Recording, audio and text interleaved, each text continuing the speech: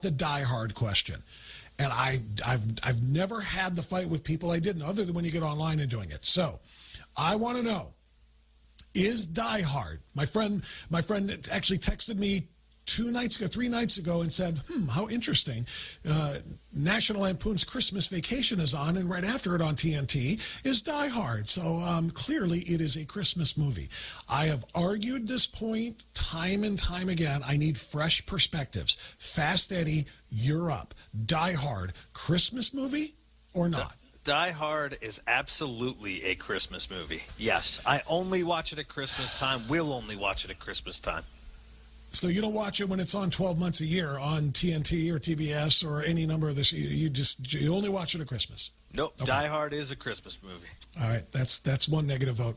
Guy, you are up. Guy Young, what is Die Hard a Christmas movie, or is it an action movie that sometimes airs at Christmas time? Yes, sir. I totally agree with you 100%. Die Hard is a Christmas movie, and also in the meantime, it is an action movie. But for myself, my Christmas movie is Hangover Part 1 and Part 2. All right, you're agreeing with Guy, with Fast Eddie, Guy, not with me, because I'm on the other side of this argument. Bob Bass, Christmas movie or not a Christmas movie? I hate to be the lone voice of dissent here. I used to drive by Nakatomi Plaza every day when I was in California. It's the Fox Tower that's up there in Century City. So it's always sunny and it's always dry weather, no rain when I would drive by there. So I'll give it to you, though. All right. No. Don't. Make your case clear. So it is a Christmas movie or it is not? I would say I'm going to pass and say no.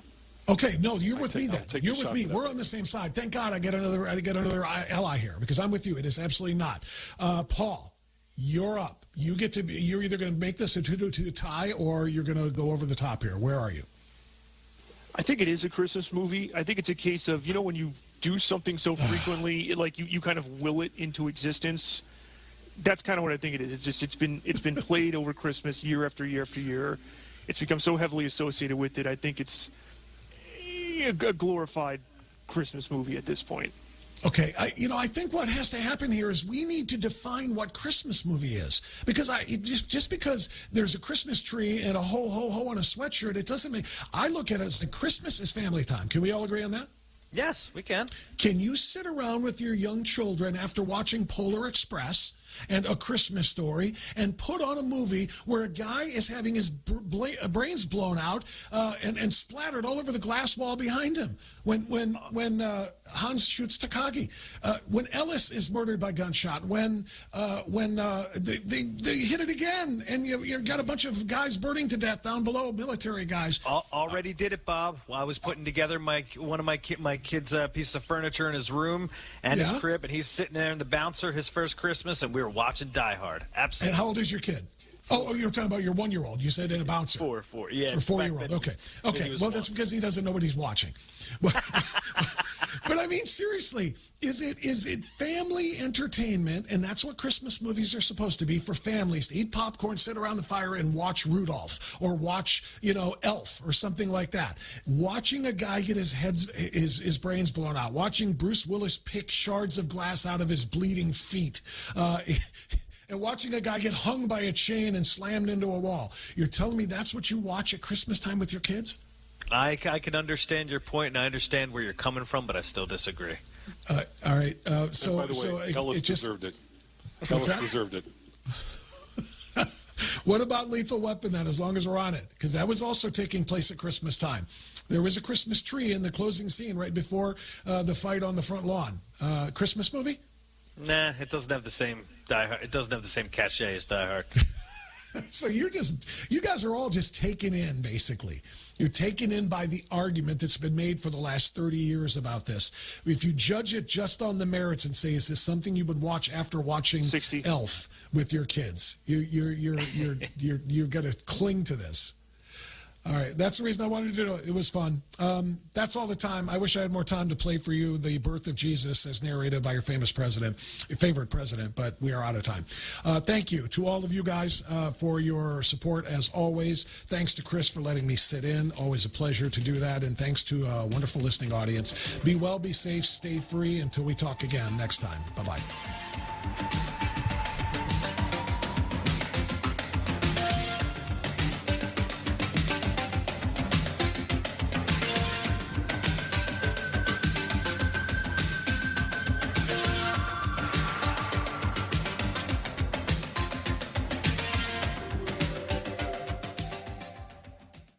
Family life is a crazy adventure filled with love and laughter, but it can also be demanding with work schedules, after-school activities, and trying to remember where you put your keys.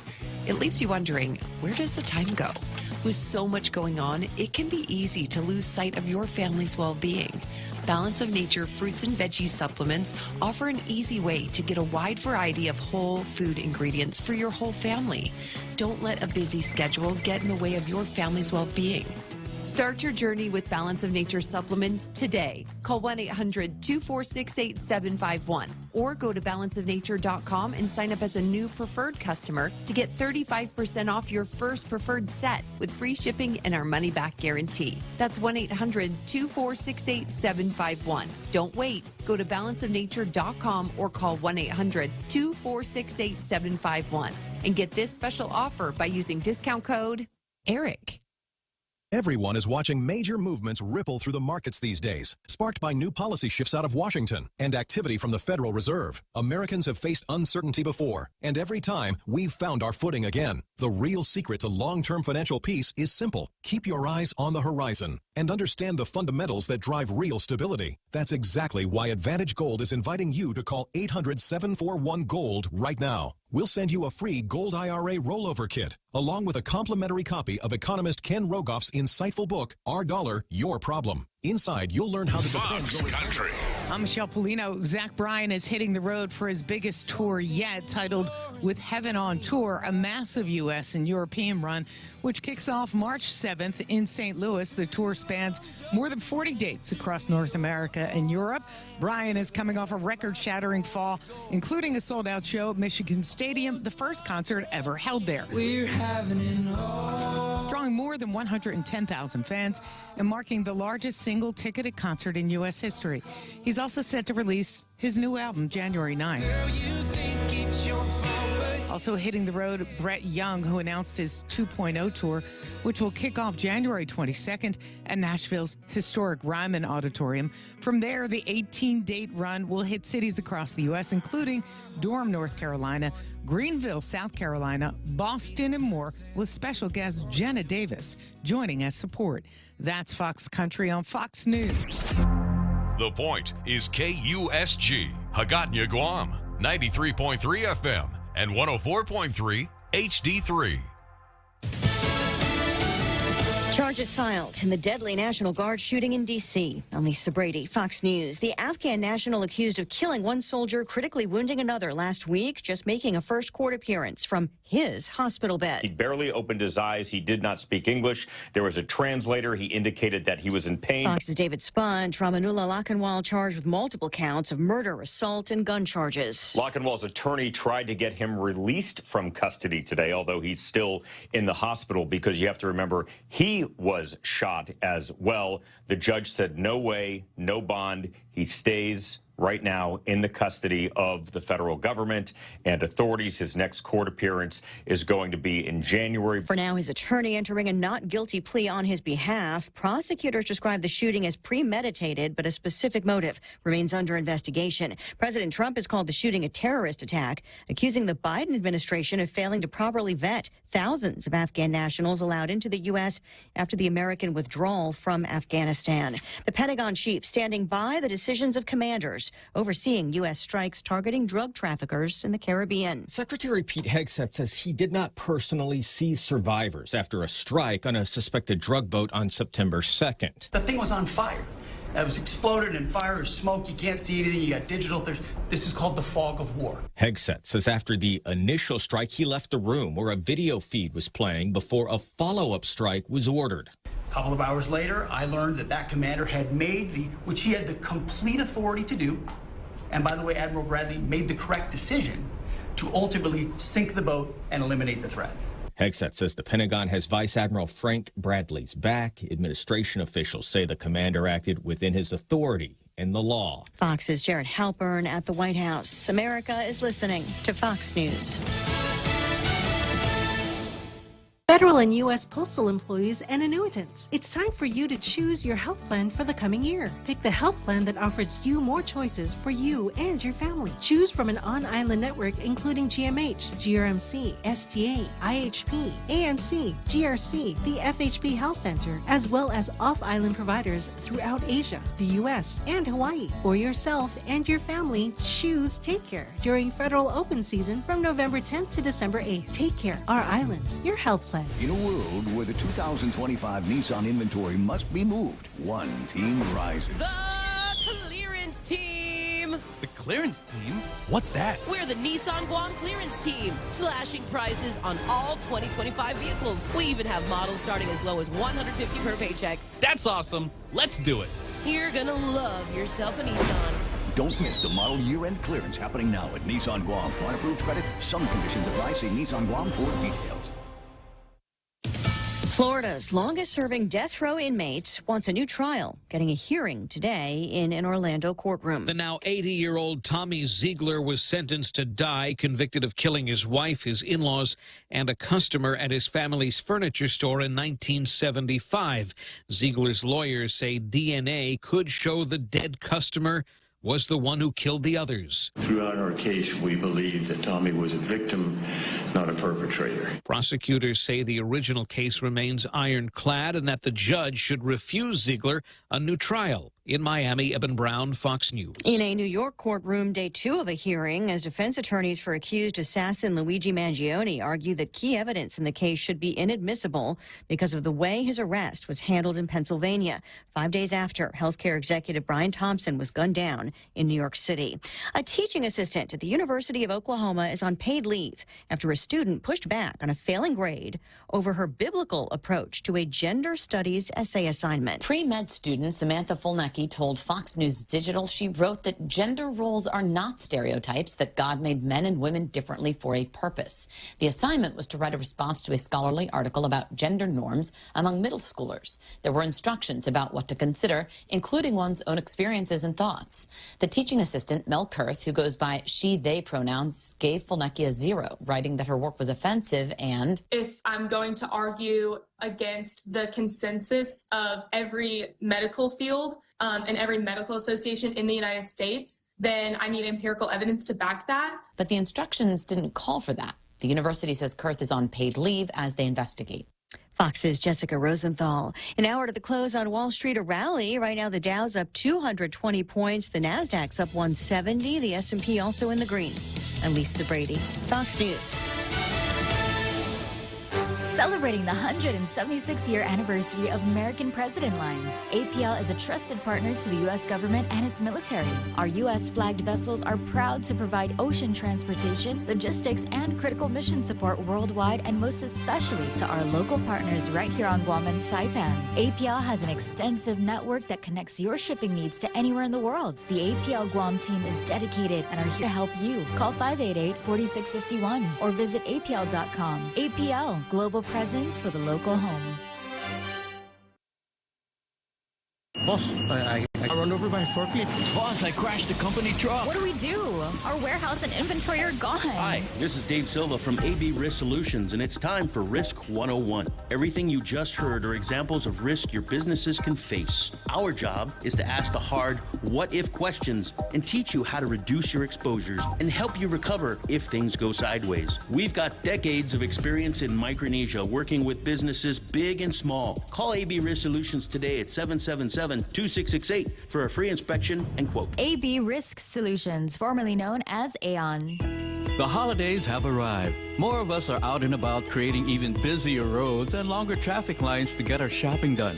This is a friendly reminder to all motorists to be mindful and courteous on our island roads. You're partying? Have fun, but be sure to have a designated driver. No matter how busy or how much fun you're having, remember to drive safe. Someone loves you. This message is brought to you by Proline Automotive. There are 22 days till Christmas. This Christmas countdown is brought to you by Carrier Guam.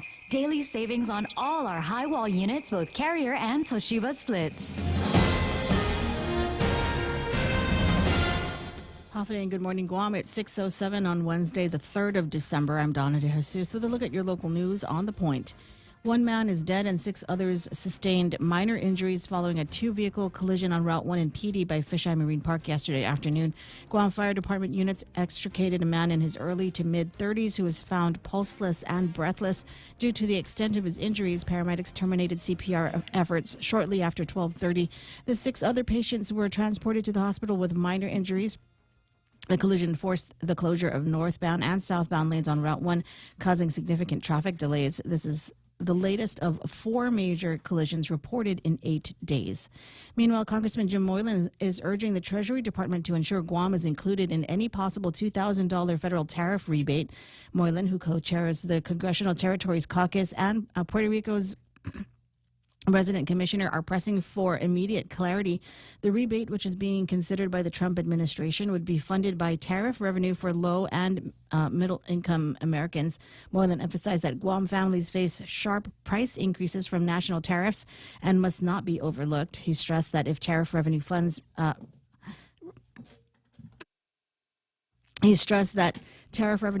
relief checks for American families, then Guam families must be included from day one.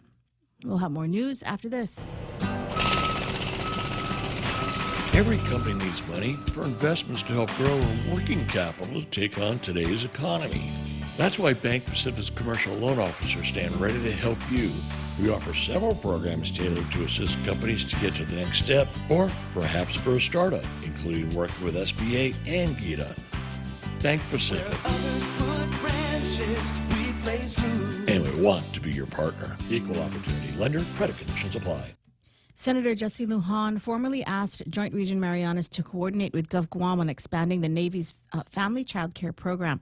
In a letter to JRM Commander Rear Admiral Brett Midas, Lujan supported the expansion for military families, but warned that injecting federal subsidies into Guam's small, strained market could unintentionally raise prices for civilian families. He pointed to other military communities where federal programs led to high costs and long wait lists. He requested that JRM conduct a market impact study and coordinate with local agencies to ensure the expansion does not price out Guam's local families from quality child care.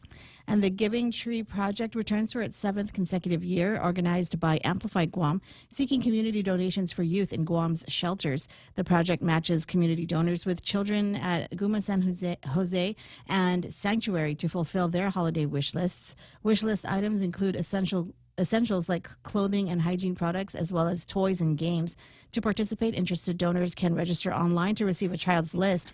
Unwrapped gifts should be dropped off at the shelters on Friday, December 19 and Saturday, December 20 between 8 a.m. and 3 p.m.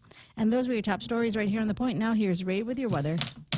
I'm sorting something out in my head. What? There's this rebate thing that they're talking about. Yeah, I don't get it. Well, okay, so there's the conventional wisdom in Washington D.C. is that because we're charging all these countries tariffs to import their stuff in the United States of America, that there is going to be extra money floating around in Washington D.C. So they're saying that there ought to be a gift back to the American people on behalf of the President of the United States of America, Congress, etc. That the benefits of this additional money floating around Washington, D.C. should go back to the taxpayers in the form of these $2,000 rebates. So the thing that I'm trying to sort out in my head is just how responsible do I think I need to be? If I were to get a $2,000 check signed by President Donald J. Trump, best president ever, what would I use that money for? Now, the conventional wisdom from among the financial experts is that you should divide the money in thirds. You take a third of it and you put it right into a savings account. You put it, you sock it away. You take a third of it, another third of it, and you put it into an investment account. And then that way you've got an opportunity to grow the money. And then because you're human too, you take a third of that and just blow it on whatever it is that you want. So using that formula here, that would leave us with $666 to put in the bank. Bank Pacific, where others put branches, they place roots. It would you get another $666. You give that to Dave and the guys over at Dave Beaver and the guys over at Raymond James. Wow, and you put that $666 aside. The number of the beast. Exactly. Yes, it is. And buy yourself some AI with it. The other number of the beast, and that would leave you $666 to blow on whatever it is that you want to blow it on. So that's what I want you to ponder here this morning. If it were to come true, what would you use your $666 worth of blow You got to be careful here. But anyway, what would you use? What would you use your $666 for? So I'm thinking maybe I'm going to go and either ask AI to sort it out, or go to Amazon.com and just do a search for things that are $666 and see what the thing comes up with. In the meantime, while you're doing that, I'll check on the weather. Partly sunny today with daytime highs of about 87 degrees. Sunrise over on the eastern side of the island is telling that story. Color good there, Jeff. Color good. East winds 11 to 17 miles an hour. We're going to see some gusts again today as high as 22 miles an hour, about 20 miles an hour tonight. Mostly cloudy skies this evening with overnight lows of about 79 degrees. It got you partly sunny in the forecast for tomorrow, which is Thursday. Daytime highs about 85 degrees. Still gusty up to about 18 miles an hour. And scattered showers and thunderstorms in the forecast for Thursday evening. Mostly cloudy skies and overnight lows of about 79 degrees. Scattered showers, partly sunny skies on Sunday. More of that forecast coming up a little bit later on. For today, the heat index will make it feel like 92 degrees. There's a 20% chance of rain. Rip currents, high surf advisories could be in effect with all of the wind that's blowing around the island today. Just check the waters before you go in. If it looks the least bit dangerous, turn around and just enjoy the beach and some beer. Sunrise this morning, not for another, 17 minutes. 6:29 is when the sun is expected to break the plains. Sunset tonight should be about 5:52. Hashtag tell the others. There it is. News and weather and financial advice. Oh, yeah, I'm the guy you take financial advice from. Right here on 93.3 The Point, brought to you by Bank Pacific, banking of the Pacific for over 70 years. Start your day with our Spam or Bacon Wraps, perfectly grilled and packed to go. Or taste the twist on a classic with the KFC Colonel's Musubi in original and Zinger flavors. Hungry for more? Dig into the KFC Colonel's Big Platter. Sausage, egg, biscuit, and crispy hash brown. All in one hearty plate. Pair it with our premium Lavazza coffee or the refreshing zest of the new KFC Calamansi juice. Breakfast has never been this exciting. Only at KFC Breakfast. So good, so breakfast. Let's boogie at the Guam International Dance Festival from December 5th through the 7th with over 20 competing dance groups from Japan, Taiwan, Malaysia, Korea, and Guam. The festival features 2 competition categories, cultural and contemporary, showcasing diversity, movement, and artistry from Guam and across the region. Plus, celebrity judges, master classes, and a special performance by K-pop dance sensation Enfer. You don't want to miss this one. Details at visitguam.com and follow Visit Guam on socials. Guam International Dance Festival is a GVB signature event. Did somebody say K-Pop? 614, Ray Gibson Show being brought to you by APL American President Lines, a global presence with a local home and your healthcare partners at Guam Regional Medical City. The Ray Gibson Show. Morning talk that matters. Call now, 888-TALK. That's 888-8255. Where's my tariff money?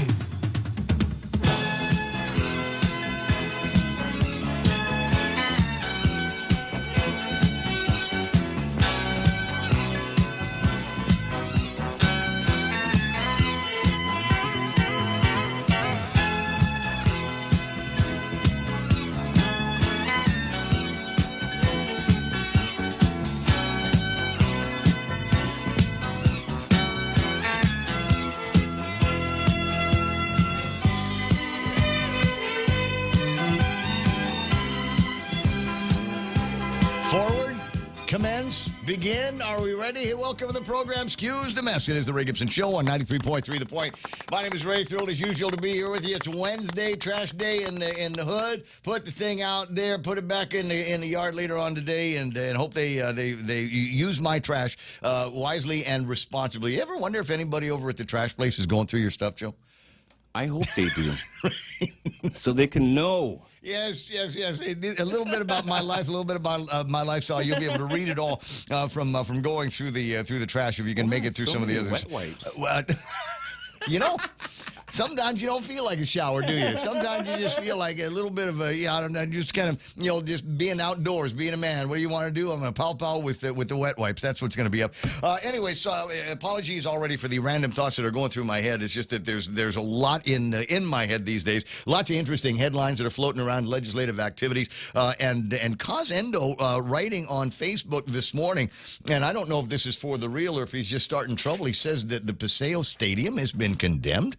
Did you see that? Is that no? Is there a story? Why rats? I don't know. The last time I passed by, it looked like maybe some parts where the rust was holding it together, and maybe some parts where maybe, I don't know, termites or something might be inhabiting the thing. I don't know. I fired off. It is old, isn't it? The stadium? Yeah. Goes back to Joe Atta time. Okay. I think it was the original color paint that they used on that thing back in the day. New stadium coming. That was, it was back in the day when, you got guys like Joe Atta and former Governor Carl T.C. Gutierrez, et cetera, when the island was moving forward. And the reason why we wanted to have a at the time, state-of-the-art facility in the downtown Agutney area was because we had Japanese baseball teams that wanted to have their spring training here on Guam because it was warmer, hotter. Yeah, the Giants. I think there might have been a couple of other ones that came out here for that. So we built a facility that was good for them, good for our own major league, our own blossoming major league. I want to say that we hosted little league tournaments back there in the day, but it just it has not been a priority. I think the last time anybody tried to prioritize it was just before COVID when they sent the guard guys in there. You remember that to rehabilitate it because they were going to use it as some place to put homeless people. Spent a lot of money on it. Staging area. Yeah. And then didn't use it for that purpose. I don't know. I'll see what I can find out from Angel if he's in a time zone where he can answer that particular question. Now, I did ask Grok about stuff to do with $666. It says with $666 at your disposal, you have a versatile budget that accommodates a range of meaningful purchases, from technological advancements to enriching experiences. We all love enriching experiences and refined accessories. And noting here, for historical content, note that $666 is the exact amount famously priced the original Apple I computer from 1976, the pioneering device that revolutionized personal computing. That was like $5,000 back then. Oh, yeah, that was serious money in 1976. You didn't throw that kind of stuff around. For $666 or so, you might be able to talk them into a high-performance 4K television, a Hisense 55-inch Class U8 mini LED TV. 55 inches, and they're calling it a mini, right? Amazing. Or for the cat lovers like Donna and myself, the Robot 4 automatic litter box, an advanced self-cleaning solution for pet owners. Cat owners in particular, because I've never seen a dog use a litter box, featuring odor control, app integration, and waste separation for effortless maintenance. $649, with the remainder suitable to buy litter supplies. In terms of experience, get a $700 voucher for hot air balloon rides. Just blow it on your cat. Do we have that here in Guam, Joe? Hot air balloon rides? But we got a lot of hot air. I don't know about riding it, gourmet food tours or introductory flight lessons. This provides tailored adventure without a commitment to the any single option. In New York, you can go on a helicopter tour or an indoor golf session. That sounds cool. You can buy certain luxury items. Are you ready for this? For $679, you can get yourself, I'm thinking of the Idlet Brothers, a Lego Titanic set. 9,090 pieces for an engaging build experience. Designer accessories, Prada printed silk twill scarves and Saint Laurent card holders, etc., should you specify preferences, such as a focus on sustainability, travel, or a particular recipient. I can refine these recommendations further. So there it is, a couple of ideas from John. See, I don't know if you've noticed this. So basically, you could afford nothing. You'll have a big Lego Titanic. $600. You'll have a Lego Titanic to show for it. I don't even. I think you need to build like a separate room, an assembly area to put this thing together, because it's 9,000 parts or something like that. Anyway, so it was. But here, I don't know, a glimpse into Ray Gibson's character. They're just talking about it now. They're just talking. I'm already spending it in my head. I'm already spending the money in my head. And even though I'm saying you should break it down into a third, savings, investing, and then blowing $666 to blow it. The way I would do it is I'd blow the entire $2,000 on something. I'd find something. Beer binge. Exactly. Beer binge in the Philippines is how I do that. All the different places I might be able to find some good Pinoy craft beer. Anyway, well, welcome, as I said, to the program. My name is Ray. Thrilled, like I said to be here with you Wednesday morning. Real Joe's going to get the phone when you call at 888-8255, 888-TALK. That's a telephone number around here. If you got something you want to share on the meme machine, that number is 797-8255. We refer to it as a meme machine. It's our way of trying to be clever and hip with the audience, talking about technology that you use every day. It's basically, no, it is WhatsApp.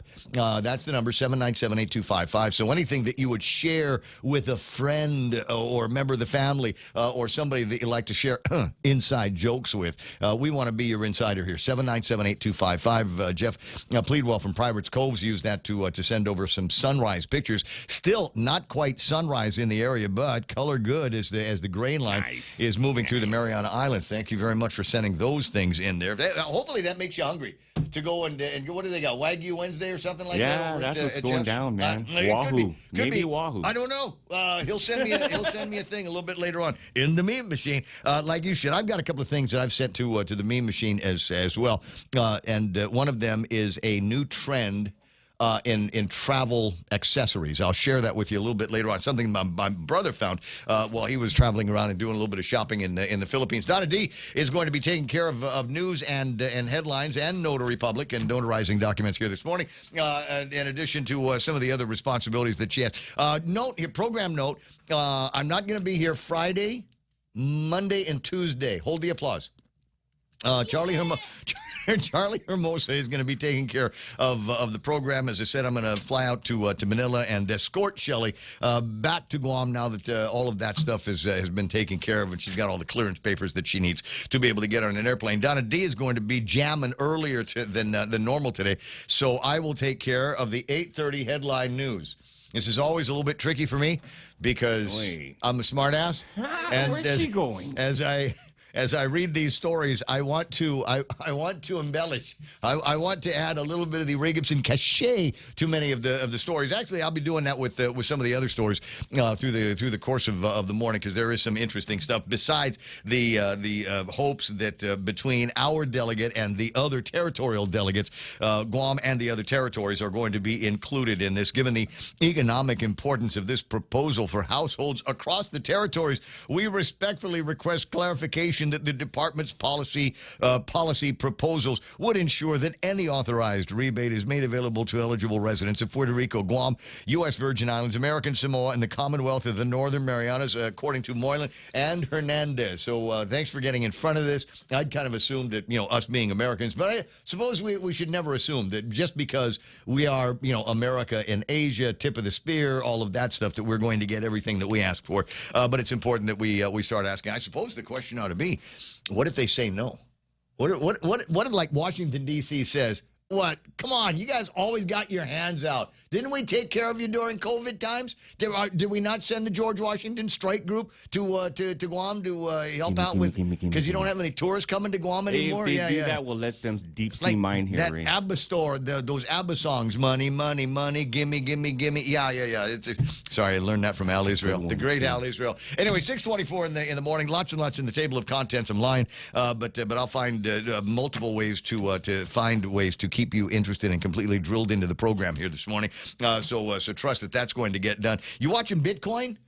Yesterday, 32% of its value from its high around $126,000 down to $84,000 and change yesterday. It looks like it might have done a little bit of rebounding. Real Joe, what's the Bitcoin number right now? Right now, $92,100. But still under $100,000 for the Bitcoin. There might still don't buy any. Don't buy a Lego Titanic. Melt down all your gold. Lego Titanic. That's going to be worth money. What an investment that's going. No. These are my assets, bank. I'm gonna ask Grok right now. Wait, because this is interesting to me. What does an Apple? Wait. Because it was $666 in 1976. What does an Apple One computer sell for now? Wait, hold on. I can't talk and type at the same time. Maybe more. I'm sure maybe a couple of extra dollars. $12,000. I don't know. They've all been thrown away and otherwise replaced. There might be one at the very bottom of the ORDOT dump. 6:26 in the morning while I'm waiting for an answer on that. Let me take care of all of these computer whizzes right here. Sometimes you want to go where everybody knows your name. okay. You wanna be where you can see our troubles are all the same. You wanna be where everybody knows your name. You wanna go where people know people are all the same. You wanna go where everybody knows your name.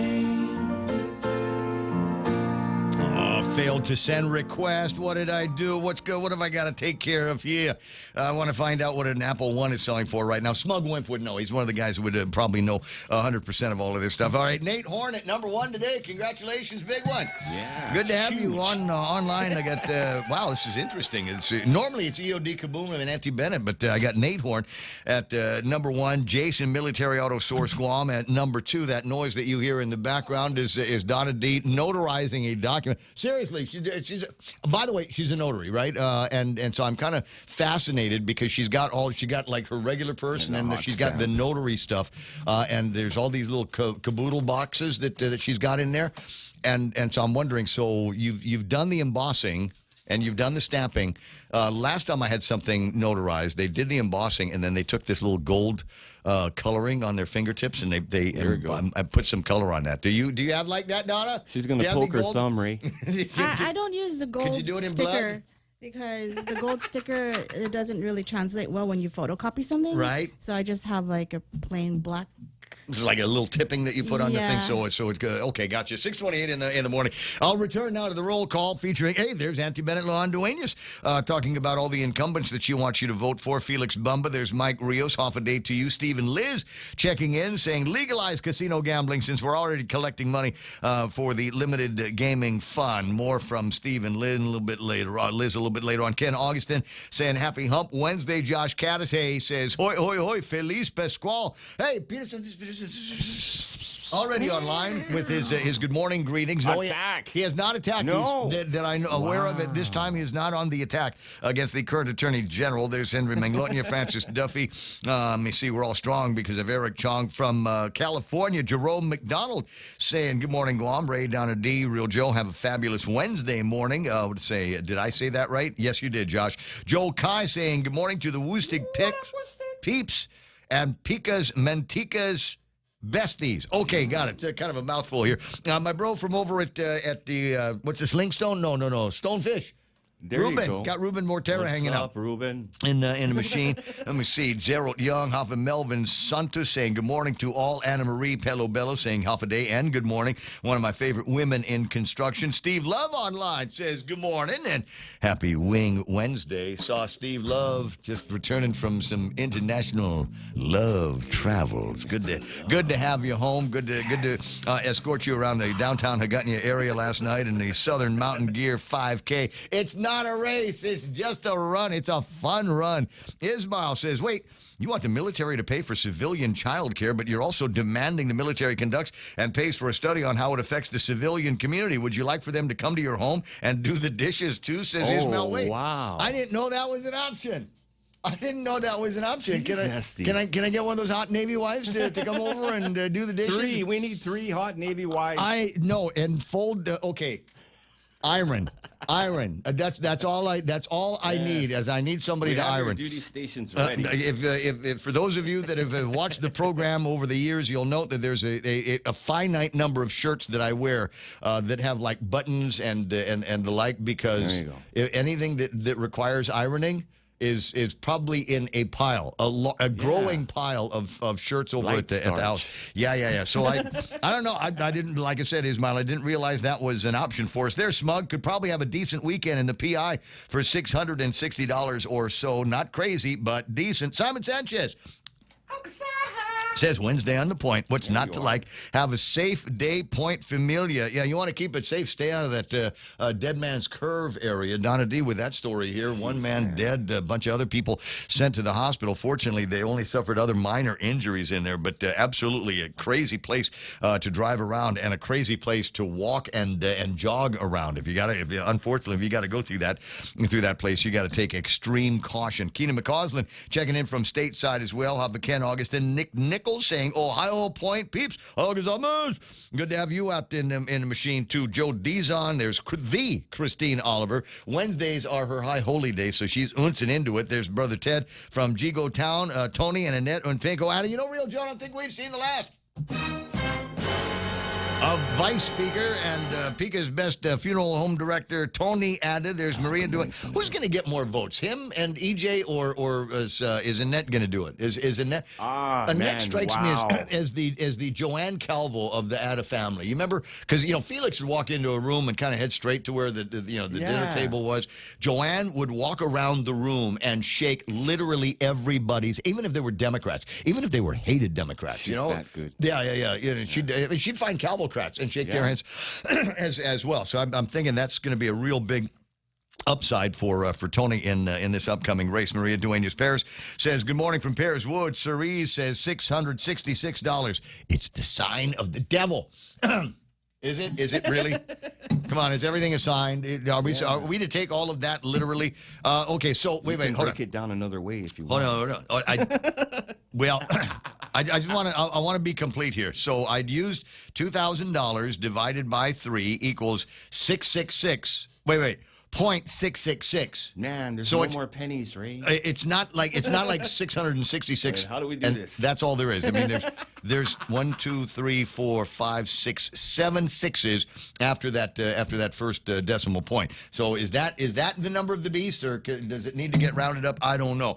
Where was I? I got Maria Duenas Perez, Loren Michelle saying good morning. Missed you at the thing yesterday. What's that? More from Ismail, the Afghan refugee who shot the 2 National Guardsmen, pleaded not guilty and has to be released on bond. And incredibly, a D.C. judge ruled against it. You know why? Because a D.C. judge, Guam judge, would have said yes. It is fairly clear that he came across the country 3,000 miles armed with a specific person in mind, the judge added. Thank God there's some form of justice in this country. Elizabeth Mendiola Kitsu is online. Let me see. Sir Ease, my wife called to tell me she saw a deer on her way to work. I asked her how she knew it was on its way to work. And she hung up on me. Dude, go back to sleep, That's man. it. No, try again tomorrow, Dad bro. jokes, bro. We need more dad jokes. That's cool. Cecile Bambasuda online says, have a great day, y'all. Let me see. Ismail says, Stephen Liz, in 1998, BAH was authorized for single E5 and above so they could move out into town. More conversations about military and housing allowances and all of that stuff. Bob and Connie Bartonico online, classmates from mine over at John F. Kennedy High School, running / pickleball champions. An Apple One, says Smugwimp, who I knew would know the answer, was auctioned off earlier this year. It went for $375,000. Jeez, who's the moron back there?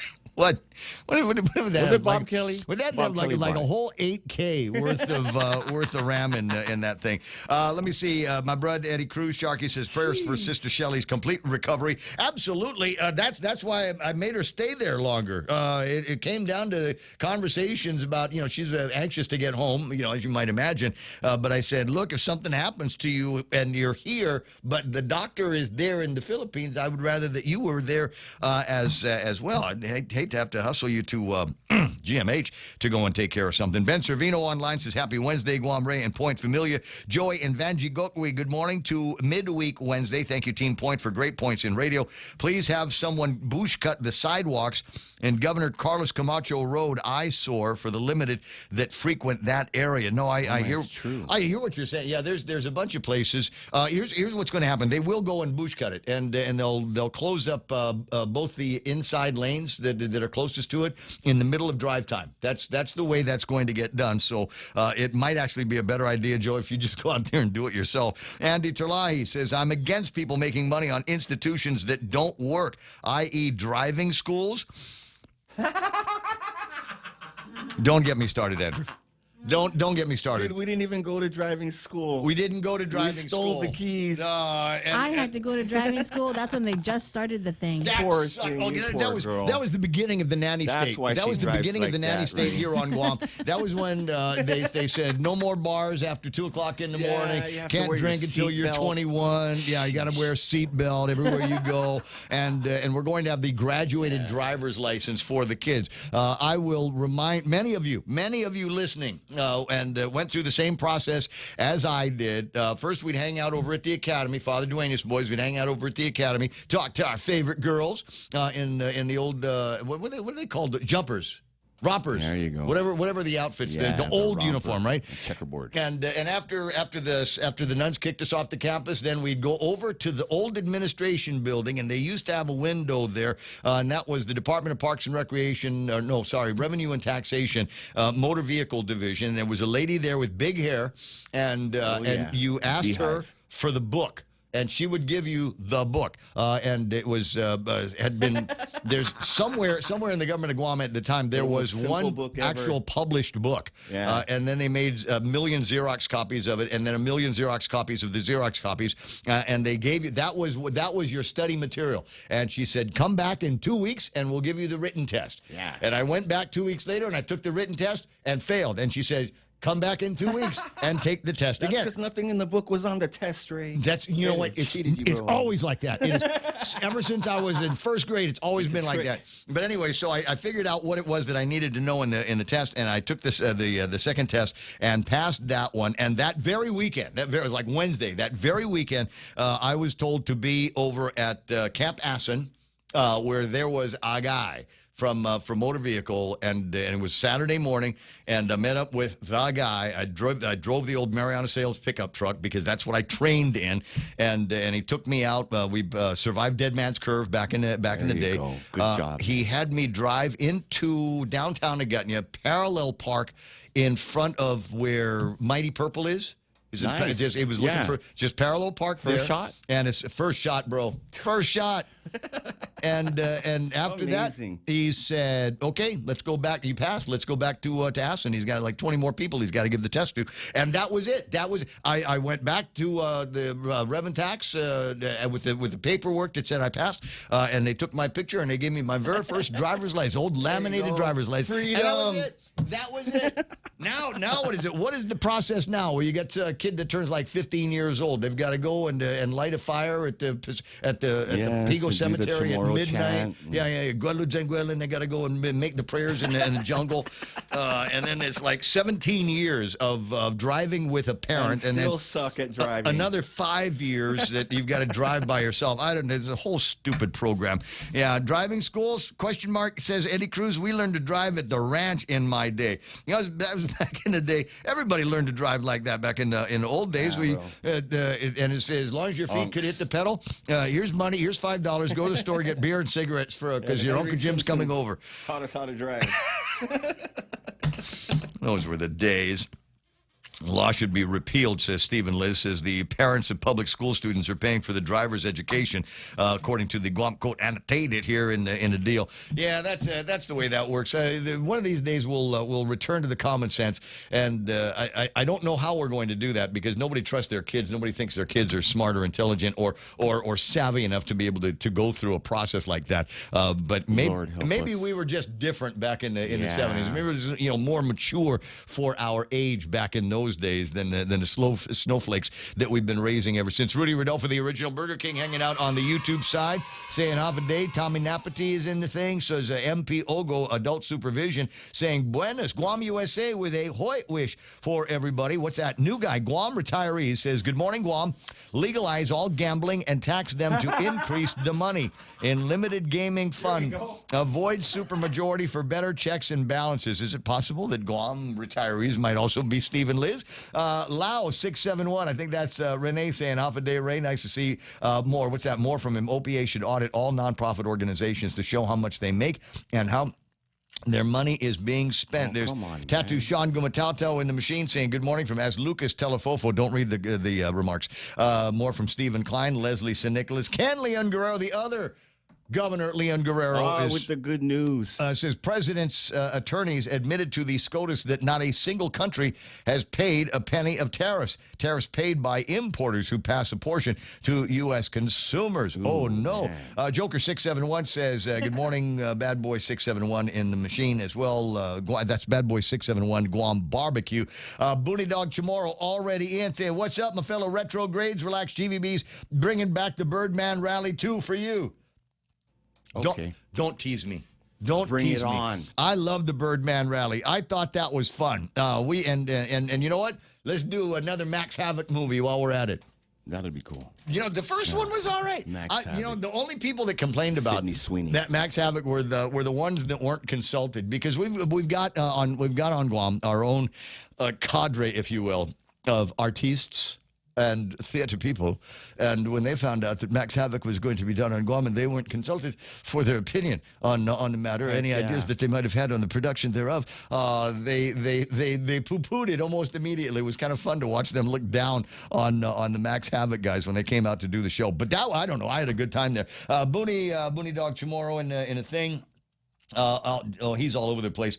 Catherine is online saying good morning to everybody. Brennan Fausto, Gigo Jarhead, woke for the awesome Ray Gibson show and veteran warfighters. Thanks very much. Those aren't junk cars you see. They're unclaimed supply chain parts from China, he says. Okay, gotcha. Looking to see if there's anybody else hanging out in the machine. There's Ron Castro saying off a day to all of the pointers. Ray, the older you get, the more creepy your memories are. Thanks for noticing. I appreciate that.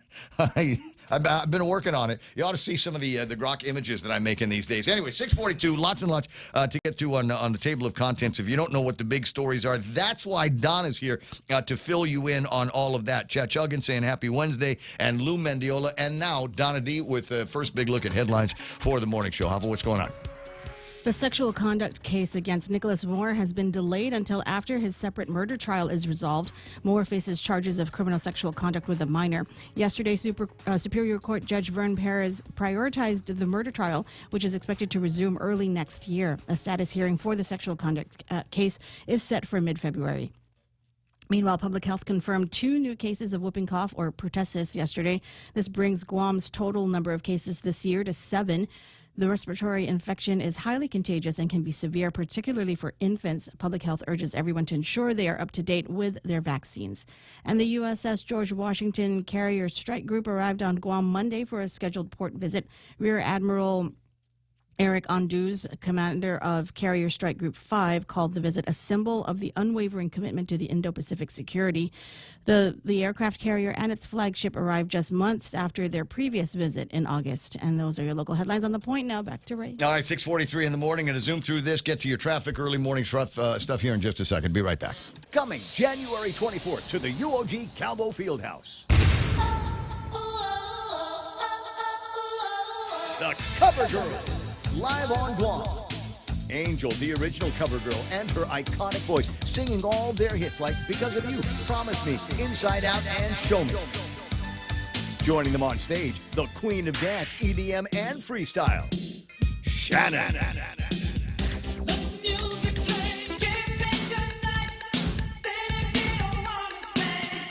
Also, 90s freestyle diva singing all her hits, Jocelyn Enriquez.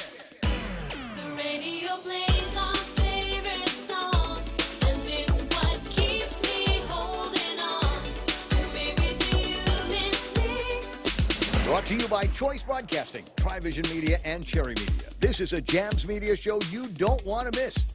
Tickets and info at guamtime.net. 22 more days till Christmas. Get the perfect Chenart gift at the local shop or bladespycrank.com. Wow, 6:44 in the morning, and Dr. Tom Shea sharing with me something that he's got in his office that is old school technology, and this might bring in a thing here where we start talking about who has got some of the oldest technology available. Stand by one. There it is. This is what Tom Shea's got in his office behind the display, ladies and gentlemen. It is an old Macintosh computer model number 1. If you zoom into it a little bit more, you might be able to see the first of the mouses that were attached to it. The mice. Prior to that, we did because it was a GUI. I mean, a graphical user interface, and that's how you manipulated things on the screen with that. I always wanted these, you could buy one when what's the name of the Apple store? Mariana's Electronics was where Mescla is now. Where mescaline, You're right, yeah, that's where that was, and they had all kinds of stuff. Paulie Carlson got to play with everything. I was so jealous. Anyway, what was that? It's 6:45 in the morning. Time to take a look at what's happening on your roadways. Let me get this map up on the screen and see if there's anything that is going to slow you down this early in the morning. And the answer is no. Hardly anything. Tiny bit of traffic getting into Anderson Air Force Base, southbound Marine Corps Drive, all the way through Dededo and the lower parts of Jigo. Nothing to slow you down. Maybe a tiny bit of traffic around Ukadu right now. Intersection traffic, yeah, a little bit of that over at the intersection of 1 and 3. Nothing over at the Micronesia Mall. All the way down to the tri-intersection, 8, 10, and 16. We're looking pretty good over there. Most of Manila running clear. Don't see any traffic for you on Route 8. Route 4 is quiet as well. Southbound Marine Corps Drive, downtown Agutnia, all the way to Big Navy and Sumai is looking pretty sweet right now. It's a good time to drive. 6:46. That's your traffic on the point. Breathe easy this Christmas with Carrier Guam. Keep your home merry, bright, and fresh with our XL Air Purifier. Now just $265 while supplies last. With 3-in-1 filters and LED air quality monitoring, it's the perfect gift of clean air for your family. Visit Carrier Guam in Harmon Industrial Park behind Kmart or call 671-647-2665. Carrier, your local source for comfort and quality this holiday season. Carrier Guam, turn to the experts this Christmas. You asked and we listened. The Bacon Portobello Mushroom Melt, a Wendy's favorite, is back. Try our deliciously indulgent sandwich made with juicy beef, crispy applewood smoked bacon, sauteed portobello mushrooms, and melted cheese. All on a soft toasted bun. Available only for a limited time. Head on over today. Choose wisely. Choose Wendy's Bacon Portobello Mushroom Melt. 6:47, Ray Gibson Show. One of my favorite doctors is back. We'll talk with him in just a second. In the meantime, it's 6:47, and a reminder that you need to go and get your physical for the new year at Medical City in Philippines. Get the referral from your doctor here on Guam, and take that with you to the referral office, or call them at 645-5655. They'll take care of all the other arrangements. A ride from Guam to the airport in the Philippines, no problem. Philippines to your B&B, no problem. You want to go MOA, no problem. Even though it's not medical, they'll still drive you around. That's the kind of concierge service, and they'll work with whoever your medical provider is here on Guam, and make sure that if for something that's got a little bit of complication on it, that there is a seamless connection between. They did that with me when Take Care was taking care of me in the Philippines. Seamless connection between their people in the hospital and you. Really, really good stuff. Like I said, the number is 645-5655. It's the Ray Gibson Show. Call now, 888-TALK. That's 888-8255.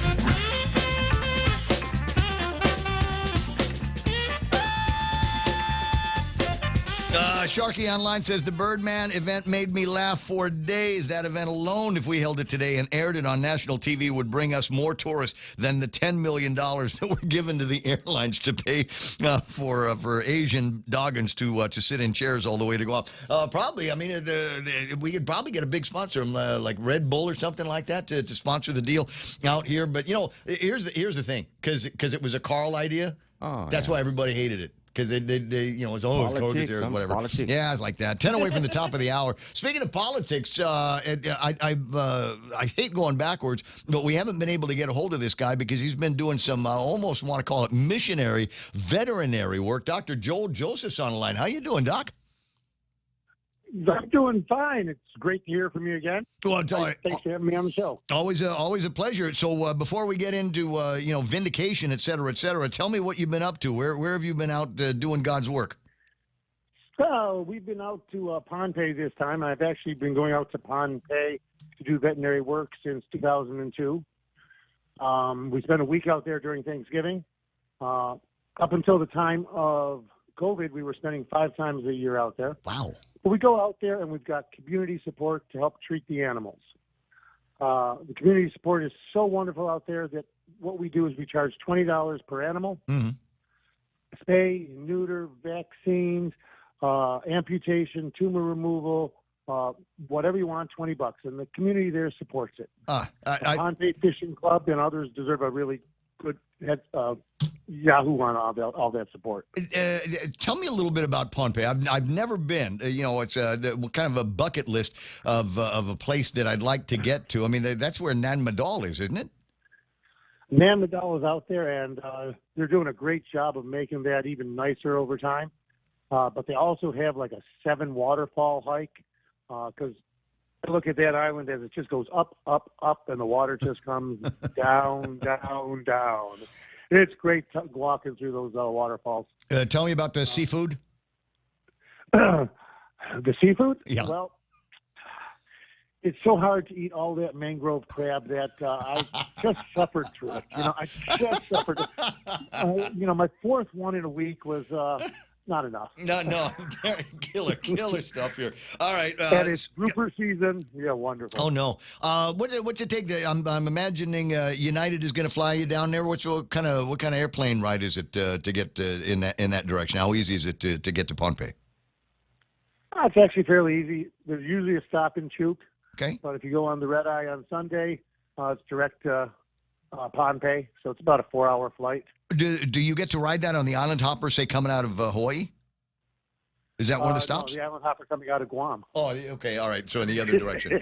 Other direction. That's when it goes the wrong way. 6:51 in the morning, and you were off island when the big announcement came out, the ruling from Judge Elise Iriarte in the Superior Court of Guam, and finding for the plaintiffs in this case, and noting that Gita got it wrong, acting outside of their authorities. Basically, everything that you and I said was true moving into the case, and you've been angling in that direction ever since. That vindication must have felt good. That vindication felt great. I mean, but the court said it was ultra vires, I think is the legal term. Yep. Which basically means they never had a chance to succeed. It's beyond their legal authority or power. They never had this power. But what I thought was the worst part was the judge actually pointed out that they never had any plans. Mm-hmm. Okay? And by the way, it's Gura, not Gita. Sorry. I want to make your correction. I don't want to blame the wrong people. But they don't have the legal authority. And that was the basis of all of it, and among the findings in follow-up conversations that took place over at the legislature last week that you weren't a part of. The governor is still trying to work something out with the legislature, and seemingly the only way that she's going to be able to do anything is to continue to send poison pen legislation, poison for the Attorney General's office to extricate Doug Moylan from this case moving forward, so that they would be able to take care of the utility corridor to nowhere, as Doug refers to it. My honest answer is if the powers that be want to keep fighting this, my suggestion to Queen Lou is just simply do what they said. Have a public hearing that follows government law, that follows the open government law, and have it done. Then that whole issue of whether you're legal or not by open government law is over and done with.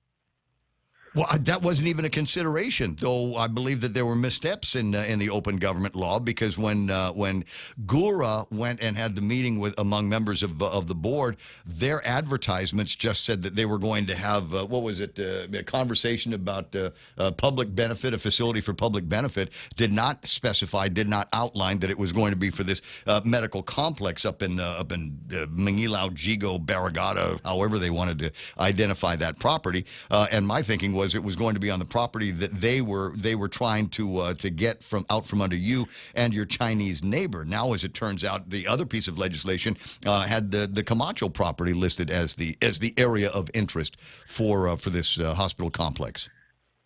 Well, they want the Camacho piece of property for the utilities, I thought, which I think is hilarious because that's the one with all the sinkholes. So what's next for you? Are you going to develop that property now that you seem to have ownership of, free and clear, without any encumbrances or the opportunities for condemnation? First off, I don't have it free and clear yet. They have the opportunity to appeal. They have a time limit on that, which I don't remember what it was. So I don't have it free. But remember, we have our stuff there already. We have the metal beams to put up the building. We have the roof. We have all that type of stuff. We just don't have the concrete blocks yet. We've got the permit. We had the permit. But it's been so long and tied up, we got to redo the permit. We have the plans. It's all there. So, yeah, we do plan on moving forward as soon as we can, one, get over the legal hurdle, and two, find somebody that can put it up that doesn't want. Well, as you point out, they did not have a plan, and so I'm trying to figure out what leg they've got to stand on to continue to appeal this. My bigger question is they didn't have a leg to stand on to even start this. And the judge just agreed. Yeah. Well, you got to remember, Doug Moylan's using the case, Dr. Joel Joseph against Gov Guam, as the basis of this, the Supreme Court ruling. Mm-hmm. That is the basis. That is the precedent-setting case. And now they're dragging me through it again. Well, you've over the years have been a popular target of condemnation, if you will, not just in the land field and the property field, but certainly you've got a back full of arrows and spears that you carry around I think like a badge of honor. Personally, I'd always respected your ability to fight back when it was needed, and certainly appreciate the work that you are doing now for anything, for justice and for fairness, against what I clearly believe to be an unjust and unfair attempt at taking your land. Well, I think the people believe that, and I know the judges do. So thank you for that. Well, just got to convince the people over at Adelup that that's the case. Dr. Joseph, welcome back to Guam. Appreciate the good work that you do for the animals in Pohnpei as well as the animals here on Guam. Thank you very much. And from someone who looks like Santa Claus, have a Merry Christmas and a ho, ho, ho. Joe, save that. We need to save that for the rest of the holiday season. 6:57 and change, Doc. I'll talk to you soon. 888-8255-888-TALK. All right, like I said, Kaz Endo writing in Facebook this morning, oh no, the stadium in Agana has been condemned. I reached out to the director of the Department of Parks and Recreations. I was one of a handful of folks in the government that will return my calls and my WhatsApps, and Angel says, not condemned. It is not condemned. Sorry, Kaz. DPW just agreed with us that no games can be held there until repairs are done. So not condemned, just can't use it right now because it's unsafe. It is actively being put out on procurement bid for FEMA-funded repairs. DPW memo can be provided by Acting Director Warren or Rec Administrator Will Stinnett. We'll see if I can get all of that. Not that I'm crazy. It's not like I was going to go play ball there today. It's not like I was going to go and me and Real Joe and Ruckus were going to go play some catch over at the stadium. But what about concerts and stuff? I mean, can you, even though you're not going to be using the actual facility, nobody's going to be sitting in the bleachers. Coming up, Ray. Hey, Festpac. Yeah, it's an opportunity for us to spend money we don't have to impress people that don't live here. Now we can clean the island. Yeah, I wonder how much money we'd have available now to cleaning things up if we hadn't blown hundreds and hundreds of thousands of dollars on Festpac. But hey, Joe, it's for the arts. 888, as I said, 8255 is the telephone number. Meme Machine is working right now. Donna D did not send this to the Meme Machine. She sent it to me. She says, "This is you." It says, "Senosilicophobia is the fear of an empty beer glass." Yes, I suffer from that. Aww. Can I get handicap parking? Mr. Servino, what do you say? Handicap beer parking. There should be a thing, the fear of an empty beer glass. And if I get a chance in the next hour, starting to talk about traveling and stuff like that, because it feels like everybody's off island. A new thing for travels, a new travel accessories my brother found in the Philippines, and they're actually talking about this in the socials in the United States of America socials. We'll share that with you in the next hour of the program. In the meantime, seconds away from 7 o'clock in the morning, got Fox News Live, a chance to find out what the big stories are around the nation and the world. Donna D with a look at all the big stories that we are going to be talking about here on Guam. You want to know what they are? Well, all you got to do is stick around, Brown. Prosecutors call it premeditated. I'm Lisa Brady, Fox News. During the first court appearance for the man accused of attacking National Guard members in D.C. last week, Ramanullah Lakanwal, now charged with first-degree murder, assault, and gun possession, appearing remotely from his hospital bed as an attorney entered a not guilty plea for him. D.C. U.S. Attorney Janine Pirro praised the federal judge in the case for her decision to hold the suspect without bond. She made it clear that she believed that he crossed the country with a weapon with the intent to commit a crime of violence. Pirro said she believes the government will prove its case against Lacanwal, whose next pre-trial court date is set for January 14th. Fox's Gernal Scott. President Trump just rolling out his plan for Trump accounts aimed at giving millions of American kids a jump start on their future, and billions in seed money will come in part from two billionaires. Michael and Susan Dell are committing to one of the largest private donations in American history, which will directly benefit the next generation of American children. The accounts are aimed at giving babies born in the U.S. between this January and January 2029 $1,000. They and their parents have to have Social Security numbers. Loved ones can get a tax break for making contributions to the kids' accounts. San Francisco is suing food companies over ultra-processed foods. Ultra-processed foods have created an enormous public health crisis with skyrocketing healthcare costs. City Attorney David Chu accuses 10 corporations of knowingly creating products that make people sick and hiding it from the public. The lawsuit seeks unspecified damages and penalties. Some of the companies named in the suit, including Kraft Heinz and General Mills, have recently announced changes in the kinds of ingredients the U.S. Health Secretary is also targeting, such as synthetic dyes. A rebound on Wall Street. The Dow up 185 points at the bell. America is listening to Fox News. Ladies and gentlemen, the Super American Circus Christmas Special roars into PIC through December 30th. Daring motorcycle stunts, jaw-dropping acrobatics, hilarious clowns, face painting, photos with Santa, and tons of circus holiday magic. Get your $99 family pass. Includes up to 2 adults and up to 3 kids. Grab your free coupon at any Burger King location. No purchase necessary. Promotional family pass ends on December 30th, 2025. Get your free BK crowns every weekend at the Super American Circus. Available for a limited time at BK. You rule.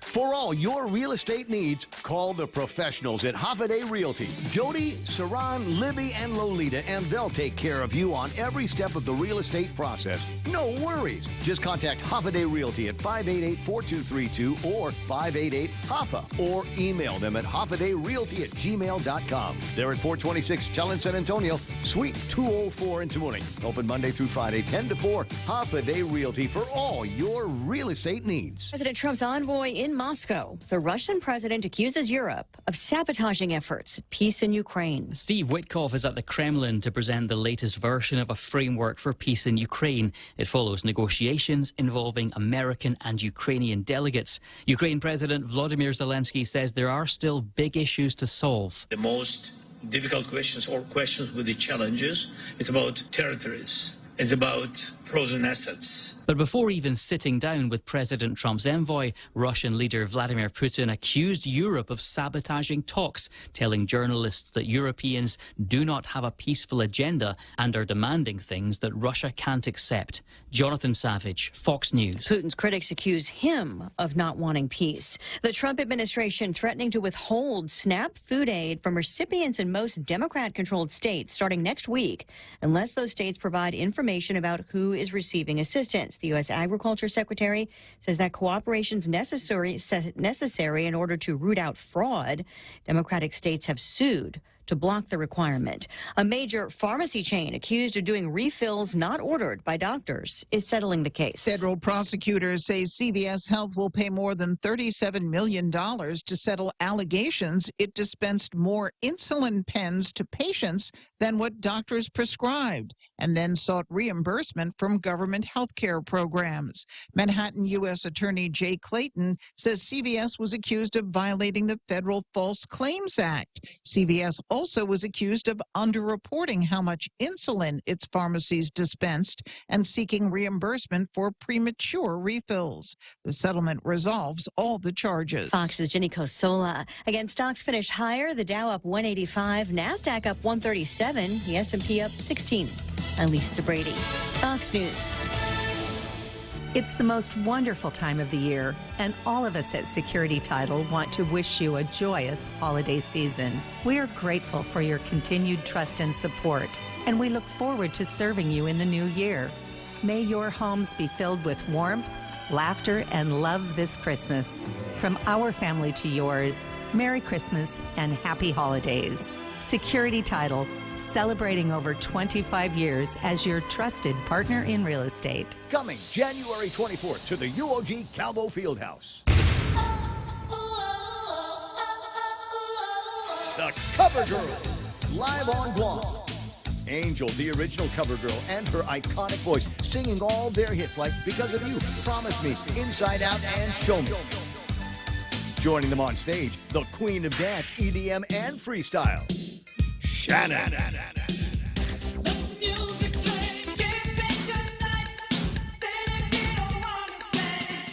Also, 90s freestyle diva singing all her hits, Jocelyn Enriquez.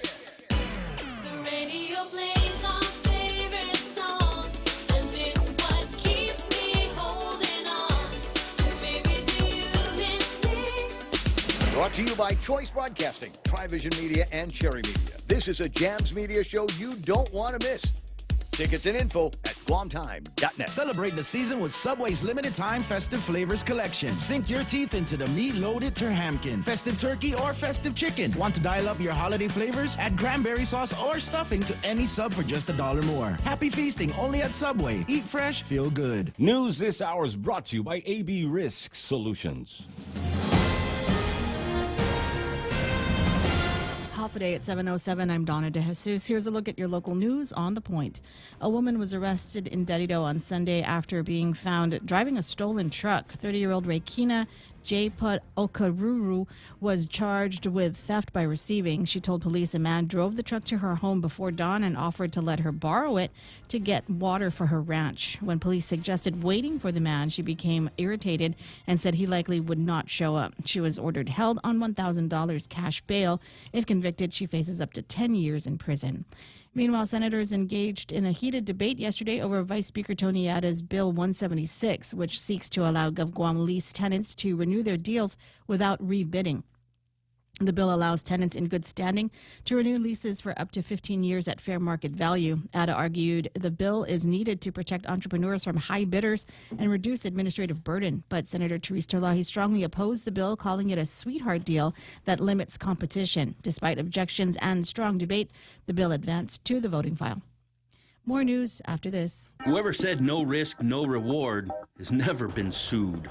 Hi, I'm Dave Silva from AB Risk Solutions, and our job for over 70 years has been to help businesses just like yours manage risk. Manage risk? We will never be able to totally eliminate the myriad of risks every business faces, but we can help you manage them and recover when disaster strikes. From mom and pop operations to high-rise hotels, we're the experts businesses have counted on for many years. Call me today at 777-2668 for a free risk review and consultation. AB Risk Solutions, formerly known as Aon. Senators are increasing scrutiny on GovGuam's above-step hiring process with the advancement of Bill 128. The bill, introduced by Senator Therese Terlahi, aims to improve transparency and accountability in government hiring. It would require agencies to post public notice and notify the Speaker at least 10 days before hiring a candidate at a salary higher than the minimum step. Terlahi noted the goal is to balance using the process for legitimate recruitment needs with preventing abuse.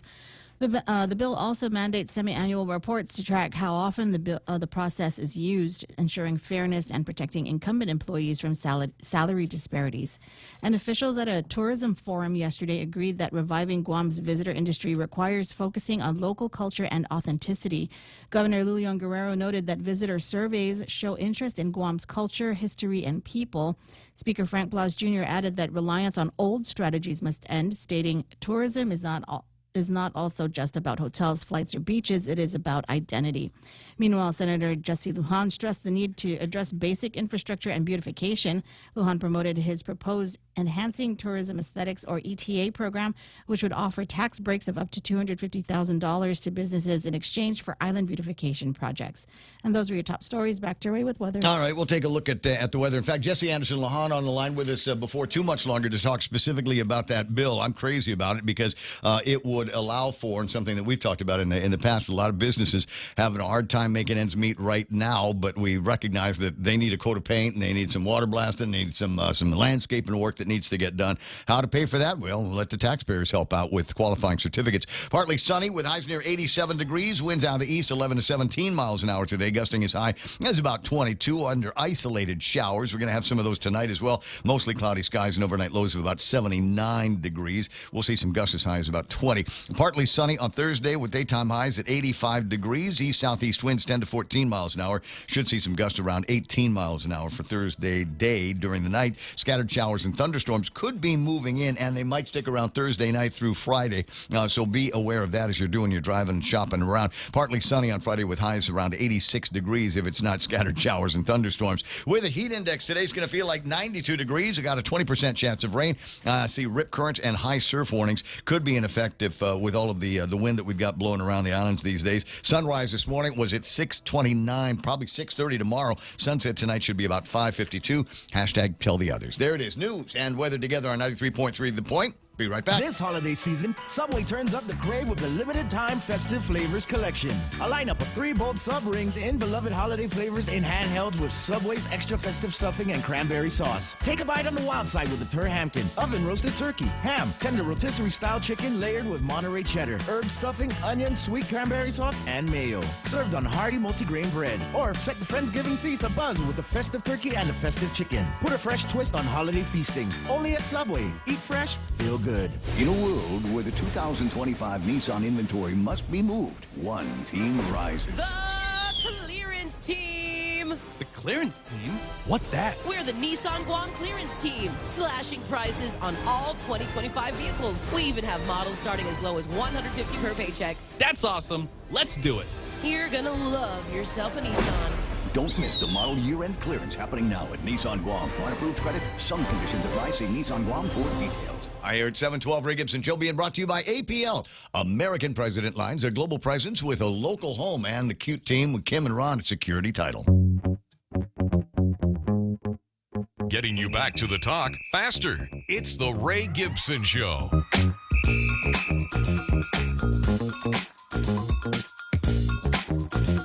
Hey, look, a team the Cowboys might be able to beat. Sorry, I was looking at the football schedule for the weekend. Friday morning, 11:15, Cowboys and the Lions, and it looks like we've got an interesting week, number 14 of 18 weeks in the regular season of the National Football Leagues. We're getting down to the short rows on all of this, and about time to start thinking about who might be going to the Super Bowl. Is it ready? Is it about that time? Well, keep an eye on things and let you know. 888-8255, 888-TALK. Let me see. Jose Martinez says, it was special watching Estevez hem and haw his way around, not saying Gura never had to plan. An obscene salary and pay raise well spent. Jesse Nanetti, Aurelio Paredes online. I see B-Man Dennis Larson says, good luck with that permit. The corruption is ironic. Smug Wimp says, Dr. Joel is my neighbor. His place a sand wedge away from Casa de Goose. And let me see more from Smug. Let's hope the Paseo is going to get repaired by the same people handling the Agana swimming pool. We might never see baseball in Agana again. Everybody's going to be playing on a little league field. As it's not condemned, they just decided we're not going to play any games in there because until the repairs are effected. Fix the toilet. Did somebody say Agana swimming pool? 3,026 days since the Agana swimming pool was temporarily closed. 3,026 days ago. You want to count up? We got a few days away from Christmas. 22 days away from Christmas, and 258 days away from the primary election. We're getting closer and closer, aren't we? Speaking of election, we got somebody on the line that's already been elected, right? Senator Jesse will save us. Multiple times. No, so this is a big deal. One of the things, when Mark Baldiga came out with the big opus, it wasn't that long ago, he came out with an opus, and there were a bunch of people that agreed with this. Is there's work that needs to be done. Obviously, there's stuff that we can do to entice people to come to Guam by helping them out with the airfare, and I think $10 or $11 million is going to be moving off in that direction, and then maybe another one of these bonds that can be issued, floated, so that we might be able to rebuild, if you will, or find a way to reinvest in Pleasure Island. But the other thing that we need to do is like for an opportunity for everybody in business to be able to take a look at their property and say, wow, it needs a coat of paint, needs some pressure washing, need to get rid of the mold, maybe do some landscaping. All of that costs money, and by way of maybe helping these businesses, these real estate owners out a little bit, maybe a qualifying certificate. So Senator Jesse Anderson Lahan has actually penned and introduced legislation that would do that. Good morning, Senator. Welcome to the program. Hey, good morning. Merry Christmas, Ray, Real Joe, and Donna D. How are you doing this morning? First off, go ahead. Yeah, go ahead. First off, let me just premise this with this, Ray. Situation we have, of course, there's nothing really we can do about the yen and the won, most especially the yen at this point. And as we all know, what's happening in Japan right now, their municipal bonds, they're liquidating their municipal bonds right now. They're liquidating them and investing in the United States and the UK. So there's nothing we can do until that hole is plugged up. And so we're at that mercy until that investment really kind of slows down, and then reinvest again right in their local markets, things like that. So until such a time, their yen is going to continue to devalue. And so we take advantage of that situation, and we see these signs, I love Guam. Now we have to be, I am Guam, right? So I am Guam. So I came up, of course, with my team and working closely with the chamber with Bill 228-38. It's the Enhancing Tourism Aesthetics Program. We call it the ETA program, which is a major initiative, of course, focused on revitalizing Guam's commercial corridors, strengthening the island's tourism product, basically, and this is basically to enhance the exterior and the facades renovation, modernizing the signage, lighting, and illumination upgrades, landscaping and beautification, public-facing aesthetic improvements. And, not only that, but we not only have a clean environment, but we have to have a very safe environment as well. And those are one of the things, again, the tourists that we have coming right now, their main concern, coming from all over the place, but mostly from Korea at this point, that, they want a safe environment. So we're pushing to get even more patrol officers, patrolling the corridors and all over the island as well, because now, tourists are not in buses anymore. No. They're independent travelers, they're renting cars and things like that, walking, and so they need a very safe environment. So we have to not only love Guam, but we have to be, I am Guam, and what I do, the wrong deeds that I do is going to affect, our community. So, and the more I take care of it, the more I personally can enhance, here in Guam. So, we have to, again, take this opportunity. This is the time, and, I wish we would have done this during COVID. During COVID. We had the opportunity, to be able to enhance it and clean up our act, get our act together. But here's another chance. We don't have another chance to be able to do this. So here's another chance for us to be able to do it. So this is one of several bills that I've already introduced, and a series of bills that we're going to be introducing down the line here, and my staff researching the legalities of the things that we're going to be introducing at this point. So this thing here is the ETA program. It caps it at $5 million a year, and companies can apply up to $250,000 for their facilities to be able to get this thing done, and it'll be facilitated. Well, but many of them aren't going to need that much. I mean, if you're talking about something like my radio station here, it's at trying to remember how many square feet we've got. Maybe just a fresh coat of paint, and maybe put some other lights out in the front to enhance, as you say, the safety for this particular area and make it look nice. Nothing wrong with that. Maybe some additional or interesting signage that might be able to get put up here. But then I'd be, for whatever I spend to get that done, I can take that as a qualifying certificate and be able to deduct up to 100% of that cost, up to $250,000 to get that done. And there's a whole bunch of businesses and real estate properties here on Guam that could benefit from that. I think the only problem is what do you do when if they just don't want to do it? Is there a way that, I appreciate the carrot here? Is there some stick? Because I'm thinking about a couple of places, and I keep chiming in on this. In between Bayview and Auto Spot, there's a couple of places there that could use some attention. It could use some cleaning up and policing up of their facility. What happens if you've got the money is available, the qualifying certificate is there, and they still don't want to go and spruce their place up? Well, I know there's I think one of the senators already introduced the bill prior to my introduction to this in regards to fines that will be levied again once they've been notified, and then we've given them an opportunity to be able to utilize the ETA program, and so fines that would be levied upon the property and the property owner, the building owner at this point. So we're doing all we can to be able to help them out, to help the business, to help the landowners, the building owner to be able to do that, and that's all we can do at this point. They have to be the ones to apply for this and be able to get this done. So we're giving them all the opportunities and the help that we can possibly to enhance the Guam product, the Guam that we are. To be able to entice and it's not just for the tourists, it's for our sake as well, right? Because here's the thing, right? Not only do we want tourists to come into a safe, clean environment, we want our folks to be able to say, hey, you know what? We clean up our act. You know what? I don't think I want to go to Washington or Las Vegas or in California. I want to just stay here because we really, we're really getting our act together here. You combine this with perhaps some of the efforts that we might be able to do in the government of Guam to rehabilitate and refurbish some of the things that we've got. I was talking about the stadium, the baseball stadium, the Aganya swimming pool. Hopefully, when they're done with that, they've done something more and not just put it back the way it was, but maybe enhanced it even more, giving it a little bit more of a kind of Guam aesthetic, a Guam look and a Guam feel. That even though they're not going, the tourists aren't going to be playing baseball, they'll still appreciate the new look of our stadium. They'll still appreciate the new look of the swimming pool and any number of features that we can build with some money that we do have.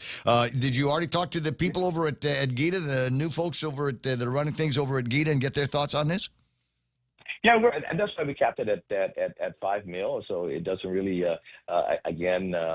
violate the bond covenants and all that. So we have been talking with them, working closely with them as well with this, and again working closely with the chamber to be able to get things that we can legally do and all that makes sense. So yeah, so we're working closely with them as well, Ray. And again, let's go back. Earlier you were talking about, of course, Joanna and Carl Gutierrez and all that, and I remember back then, kind of the old school kind of government when their administration was voted in. Remember, buildings were painted in their colors, right?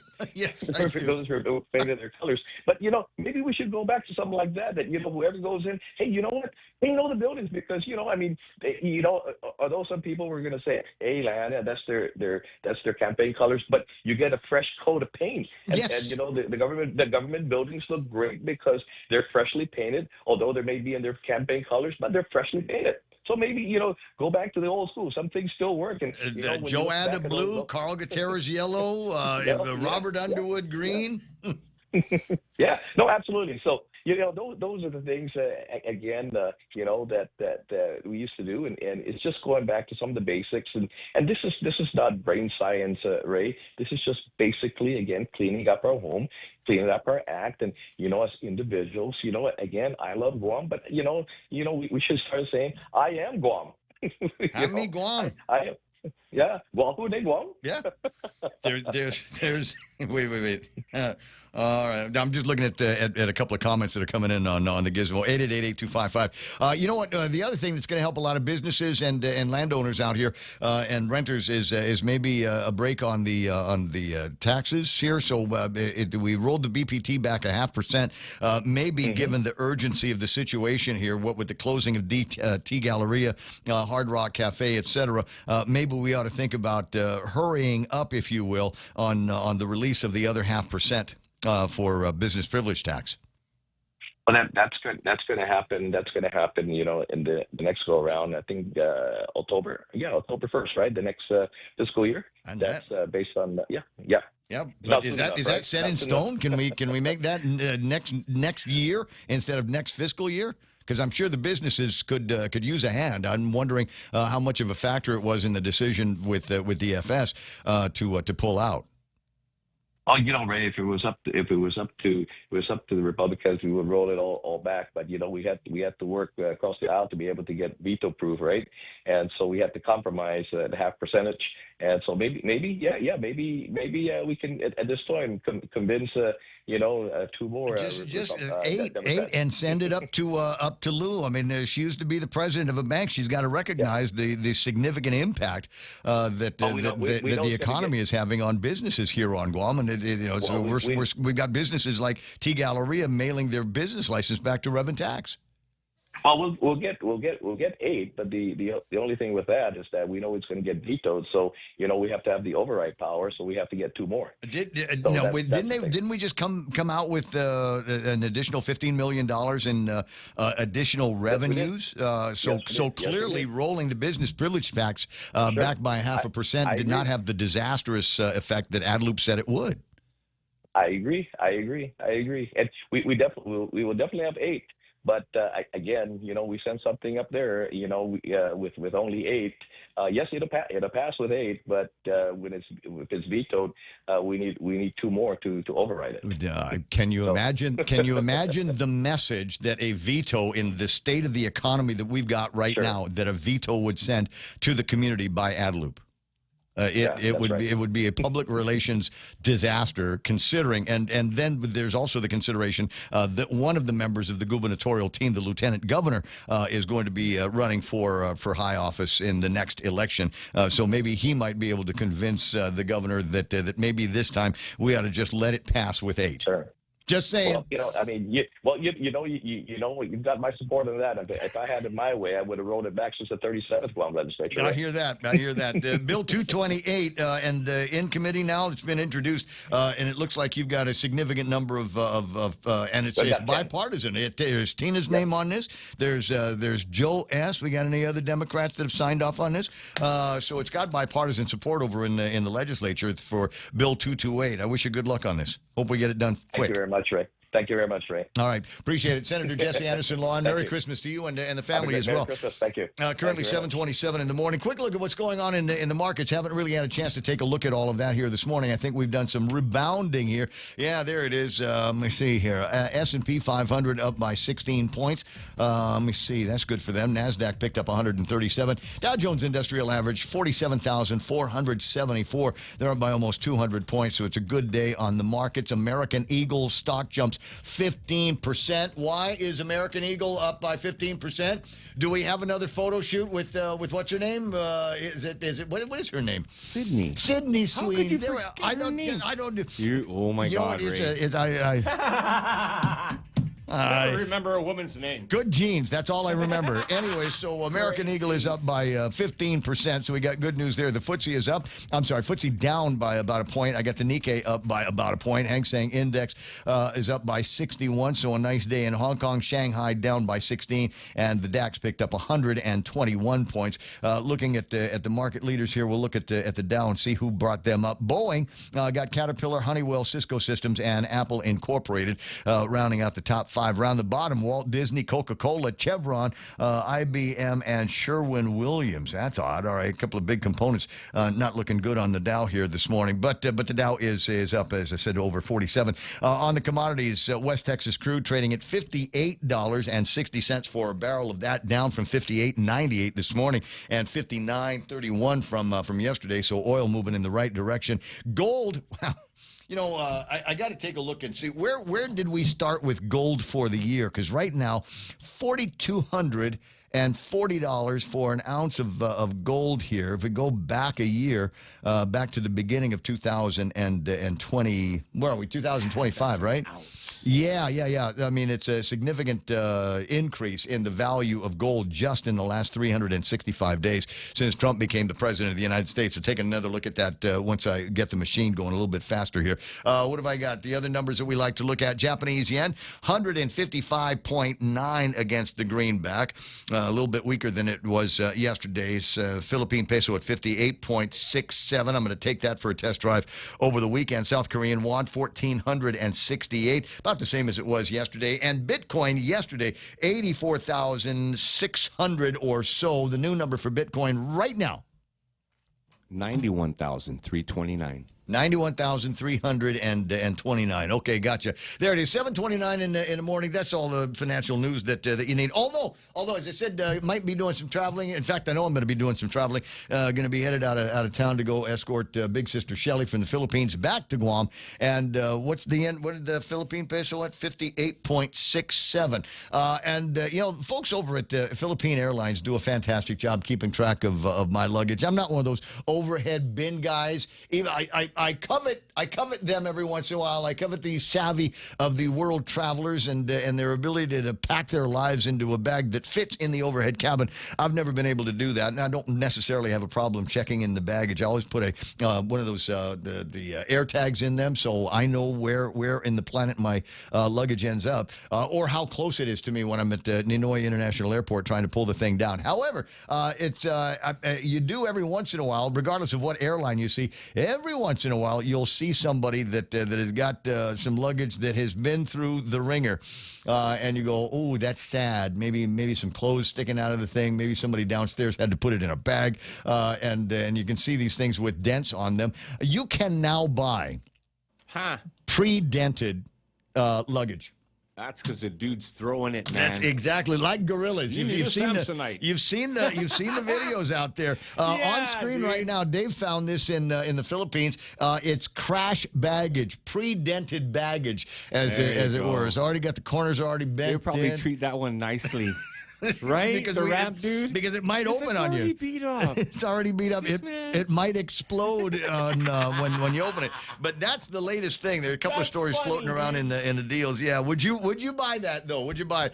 Be easy to spot. Frankly, that's the thing that I go for when it comes to luggage is easy to see luggage. Dude.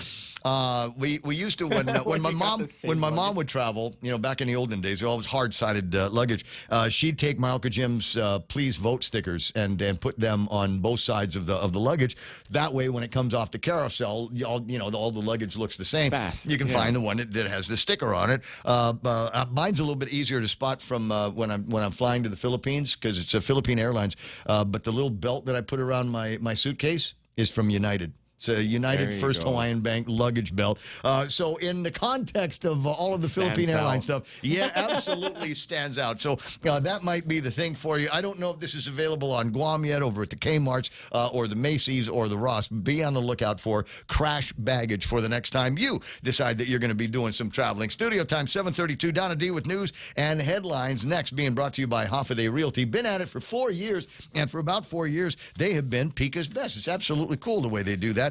And if you want details on maybe investing opportunities or maybe getting rid of the investment that you got that ain't paying off in 2025, they'll help you with that. 588-4232. News also being brought to you by Burger King. Have you been through the drive-thru lately? Don't forget they got seasons winnings. Your chance to win one of 4 Coca-Cola prize packs. Get details at the nearest BK while you get your BK gift certificates available in $20 books at BK. You rule. Now with the news, here's Donna D. What's going on?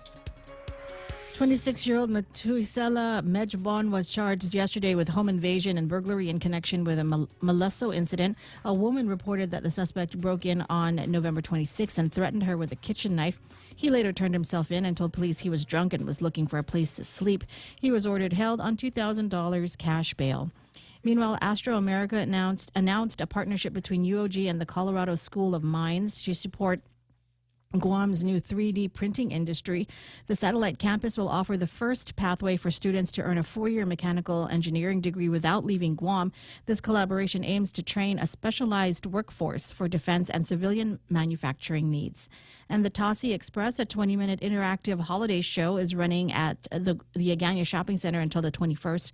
The show, created by Breaking Wave Theater Company, invites families to become guardians of the letters to help deliver Christmas wishes. Voyages are held on Saturdays and Sundays from noon to 5. Tickets are $5 per person. And those are your local headlines. Back to Ray. Okay, gotcha. Let me see. 7:34 in the morning. And what have I got here? Got Kathy saying, wait a second. Are you filtering your callers? That's not fair. Who else is being filtered? No, There's no filters here. I don't have anything like that. I got 3 lines waiting for you. I only do a 7-point check. 671 888-8255. It's never been so easy to call here. There is a get on. There is a screening device. We can see the number, obviously, but we got we just pick up the phone. I don't know. It's not like we've got anything comes. Mushy. Don't pick up this line. It's a 488 number. Don't pick it up. Don't pick it up. Look, you've heard the people we put on the air. You know there's no filters here. Studio time 734-888-8255. Maybe you're not putting a 671 in the front of all of that. So we'll get around to doing that. 735. Take a break here. Come back with some traffic and more. Stay there. Wakey, wakey, Guam. It's time to rise, shine, and dine at Wendy's. Kickstart your morning with our breakfast faves, like the morning melt panini, savory breakfast burrito, or sausage, egg, and cheese English muffin. Or are you looking for some local flavor? Choose one of our local breakfast platters, like the Biggie Breakfast Platter. It's hearty, filling, and packed with island goodness. Start your day with Guam's best value for breakfast, only at Wendy's. Head on over today.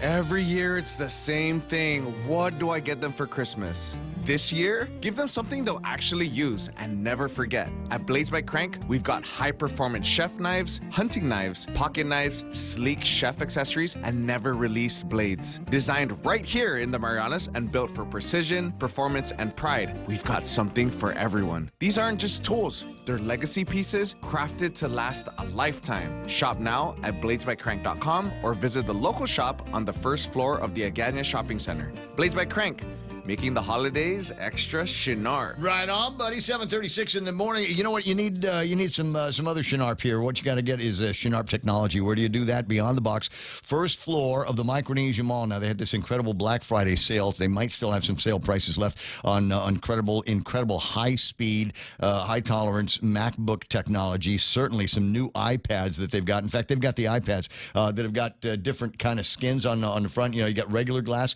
They've got one that's got glass with a texture on it so that it feels like you're writing on paper. All you need to do after that is get yourself one of those privacy gizmos, the privacy screens that you get on the front of it, so nobody can see what you're asking Grok to make you. Or maybe that's just me that needs that. Anyway, check it out. First floor, Beyond the Box, Micronesia Mall. Traffic gizmo time. Oh, what have I got here? Do I have any traffic? Wait, let me just refresh this on the screen. Okay, as usually, Pow Pow to Isang Song is busy right now, and it looks like there's a little bit of traffic. What's that road, Leche Macheche and Route 15? What do we got there? What is that called? What's that street? Laddie Heights? Laddie Heights, that area there for some reason. Slower traffic on the back road southbound at the four-way stop up there on Route 15 on the other side of Laddie Heights. Back to Dededo here, southbound to the intersection of 1 and 3. A little bit of traffic on 3 trying to get to Marine Corps Drive. Slower than normal traffic to the Micronesia Mall. But once you get past that, it's just intersection traffic between there, Harmon Industrial Park, Upper Tumon area, and nothing major to slow you down from there. 8, 10, and 16, busy on the Super Happy Mart, Tammy Post Office side. Nothing major on the Wendy's Untalon side. Nothing major on Route 8. Usually Route 8's a little bit busy in both directions as people try to get into that one good intersection that takes you into Teedson. Nothing there, but you are going to run into a little bit of traffic at the light over by the car place. Southbound on Route 8 into downtown Agania area. Once you get past that, fairly clear. A little bit of traffic on Route 4 as you're making your way towards the downtown Agania area. Try to get into the center lane as quickly as you can if you're going from Sinahanya down to Agania, so you don't have to fight for the merge. Southbound Marine Corps Drive looking good right up until you get to looks like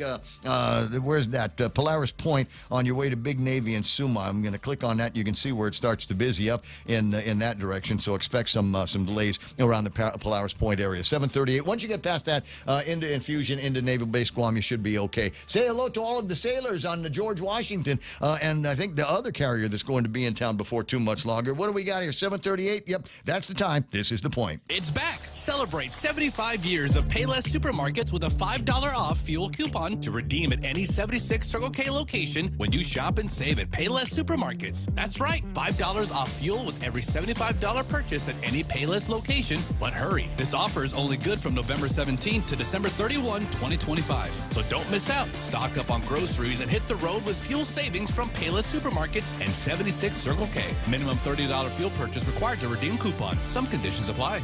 Travel goals unlocked. Whether it's Korea in the summer or Japan in the fall, the United Credit Card from First Hawaiian Bank can help you turn your urge to explore into your next boarding pass. Apply by October 31st, 2025, and if approved, earn 45,000 bonus miles when you spend $2,000 within the first 3 months after account opening. Unlock your next adventure with the First Hawaiian Bank United Credit Card. It all starts with yes. Terms and conditions apply. To learn more, visit one of our branches or go to fhb.com/United. Okay, got it. 739-888-8255-888-TALK. Portions of the program also being brought to you by my friends over at Subway. You got to try this out, especially if you're got an early start on your New Year's resolution and say, I'm gonna get myself all bulked up. I'm gonna get big. That's it. Gonna get swole. All right. Here's how you get swole. Is you lose as much weight as possible. You go into a calorie deficit, but you still need the protein. In fact, more protein equals more muscle. More muscle equals more metabolism. More metabolism equals a healthier you. Your body's burning fat a whole lot faster. Where do you get that equation? Subway. They've got these sandwiches there. Less than 500 calories in the sandwich, and they're absolutely loaded with protein flavors that you like too. Check it out today. The Fit Fresh menu at Subway. Rediscover Talk Radio here. Your FM News Talk Superstation. This is The Point.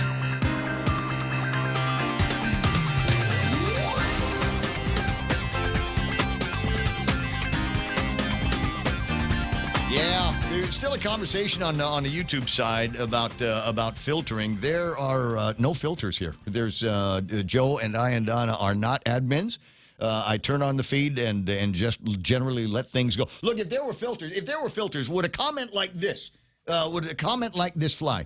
Joker671 Guam says, I have no faith in the Tatlu administration. Why we voted her back into office for another 4 years after we saw her corruption is beyond me. She held our stimulus so that it could earn interest. So a phrase like...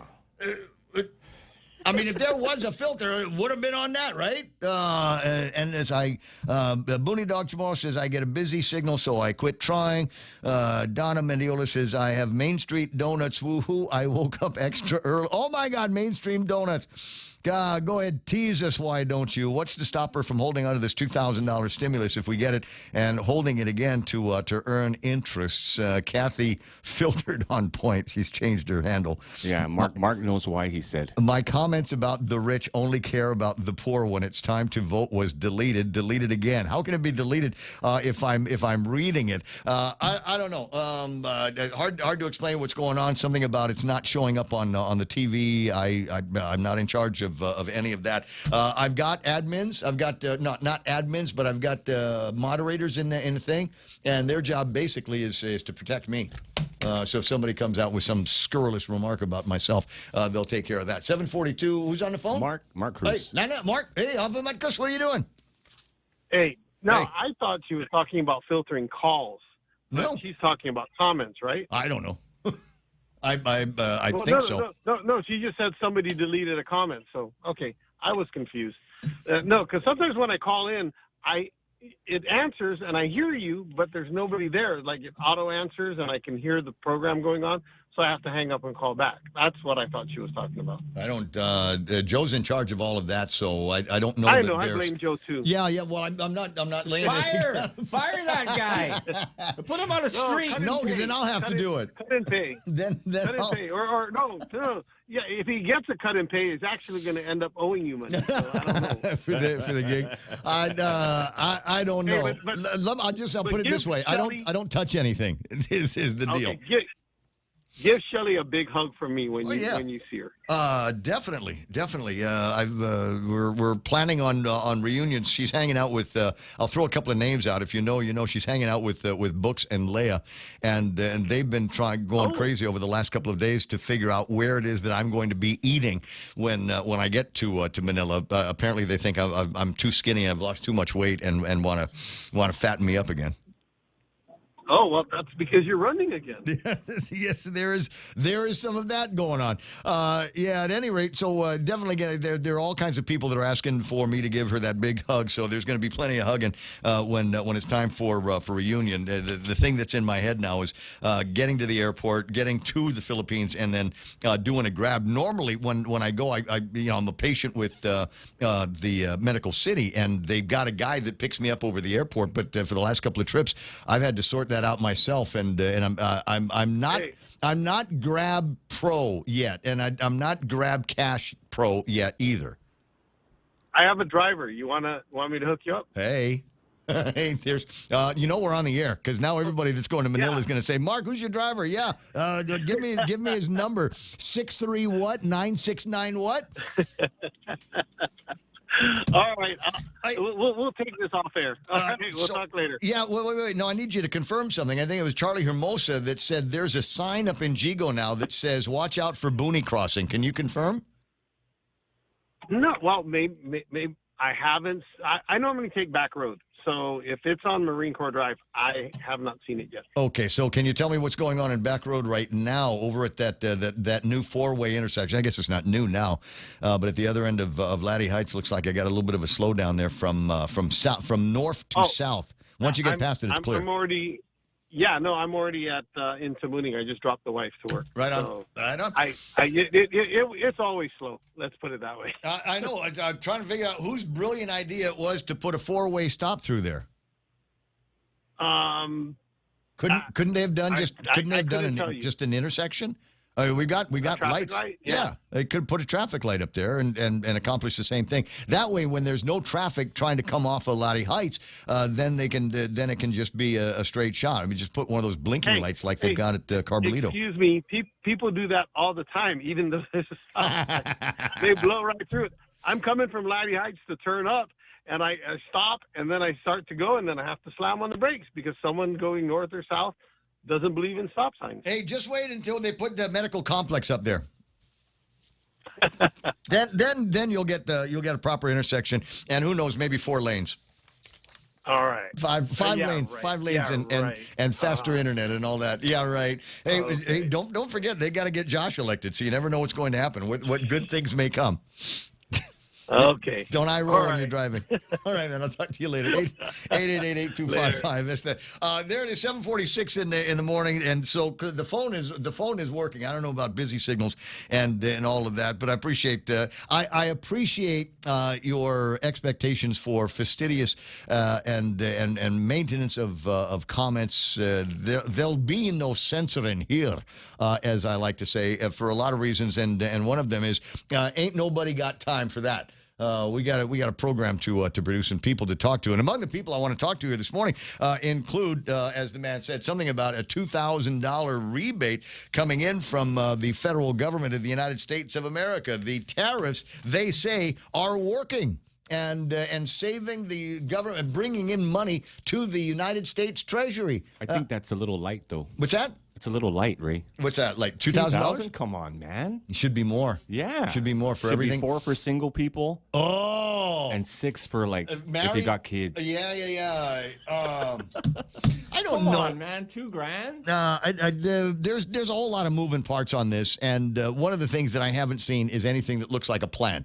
And right now it's a Trump thing. They're talking about it in Washington D.C., but it has not turned into an executive order or what any kind of policy that I've seen, and so I don't know how it's going to be doled out to the people. Is this going to be one of those things where tell you what, to ensure that only the correct people get it, are we going to need to go to hireguam.com again?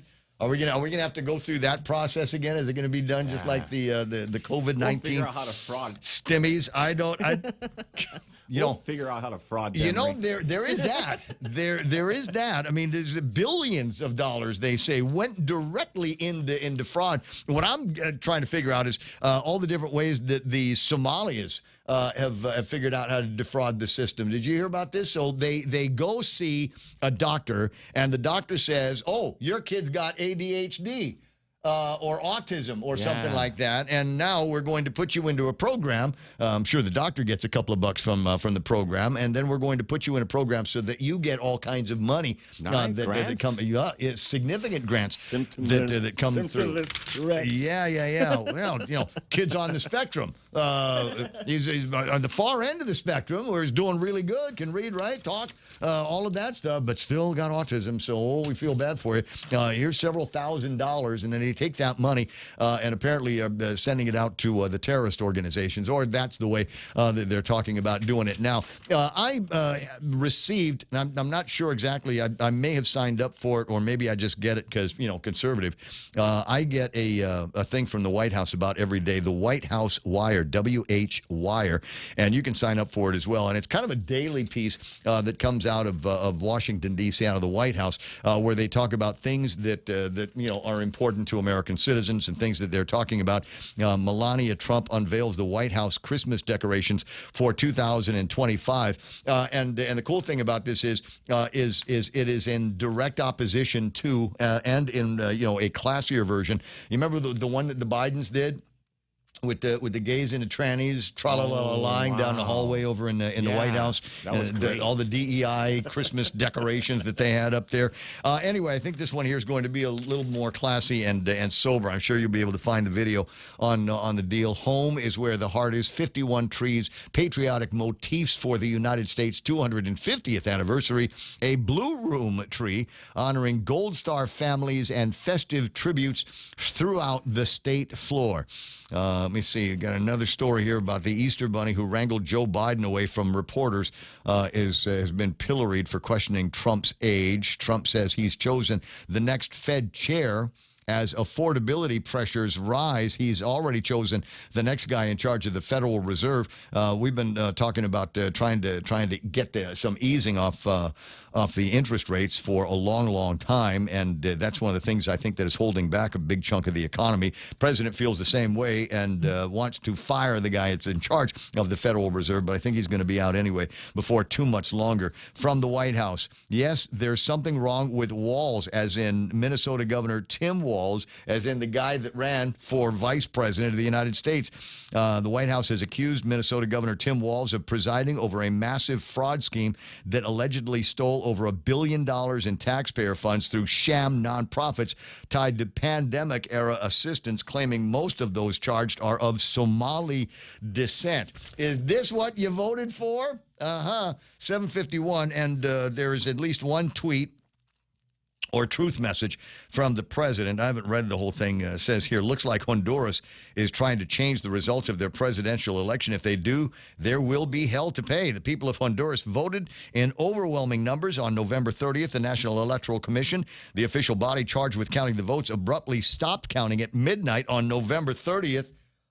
Hey, anybody remember when that happened? Oh, yeah. When it was Trump v. Biden, their count showed a close race between Tito Asfura and Salvador Nasrallah, with Asfura holding a narrow lead of 500 votes. Their tally was stopped when only 47% of the vote was counted. It is imperative that the commission finish counting the votes. Hundreds of thousands of Hondurans must have their votes counted. Democracy must prevail.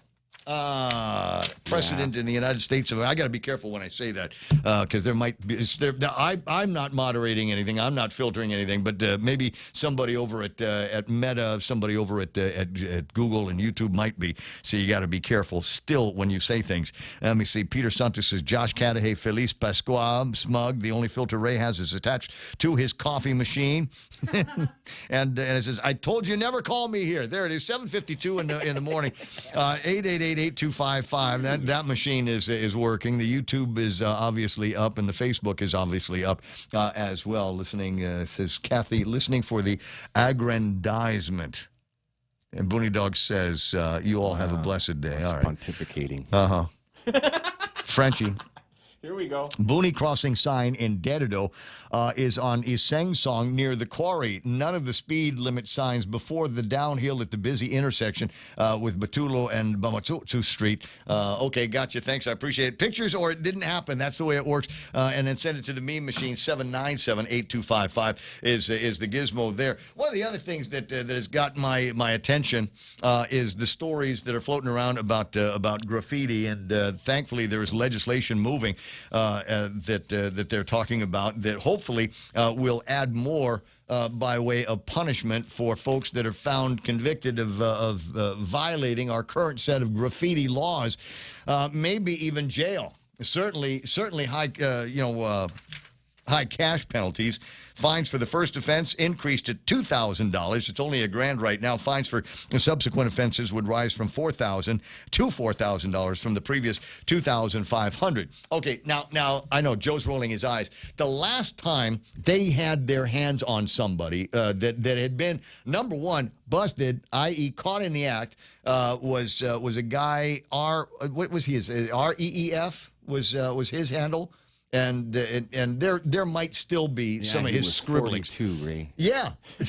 Yeah. Joe's a grown man. Grown man. You sit and think it might be one of these punks that sit around and listen to rap music all day. Maybe it's an old punk that listens to rap music. Anyway, so the guy, they caught him, put him in front of the new judge over at the courthouse, and the guy let him go. It was like, oh, okay, don't do that anymore. And I swear, immediately, like as in the next couple of nights, you start seeing more of these things. Now, I don't know if it was new graffiti or I was just looking out for it, or whether the guy decided, oh, that's all I'm going to get. That's all the trouble I'm going to get into. Okay, fine, and went out there and started doing it. We cannot turn a blind eye to this. If you got a coat of paint that you can put on it, hopefully it matches the base course that you've got. Cover up as much of that graffiti as you can. And people say, well, they're just going to come back and tag it again. Maybe not. Maybe not. I'll give you two examples. One of them comes from I'd run into the guy that owns the retaining wall next to Fountain Plaza, and that thing had been tagged terribly. And I asked him if he might put a coat of paint on it, and he did. He says, they're going to come back and tag it. And that was months ago, and they haven't gone back to tag that big, beautiful white wall. Nice, fresh canvas. That's what I'm saying. Maybe I should knock on wood before I start bragging on that. And so that's clean. And I told you the other day about this blue wall in front of the area that Wild Bill is at, kind of across the street from Bank Pacific, and I'm assuming that it is Rocco and his team from the bank that went out there and painted the retaining wall there, and it looked great. Somebody tagged it, and they went out the next day and put another coat of paint on where the tag was. Yeah, bring it on. And they haven't retagged it. The guy did not go back and scribble whatever The tagger's a quitter. The scribbling is. Yeah, right. So He's a quitter. I'm just saying, you don't know until you know. So go ahead and go out there. You can buy a bucket, a 5-gallon bucket of paint. You get the good stuff, the Kills over at Home Depot. You can get the Kills. Yeah, it's heavy, which bro. will keep the mold down as well. Yeah, it is strong heavy. hand. Yeah. But you put that stuff down there, and who knows? Maybe they're not going to go back and tag the thing. If for no other reason, paint it white. Clear page white, and then let's put some cameras on the thing. Let's get some video cameras pointed right at it, and we'll have some guys, maybe some VSOs. Maybe some of the people over at the hospital that aren't involved in patient care, they can just sit out there and watch and see if we've got somebody that is tagging our freshly painted walls, and see what happens there. Get them, and then surprise them. And then we don't give them to the new judge. Who's the hanging judge over at the place? Quan. Somebody. Judge Quan will deal with him over at the legislature, the legislature over at the courthouse, that will see this thing all the way through. 7:57. Valerie Carbolito online wishing a happy birthday to Mahi Anderson. John's widow is Happy celebrating birthday. a birthday today. Just a terrific woman. Anybody remember the flower store? The that she had orchids, there? yeah, of course. Orchids by Mahi. Yeah. She's the sweetest lady. She absolutely is. Good to see you there. Auntie Bennett saying good morning to Tommy Pablo and Charlie Hermosa online. I know Charlie's running for office. Is that something? Is that dog whistle for Tommy Pablo? Is he going to be running for office? Oh, boy. Could be. A couple of minutes away from the top of the hour. Something you want to talk about. You got the telephone numbers, so don't be shy about doing all of that stuff. A bunch of other stories that rolling around. I like this editorial that Dave Duenas has written. Put it up in the newspapers. You can find it in today's Guam Daily Post. Where should Guam put all those abandoned vehicles? China is the answer. As much as we possibly can. Let's make it a gift. I'm thinking let's do China. I'm gonna put a big red bow on it. I've been pondering. You know, I've got 2 trash things at the house, and I only use one of them. The one with the black top on it. That's the one that gets picked up on a regular basis. Now, according to legend, they pick up, and I don't know which week it is, that they pick up the recycled one. And the question that I have is, what exactly gets recycled? I mean, this might require a field trip to the guys over at GSWA, or what I really, really want to do is go and get myself either an AirTag or an AirTag-like device and stick it in the recycling. Oh my God! And follow the trash. And follow the trash and see where it goes. Does it actually go and get sorted out with all of the other recyclables, or does it just get all put together with the same trash that's going to the Luzon landfill anyway? And we're just saying Simon's making calls right now. We're recycling. Well, then he's got the number to do it with. Being interesting to follow that thing around and see exactly what. And somebody did that with plastic. And they put it in a thing of plastic and discovered that all it did was it went to a place where they were stockpiling the plastic because there's no recycling of plastic done practically anywhere. Closing in at 8 o'clock in the morning, Donna D with the last big look at news and headlines for her on the other side of Fox News right now. Call on Lisa Brady, Fox News. That's what the Pentagon chief is saying about an admiral's decision to hit a suspected drug boat in the Caribbean a second time, also insisting the strikes are evidence-based. Sources and methods that we can't reveal here that make sure that every one of those drug boats is tied to a designated terrorist organization. We know who's on it, what they're doing, what they're carrying. All these white bales are not Christmas gifts from Santa. Secretary Pete Hegseth says he did not personally see survivors in the water before that second strike incident in September. President Trump saying he also did not know about survivors. All I know is this: every boat that you see get blown up, we save 25,000 on average lives. 25,000 lives. The president says he wants the boats taken out to save American lives from drug traffickers. There have been some bipartisan calls in Congress for review. President Trump says the country is at a tipping point, defending a hard line on illegal immigrants, and today singling out Somali immigrants in general. Fox's Jared Halpern at the White House. During a cabinet meeting here, President Trump complained Somali immigrants depend too much on federal benefits and contribute nothing. I don't want them in our country, I'll be honest with you, okay? Somebody would say, oh, that's not politically correct. I don't care. I don't want them in our country. Their country's no good for a reason. The president's strong language comes on the heels of reports Somali immigrants in Minnesota defrauded government programs. Last month, President Trump said he would terminate temporary protected status, a safeguard from deportation for Somali migrants living in Minnesota. The administration has not confirmed reports of a possible ICE operation upcoming in the Minneapolis-St. Paul area. The Afghan national accused of killing a National Guard member, critically wounding another last week in D.C., now charged with multiple counts, including first-degree murder. A not guilty plea entered for him during an initial appearance before a judge from his hospital bed today. America is listening to Fox News. Start your day with our Spam or Bacon Wraps, perfectly grilled and packed to go. Or taste the twist on a classic with the KFC Colonel's Musubi in original and Zinger flavors. Hungry for more? Dig into the KFC Colonel's Big Platter. Sausage, egg, biscuit, and crispy hash brown. All in one hearty plate. Pair it with our premium Lavazza coffee or the refreshing zest of the new KFC Calamansi juice. Breakfast has never been this exciting. Only at KFC Breakfast. So good, so breakfast. Stay cool all year round by checking out Johnstone Supply for your HVAC and refrigeration needs. Located at 170 Guerrero Drive on Picanel Road in Tamuning, call Johnstone Supply today at 671-649-0581. That's 671-649-0581. Open 8 a.m. to noon and 1 to 5 p.m. Monday to Friday. Open Saturdays from 8 a.m. to 12 p.m. and closed on Sundays. Stay cool with Johnstone Supply.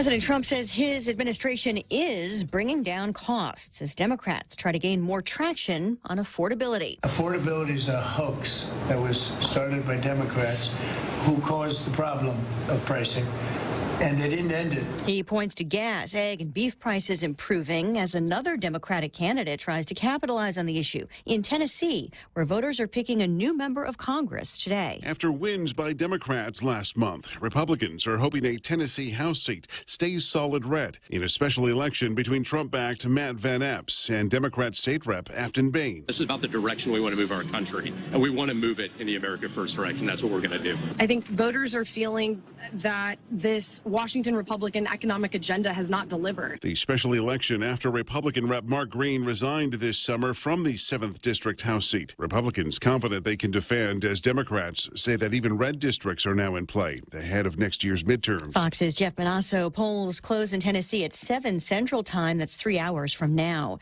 A sitcom star reveals a second fight with cancer. Full House star Dave Coulier is facing another devastating diagnosis. Just months after beating stage 3 non-Hodgkin lymphoma, appearing on Today, Coulier revealed he was recently diagnosed with P16 squamous carcinoma, tongue cancer. The new cancer was found during a routine checkup and PET scan, and he made clear it's totally unrelated to his previous cancer. Doctors discovered the tumor at the base of his tongue. Coulier said prognosis is very good, adding it has a 90-plus curability rate. He credited early detection for saving his life. Not just the first time, but the second time as well. He stressed the importance of regular checkups, adding they will save your life. Michelle Polino, Fox News. Stocks finished higher, the Dow up 185 points. And Lisa Brady, Fox News. Guam Regional Medical City presents Your Gut, Our Focus. From digestive issues to advanced diagnostics. Join us Saturday, December 13th from 10 to noon at the Micronesia Mall Center Court for a community event focused on digestive wellness. Meet JRMC's team from gastroenterology, patient education, patient experience, and referral management. And learn how we can support your digestive health. At 10:30, enjoy a special presentation with Dr. Jill along with guests from ANX Robotics and GI Digital. Enjoy free vital checks, vendor booths, raffle prizes, and your chance to win the grand prize, a 55-inch smart TV. This event is free and open to the public. Join us December 13th at the Micronesia Mall. In a world where the 2025 Nissan inventory must be moved, one team rises. The clearance team. The clearance team? What's that? We're the Nissan Guam clearance team, slashing prices on all 2025 vehicles. We even have models starting as low as $150 per paycheck. That's awesome. Let's do it. You're gonna love yourself a Nissan. Don't miss the model year-end clearance happening now at Nissan Guam. On approved credit, some conditions apply. See Nissan Guam for details. Breathe easy this Christmas with Carrier Guam. Keep your home merry, bright, and fresh with our XL Air Purifier. Now just $265 while supplies last. With 3-in-1 filters and LED air quality monitoring, it's the perfect gift of clean air for your family. Visit Carrier Guam in Harmon Industrial Park behind Kmart or call 671-647-2665. Carrier, your local source for comfort and quality this holiday season. Carrier Guam, turn to the experts this Christmas. 22 more days till Christmas. Get the perfect Shinarp gift at the local shop or bladesbycrank.com. News this hour is brought to you by Family Finance. Off today, it's 8:07. I'm Donna DeJesus with a look at your local news on The Point. The murder case against Donovan Carriaga, one of 4 men accused in the 2017 death of former Navy Petty Officer Adam Messier, was heard on Monday. During the hearing, attorneys debated government-provided materials and the availability of key witnesses. The defense attorney raised concerns regarding whether 2 government expert witnesses who are currently off island would appear in person or testify online. The prosecuting attorney was instructed to formally confirm the witness's status by January 9. The next hearing in the case is scheduled for December 31. Carriaga and Brandon James Flaherty are the final 2 defendants facing charges. Meanwhile, the family of 30-year-old John Carlos Haas is demanding answers following his death in a hit-and-run crash early Sunday morning in Tamuning. Haas was fatally struck when bicycling on Route 14 near Hornets Sports Around 2 in the morning, he was transported to GMH where he was pronounced dead at 3:45. The victim is Guam's 18th traffic fatality this year. His brother, Mark Hawes, stated the family is in shock and demanding accountability from the person responsible. So far, no suspect has been arrested. Authorities are asking anyone with information to contact police. More news after this. Family Finance has been serving the people of Guam since 1959, and they will continue to be there for you in the years to come. Whether you're looking to get a personal loan for that family vacation or paying off those long overdue bills, Family Finance has got you covered. Apply for a personal loan from $1,000 up to $4,000 by calling Family Finance in Hagåtña 475-4545 or Dededo 633-4473. Family Finance. A bill that would slap stiffer punishments on those who deface property with graffiti vandalism advanced to the voting file yesterday. Bill 167, which drew broad support, would increase the fine for a first offense from $1,000 to $2,000. Subsequent offenses would automatically result in a $4,000 fine or a 180-day prison sentence, up from 120 days. Speaker Frank Blas Jr. noted that improving the island's cleanliness is vital for tourism. Officials added that surveys show a significant percentage of visitors point to cleanliness as an area needing improvement for destination Guam. And funding is now available for village senior citizen centers despite earlier concerns that operations would pause this week. Public Health Director Teresa Arreola confirmed yesterday that federal funds had been transferred to the Mayor's Council. This resolves a delay in funds and required paperwork, which had prompted the Mayor's Council to issue a memorandum warning of a temporary closure starting yesterday. AG Doug Moylan confirmed his office completed the necessary document review on Monday. Arreola stated that the closure memo caused unnecessary stress, noting that the Mayor's Council could have fronted costs to avoid any pause in services for seniors. And those are your top stories. Now back to Ray with weather. Okay, got your clarification because Auntie Bennett said hello to Tommy Pablo. So I'm going, okay, is Tommy running for senator? She says, no, he's not running, but a supporter. I'm be okay, gotcha. Sharky says, I'm a dork. That's not news. Empty beer glass, but I will drink to that, and sending his birthday wishes to Maya Anderson as well. 8:10 in the morning. Last look at are you leaving now? This is it. That's it for Donna. She's going to be slitting. I will take care of the 8:30 headlines as best as I can with as much impartiality as I'm capable of. Partly sunny in the forecast today with daytime highs of about 87 degrees. I got easterly winds 11 to 17 miles an hour. We'll see gusts as high as about 22. Mostly cloudy in the forecast for tonight with overnight lows of about 79 degrees. East-southeast winds blowing up to 15 miles an hour. We'll see gusts as high as 20 or so. Partly sunny in the forecast for tomorrow with highs near 85 degrees. But that's going to turn into scattered showers and thunderstorms in the evening hours. Mostly cloudy with overnight lows of about 79 degrees. Now, I haven't had a chance to look at the satellite imagery here this morning. Let me get it up on the screen so you can see kind of where we are at in all of the mix. You can see where Guam is, and it looks like we got some chunks of clouds. Some weather's moving in from the southeast. Is that going to be doing anything? Well, maybe that's what's going to be bringing the scattered showers and thunderstorms into the forecast area tomorrow. By Friday, it looks like things ought to clear up. Partly sunny skies and daytime highs of about 86 degrees with a heat index that'll feel like 92 today. 20% chance of rain. Careful on the waters with all the wind blowing around these days. That might rip things up and cause for high surf warnings on some of the exposures that we've got here on Guam. Going to be out of doors tonight about 5:52. Groovy. That's when they're putting the sunset. 8:11 in the morning. News and weather together on 93.3. This is The Point. Get double the speed at zero extra cost with GTA Fiber. Experience super fast and reliable fiber internet speeds. Now starting at 200 Mbps to 1 gig with upload speeds just as fast as download speeds and 100 times faster than cable internet. You can enjoy lag-free gaming and clear video calls. Fast is also affordable. Sign up for Fiber 200 for only $70 a month. Visit gta.net or call 644-4482. Terms and conditions apply. You asked and we listened. The Bacon Portobello Mushroom Melt, a Wendy's favorite, is back. Try our deliciously indulgent sandwich made with juicy beef, crispy applewood smoked bacon, sauteed portobello mushrooms, and melted cheese, all on a soft toasted bun. Available only for a limited time. Head on over today. Choose wisely. Choose Wendy's Bacon Portobello Mushroom Melt. There are 22 days till Christmas. This Christmas countdown is brought to you by Carrier Guam. Daily savings on all our high wall units, both Carrier and Toshiba splits.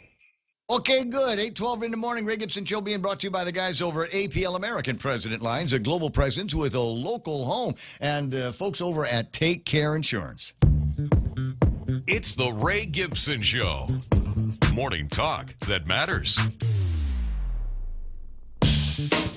Call now. 888-TALK. That's 888-8255.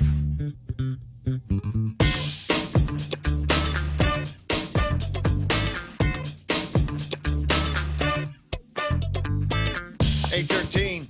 There it is. More comments that I'm not filtering on the YouTube side. No, Luke Van Guam noting lots of cancer flying around lately. I wonder why. And then it's got the thinking guy emoji. Kind of reminds me of Jesse Lujan. You remember he used to have the thinking man? Posters up on the big intersections and stuff. RU 671 again, unfiltered, says turbo cancer. Clot shot. Whoops, I said it. And Luke Van Guam says, yeah, and I'm surprised the post wasn't AI nuked. Yeah. Okay. Good.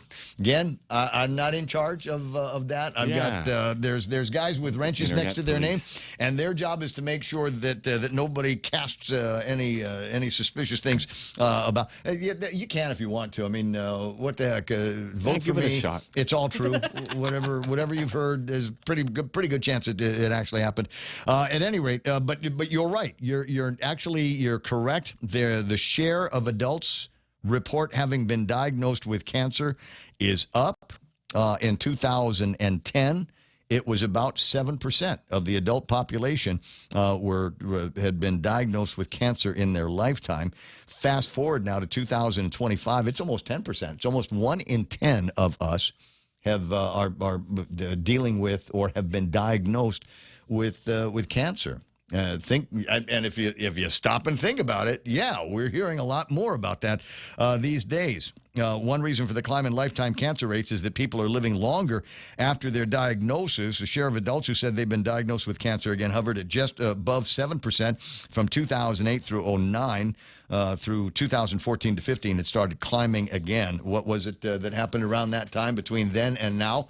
I'm not ashamed to say it. I think you're absolutely right. Kaduku 671. I think a lot of that stuff has to do with the clot shot and maybe some of the things that are on the inside of it. It's not like it went through a whole hell of a lot of testing before it was released, and some of us conspiracy theorists believe that the tests were the actual release. 888-8255-888-TALK. What's that? Question from Benita Manglotnia. Doesn't the ship biscuit have an expiration date? I don't.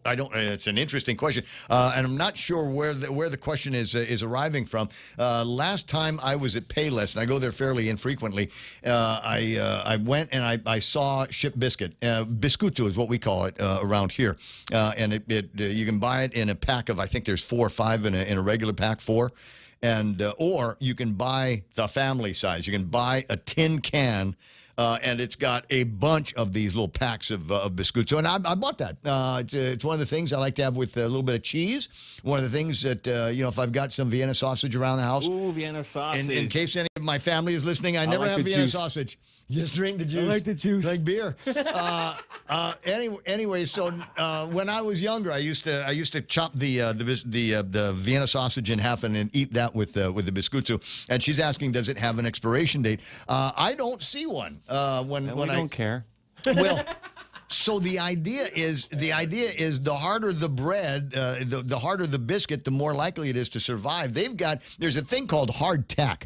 And it's a cracker in name only, and the idea is if this thing will last forever and petrified. Yes, exactly. There's almost no water in, and so you make it really, really hard. And the idea is that you would dip it in water and get it softer, and then you could eat it without breaking your teeth, or you can dip it in coffee or something like that. So I think they're made not to go bad, not to be able to preserve as much as possible. Who's on the phone? Chris Rosario. Hey, that's our bug guy. He's teaching Florida how to kill bugs. Apparently, well, or save bees. Is it Florida or Canada? I think he'd gone up to Canada. Same thing, right? Yeah. No, exactly the same. Exactly the same. 8:17 in the morning. Bug guy Chris Rosario, Buenos Aires. How you doing? Are you home? Are you back now? I was back shortly, and then I had to leave for to conduct a presentation for the American Honey Producers Association. They're all worried about the hornet, the yellow-legged hornet that's in Georgia, and it's now spread throughout South Carolina. Wow. And they called me and asked if I could give a presentation on what Guam is doing to manage the greater banded hornet, although a different hornet, but still in the same genus of hornets. It's still in the same Vespa species that are. It's not the same species, but it's like the cousins of the greater banded hornet. Wait, I'm having a Finogi Chamorro moment here. Stan Guamanians, Guam bug guy Chris Rosario is being called based on his experience, based on his expertise with the hornets that we've got here on Guam to help in the United States with their battles against the hornets, on top of other battles that they're facing with the bees, man-made and otherwise. Yeah. Wow. That's right. Yeah. I'm proud of you, buddy. So That's a big deal. Oh, thanks. Did they Thank give you a raise? Thank you. Yeah. I don't know. That's up to my boss. But, it really, I think because also of the publication that I did just earlier this year about the 9-year invasion of the hornets, they really just kind of want some insight as to, what they need to do in terms of the regulatory aspect, what they need to do for rapid response, early detection. I mean, Florida is literally just a neighbor of Georgia, and the hornet already spread north, and it's only a matter of time where those hornets are going to go further south. And so, Florida is preparing for it, and the apiary inspectors in Georgia are basically telling everyone, look, this is something to worry about, and you should look at, and then they're kind of saying, well, you should look at Guam, where they've actually already experienced this 9-year invasion where they've had an explosion of hornets. And right now, I mean, just looking at Georgia's situation and South Carolina, which is spread further north, they're catching 45 to 50 nests just in one season, and that's an explosion of population. Wow. So. Yeah, big problem here. Yeah. So, I recognize that we've got our issues here, though. As I think about it, I used to see a hornet in the backyard, or see nests in the backyard. Mud dauber nests, I suppose. I don't know if they're the same critter, but I note that I'm seeing fewer flying hornets in my backyard, and fewer of these mud nests that are getting built. Yeah, so it's a cycle. You're probably seeing that annual cycle of these hornets. They'll come out and forage during certain times of the year, and then they'll go hunker down in their nests in in different times of the year. But I think on Guam right now we're experiencing kind of all year round foraging. It's just a matter of how long that foraging continues to last. Like in my area, I was getting a lot of, like in Barrigada, I was getting a ton of hornets visiting my apiary or attacking my apiary for about from July through November. And only last week I've not seen a single hornet. But then down in Zornia, they're experiencing hornets just predating on their in Zornia. The beekeepers down there are getting more attacks as we head into December. So it's just very odd, and it depends on, I guess, maybe just the fact that the mere size of the colony is what's causing all of these attacks to keep occurring. because the hornet's got to feed, right? Yeah, The hornet's got to yeah. feed to sustain itself. So maybe I just don't. I don't have enough of whatever it is that hornets want to eat in my backyard, or maybe I've just managed to kill them all. I've got a number of items in the back of the house that I use for swatting purposes only.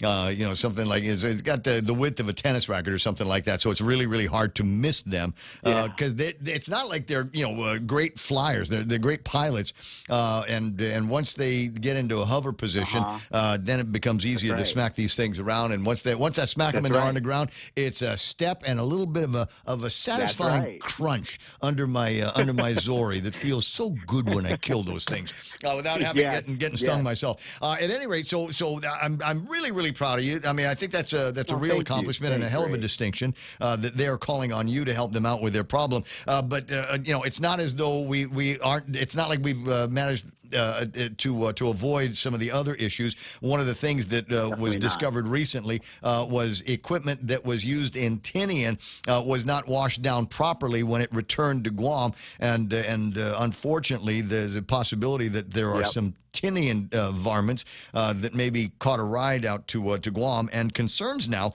because there's going to be some building that's going to get done over and rebuilding of the glass breakwater, and you're concerned that that might open another Pandora's box. Yeah, well, I think that's just right now we've been getting, so the Biosecurity Division has been getting a lot of requests for importation of aggregate, sand, and quarried products. And this is just due to not just the military buildup, but just housing development in general.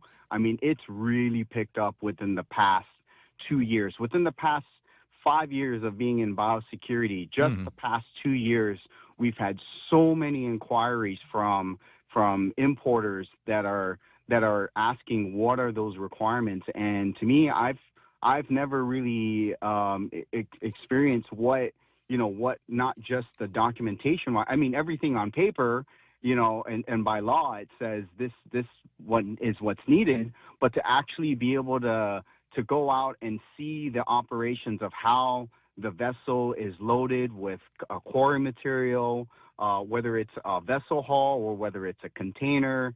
To me, I think it's vitally important as a biosecurity and as a government official to be able to understand what that looks like in terms of the loading process, in terms of the the process of when because every quarry material has to be sanitized, has to be it has to be sprayed down so that no insect pests or no hitchhiking pests would get into there into the shipping hall with the quarry materials. And so to me, I think it's vitally important that as a government employee that we see the loading and then this stuff looks good to us when it goes on. So then when it gets to Guam, then we have the confidence to say, well, yeah, we were there during the loading process. We know it's clean. We tested the products. And so that's really to me is the big focus in ensuring that quarry material that's coming into Guam is safe. Because again, you're always going to get these hitchhiking insects. You're always going to get ants.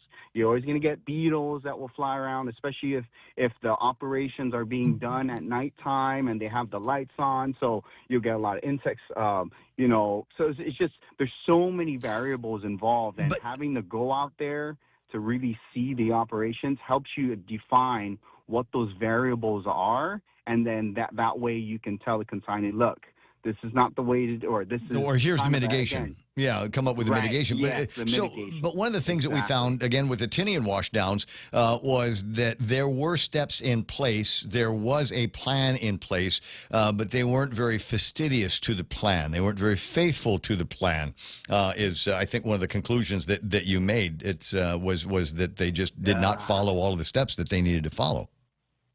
Yeah, well, yep. And this is when you have kind of more than just one entity involved. Things could get pretty messy. I mean, especially if you have too many entities. I mean, yes, there's a good part about having a lot of entities involved, so you create layers of inspections. but also the consistency of these inspections that are done is another of huge importance. And yeah, one step that's missed can lead to another step that can be missed. So, it's again, to me, finding the balance of being able to look at standard operating procedures and because you can see everything, everything can have a standard operating procedure, but if it's not followed, then what's the is point? not followed by action, what's the point of having it? And Yeah. so you're exactly right about that. So and it is a tough battle. Right? I definitely, I definitely. I don't know what else to say about it, but other than, we just, as a government, at least me as a government official, to be doing our due diligence in continuing these inspections before it leaves and then before it arrives to our island. There's kind of a side conversation, and to the degree that you might have the answer for it, Kathy online is remarking that there have been a couple of years without any drug interdictions over at the port. Apparently, they've got they've only got like Ann Holding Warehouse 2 demolished, no drugs confiscated in 2 years over at the port because they don't have a holding area. Does that have an impact on their ability to surveil for invasives at the port? Oh, so you mean to say like there's no an inspection at the port? Right. Wait, I'm Well, because it's obviously a question about the drugs that came up in the hearing at the legislature yesterday, and I'm wondering though, does that have an impact? Drugs, bugs, are they the same? Would they go through the same inspection process? And is there something wrong over at the port that makes it more difficult for them to surveil or interdict for drugs? Is it the same for bugs? Well, I think I won't be able to speak for the drug side, but as far as being able to inspect everything that comes in, that is very, very difficult because, for one, we do not have a station at the port where the inspections can be like very thorough inspections can be taken could take place. Because again, the whole goal with trade, right, is to keep it moving. How do we keep trade moving? How do we keep commerce to keep moving while still protecting our island? And really, what it comes down to is that to me, I really feel like we got to have an inspection station right by the port. I mean, and if you look at any other place in the world, Hawaii, especially, for instance, their inspection station is right next to the airport. I mean, it's and then especially at the port, their port. I mean, it's like 5-10 minutes away just from the port. So when anything is being scrutinized, the containers or it is already right then and there. The response time for inspection is to the T. And this is like other parts of the world. I mean, you look at Tacoma, Washington, where their inspection station is literally right at the port. And so trying to follow that, especially for Guam, is entirely difficult because, well, our inspection station is in Tinian. Tizen. Right? So in Tizen. And so, if something is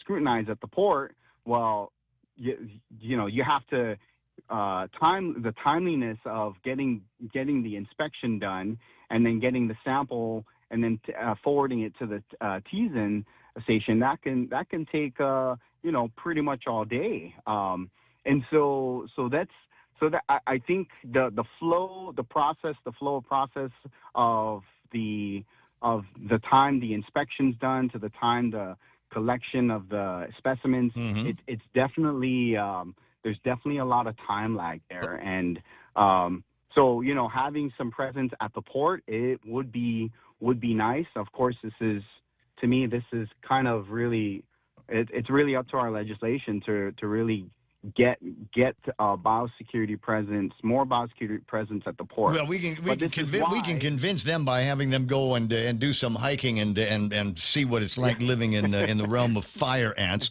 or maybe sit in my backyard and see what it's like living in the realm of fire ants. Charlie Hermosa asking, and by the way, listening to Ray Gibson interviewing Chris Rosario is my bug guy, and he's doing some traveling around these days and trying to ensure as much as possible that anything that comes into the island as part of the construction and rebuild of the glass breakwater is free from any traveling insects. Charlie Hermosa asking, where are the fees collected from all the ocean shipments coming and going? Have all the evasive fees been collected?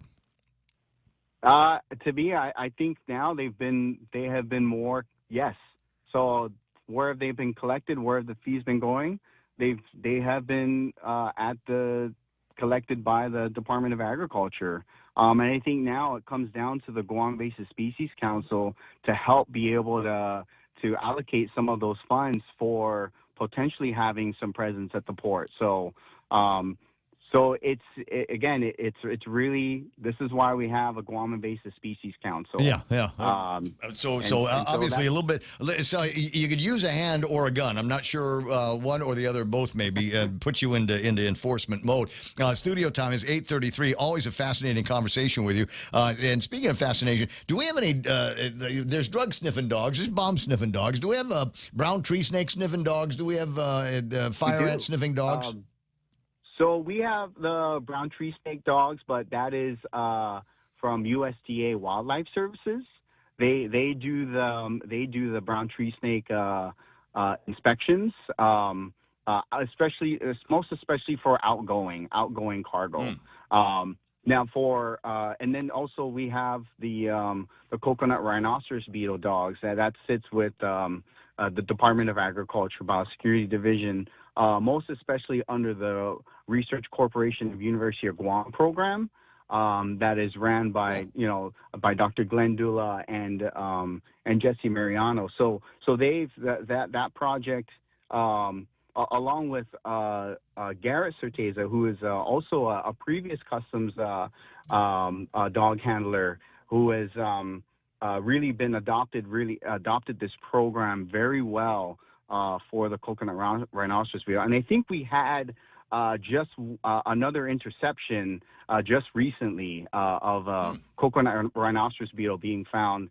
I believe it was at the port. So our efforts there is extremely important. Having our dogs out there, we have these scheduled inspections that we do for outgoing cargo. We have the dogs going through Micronesian air cargo.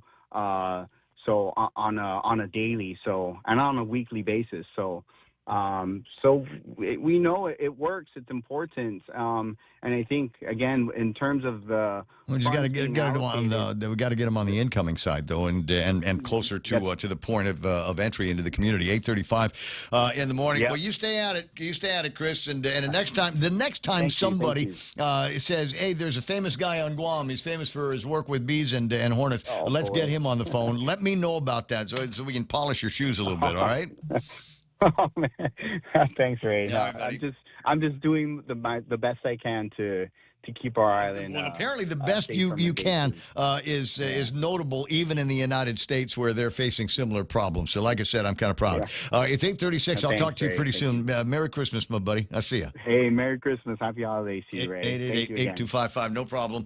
You got the telephone numbers. Meme Machine is online. Got this on the Meme Machine, and so when I get back, we'll see if we can set up an interview with Roro and the guys from the Guam Hogs. They're getting ready for their candy run. They're going to be doing some bagging and tagging and all of that stuff. Is scheduled for December the 14th of 2025. Already one of the busiest days on the calendar. Going to be even busier for the Hogs and all of the kids that they're going to be surprising on that Christmas run that they're going to be doing. News and headlines with Donna D. wait, no, she's gone. I'm doing news and headlines.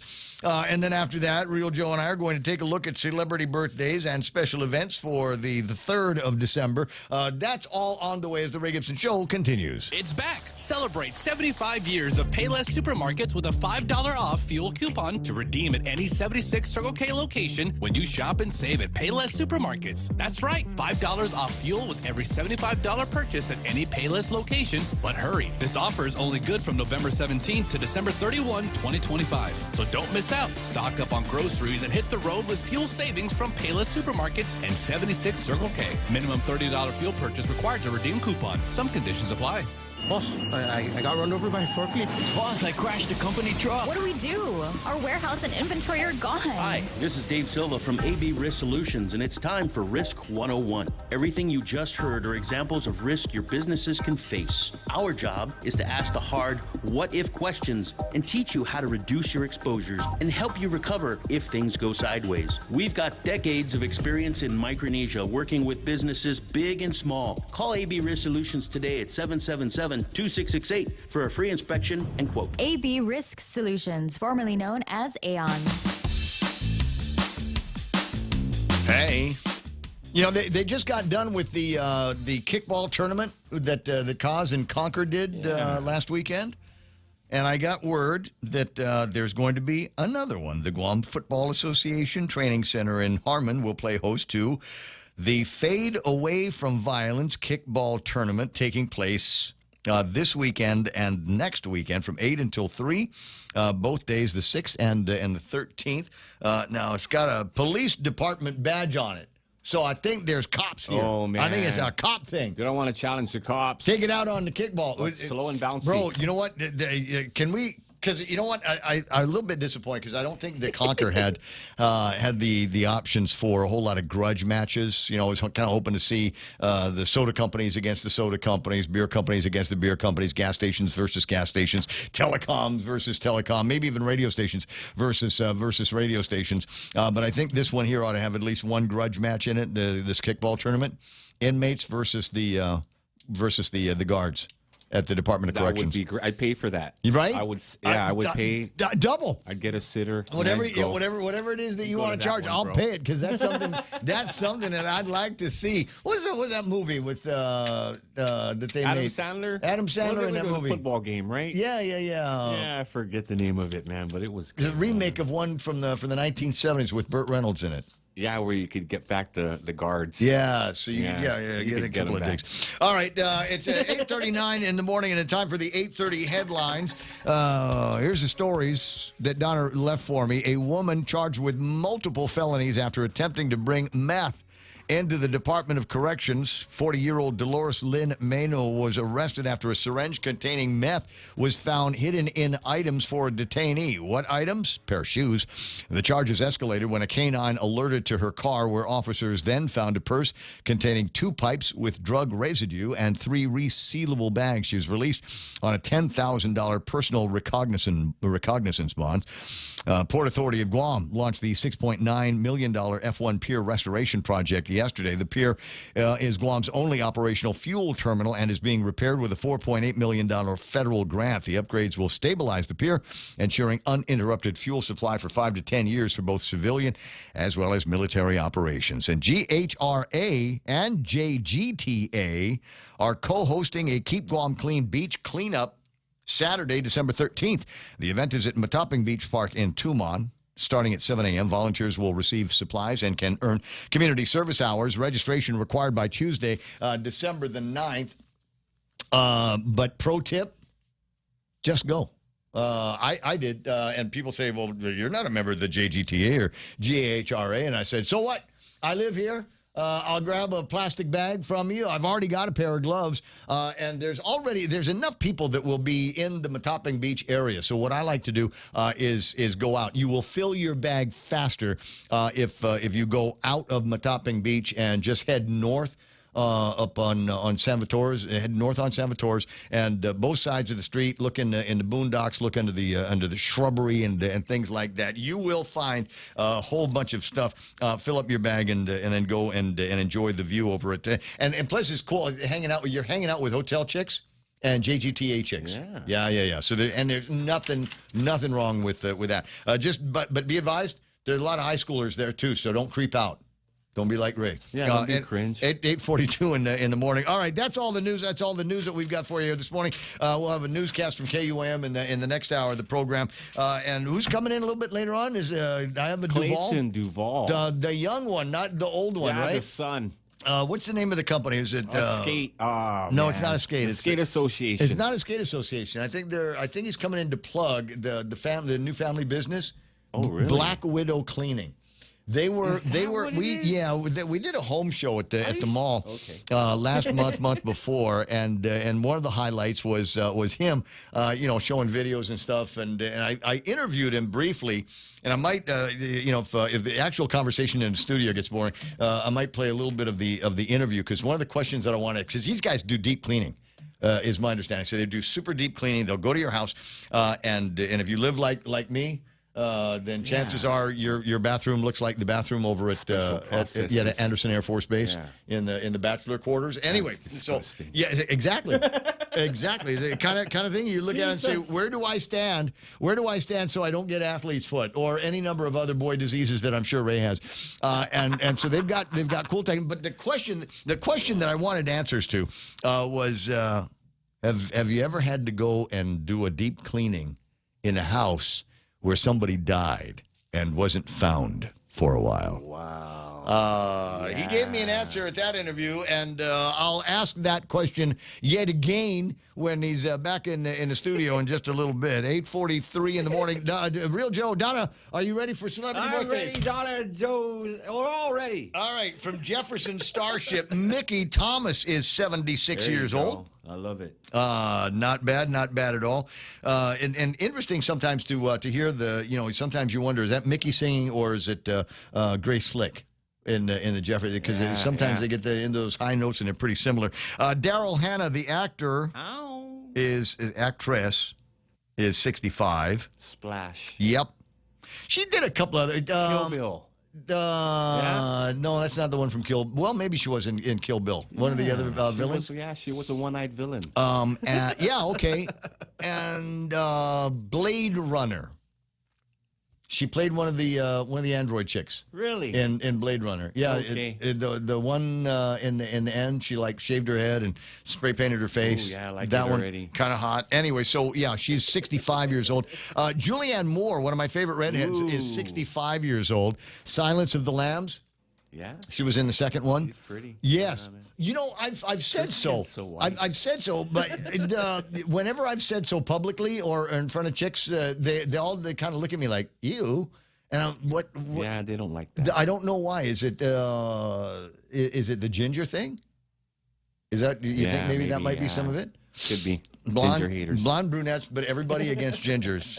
But I thought she was beautiful. Brandon Fraser from the Mummy movies. He's actually in a couple of other movies where he's like super gain weight. Oh, wait. A serious role. Was he in George of the Jungle?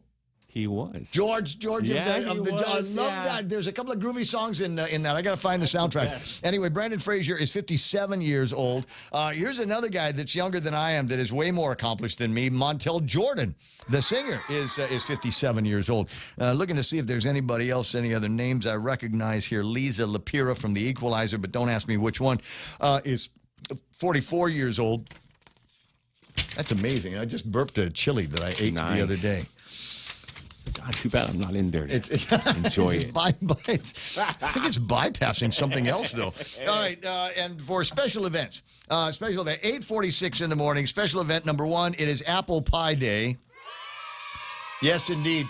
And nothing better than an apple pie. And I will say this for my friends over at McDonald's. There are days where I crave an apple pie from McDonald's. I'll go in there and whatever else that I need to buy, Big Mac, large fries, medium Coke, or a quarter pounder, something like that. Whatever it takes so I can get at least one apple pie, and then you've got that awkward time between when they give it to you and then when it's edible, so it doesn't burn your face off. Because when these things come out of the fryer, they're coming out molten. Anyway, so Apple Pie Day. Choose Women Wednesday. Yes. There you go. Yes, women. Let's hear it. Yes, gingers. Like Julianne Moore. Choose that woman. Nobody got time for that. Disability Day.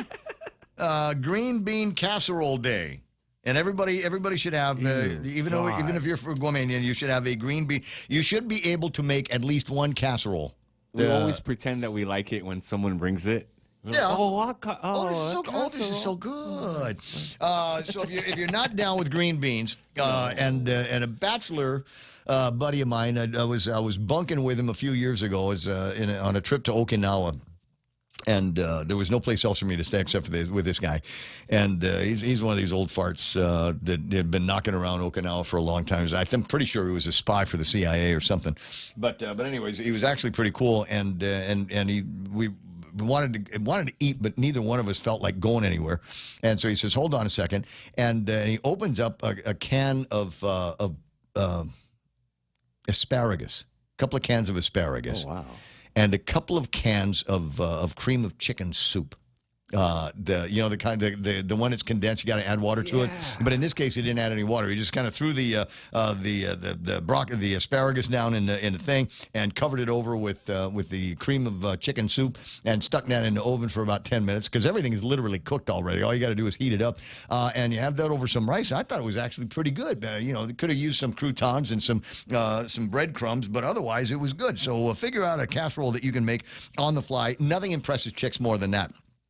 There's also Let's Hug Day, and always eye contact before this guy to guys. It's okay for a guy to hug another guy, but there's a time limit. There's a moment where it all of a sudden becomes kind of awkward. And go. Yeah. Thank you very much. And it's one of those things that, you got the handshake for guys that you're tight with. For acquaintances, you do the fist bump. But for bros, it's the chest to chest until it's awkward hug. And knock one of those out today. And finally, it's Special Kids Day, 8:48 in the morning. And I think that applies to all kids. Everybody has got some kind of special kid in their life. Real Joe gets to, when he's a good boy, gets to hang out with young Ruckus. And it's got to be interesting to watch. Can you imagine how crazy interesting it would be to watch the son of Real Joe grow up in real time? Do you when you are observing him, do you find that he's picking up some Real Joe isms? Oh, yeah. Yeah? Definitely. Apologizing for bad words. There you go. Winking at chicks. Yeah. Have you ever used him to get a date? What? I'm sorry. Is this wingman. I was going to say, is this an uncomfortable wingman. Conversation? Yeah, he doesn't even need to say anything. Just stand there and look cute. Yeah. My daddy likes you. He needs a stepmom. My daddy thinks you're hot. 8:49 in the morning. I got a special kid, and she's got an assignment that she needs to turn in before they release her for the holiday break, and she gets to come home. So there's this Zoomy thing that I've got to do. Jerome McDonald's counting the seconds, 2-second hug only with the guys, and he's also reminding me that Libby's cut green beans are his favorites. Jerome says McRibs are back there as well. Okay, so I already made a plug for apple pies over at McDonald's, but I will ask the question. I don't get the McRib. I just man. I know. Dude. I know. It's one of those things. I remember when they first came out, I said, okay, well, this is good. And I had a McRib, a little dusting of whatever on the top of the bread, and you got the thing on the inside. And I'm going, okay, well, it's got a little bit of the rib flavor, a little bit of the rib texture, but it's not rib is the thing. So and the sauce, it's not TGI. It's fall off the bone. It's not it's not Tony Roma's. And in my mind, that's what I compare everything to is a Tony Roma's rib. So I don't know. It's not the thing that calls me back. The thing that calls me back is the soft serve ice cream that they never have. Yeah. And the apple pies. 888-8255. Hey, since we're talking about food, for the man who has everything, I need you to go and look towards a company, J&D's Foods. They're makers of bacon salt. They have the perfect holiday gift for bacon lovers. And it is bacon-scented underwear. Company says the underwear features state-of-the-art moisture wicking, scent emission technology stolen from NASA. The intoxicating scent will last through multiple wash cycles and wearings. Oh, nice. So you can, yeah. Yes. So that you All can, week. if you want, yes, all week long, the smell of bacon. I might order some of that for the studio just to see if anybody notices. Eventually. In 9 minutes, it'll be 9 o'clock in the morning. I think now's a good time to grab a break. Coming January 24th to the UOG Calvo Fieldhouse. The Cover Girl, live on Guam. Angel, the original cover girl, and her iconic voice, singing all their hits like Because of You, Promise Me, Inside Out, and Show Me. Joining them on stage, the queen of dance, EDM, and freestyle, Shannon.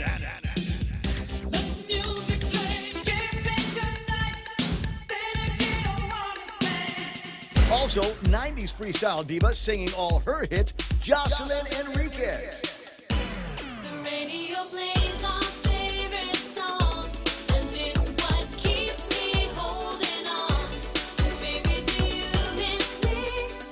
Brought to you by Choice Broadcasting, Trivision Media, and Cherry Media. This is a Jams Media show you don't want to miss. Tickets and info at guamtime.net. Celebrate the season with Subway's limited time festive flavors collection. Sink your teeth into the meat-loaded terhamkin, festive turkey, or festive chicken. Want to dial up your holiday flavors? Add cranberry sauce or stuffing to any sub for just $1 more. Happy feasting only at Subway. Eat fresh, feel good.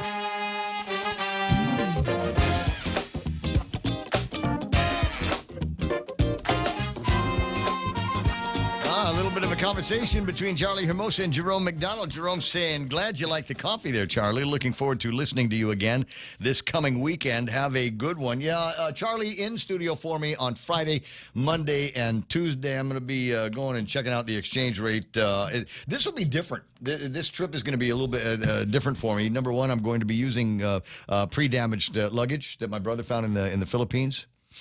Crash Baggage is the name of the company that puts all of this stuff together. You might want to make an investment in something like that. But this will be the first time in years that I won't be staying at Bonifacio Global City. Big Sister Shelley, where are you staying? Hanging out with the aunties in the Ayala area. Oh, they have condo. They got condo. You and I are the only two people on Guam that don't have condos in the Philippines. Everybody I know.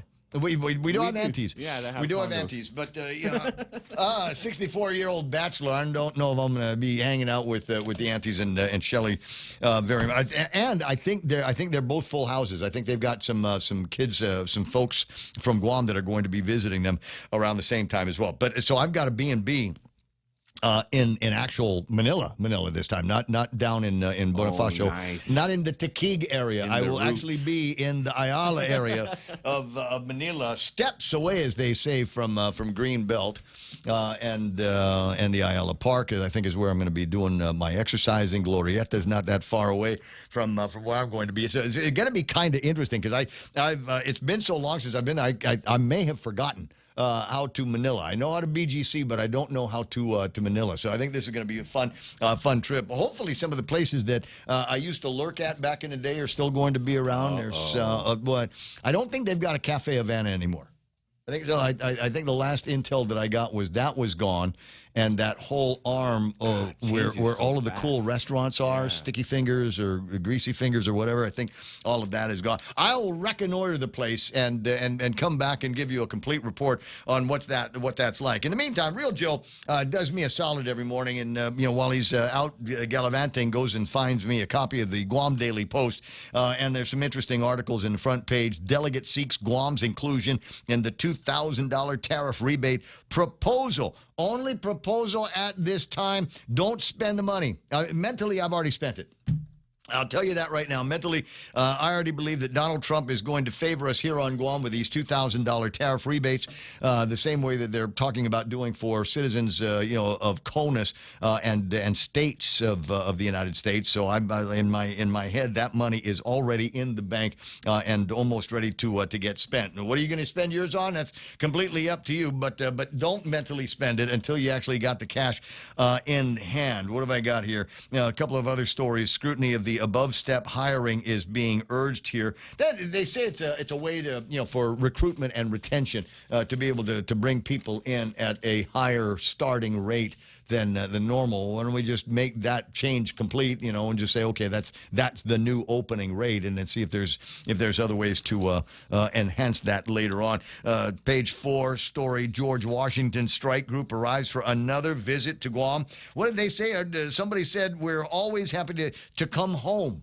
I like that. There's enough people that have been through the island of Guam that are on that carrier and the strike group that refer to Guam as home, and I think that's absolutely fantastic. I've never been on the George Washington. I've been on the Abraham Lincoln and a couple other smaller ones, but not necessarily on that one. I have not also, since this ship has pulled into harbor, been anywhere near Tumon in the last couple of days. Have you? Last night. Last night? Yeah. Did you see many people with black socks and step-ins? I saw a few, but it wasn't like overcrowded. But yeah, definitely some new, military people walking around. Backpacks, socks too. Like you said, it's a uniform. Slip-on shoes. It's a uniform. If you have the opportunity, find a way to show them a good time. Try to find a way to welcome them, because as I'm fond of saying, there are many Guamanians that are on these ships in these massive carriers. I mean, it's impossible. It's impossible to have a ship with 5,000 people on it and not have any Chamorros or Filipinos in there. So chances are pretty good. Everyone's working. Exactly. Chances are pretty good that they're from around here. There will be some people from around here, and them and their shipmates, battle buddies, and they deserve to be treated like homecoming heroes, just the same way as our kids from Guam are. If it came to bullets, they'd all be fighting together, and so it's important that we allow that camaraderie to continue. There's another story. There's ultimate sadness. CPR terminated on an injured man after the crash. There's a thing in my head from time to time where, when there's a bad accident someplace, and there have been bad accidents in the last 2 weeks. We got the hit and run in front of Hornet, and just a few days prior to that, up over by the car dealership, Prestige Automobile. What was that? 5 or 6 cars that were involved in that, and the guy in the rollover died. I don't know about you, but there's a thing where when that happens, I find that I'm a more cautious driver. I find that I don't need the beeping to nag me to put my seat belts on, regardless of what time of day it is or how long or short the drive is going to end up being. I wished it was like that for everybody, because here's yet another fatality in a place that has seen numerous fatalities, not too far away from Fisheye, and a number of vehicles involved in the accident, and the guy that apparently hit the pole when it was all said and done expired from the wounds that he received as a result of that. Drive carefully, as we say. Drive to the conditions, and keep an eye out. I know you're a good driver. I worry about the other guys. 10 o'clock in the morning? No, 9 o'clock in the morning. Got Fox News Live coming up. On the other side of that, we'll find out all about, is a Black Widow. I think Clayton Duvall is going to be in the studio, and we'll find out a little bit about his cleaning services. And the subject will meander to the concept of skate parks and skating recreation for, I almost said young people, but for everybody. It's 9. Here's the news. I'm Lisa Lacera, Fox News. The Secretary of War is backing the decisions of commanders overseeing strikes on suspected drug boats in the Caribbean. Secretary Pete Hegseth says he did not personally see survivors after a strike on a suspected drug boat on September 2nd. The thing was on fire. It was exploded and fire or smoke. You can't see anything. You got digital. This is called the fog of war. Hegseth says after the initial strike, he left the room where a video feed was playing before a follow-up strike was ordered. A couple of hours later, I learned that commander had made which he had the complete authority to do. And by the way, Admiral Bradley made the correct decision to ultimately sink the boat and eliminate the threat. Hegseth says the Pentagon has Vice Admiral Frank Bradley's back. Administration officials say the commander acted within his authority and the law. Fox's Jared Halper, the White House. Senate Democratic leader Chuck Schumer says any land strikes in Venezuela would need to be approved by Congress. Congress would invoke the War Powers Act. It's Congress's prerogative to go to war, and I hope Republicans will defend that role. Congress approved the last formal declaration of war during the Second World War, but since then has passed resolutions authorizing the use of military force. Talks between Russian President Vladimir Putin and Special Envoy Steve Witkoff and Jared Kushner have concluded in Moscow. A Putin advisor calls them productive, but says much more work remains before a peace deal with Ukraine will be signed. As Russia continues to make gains on the battlefield, claiming control of a key eastern Ukrainian town. And as Ukraine's President Volodymyr Zelensky meets today in Dublin with the Irish Prime Minister in a further effort to shore up European support. Fox's Greg Palcott. America is listening to Fox News.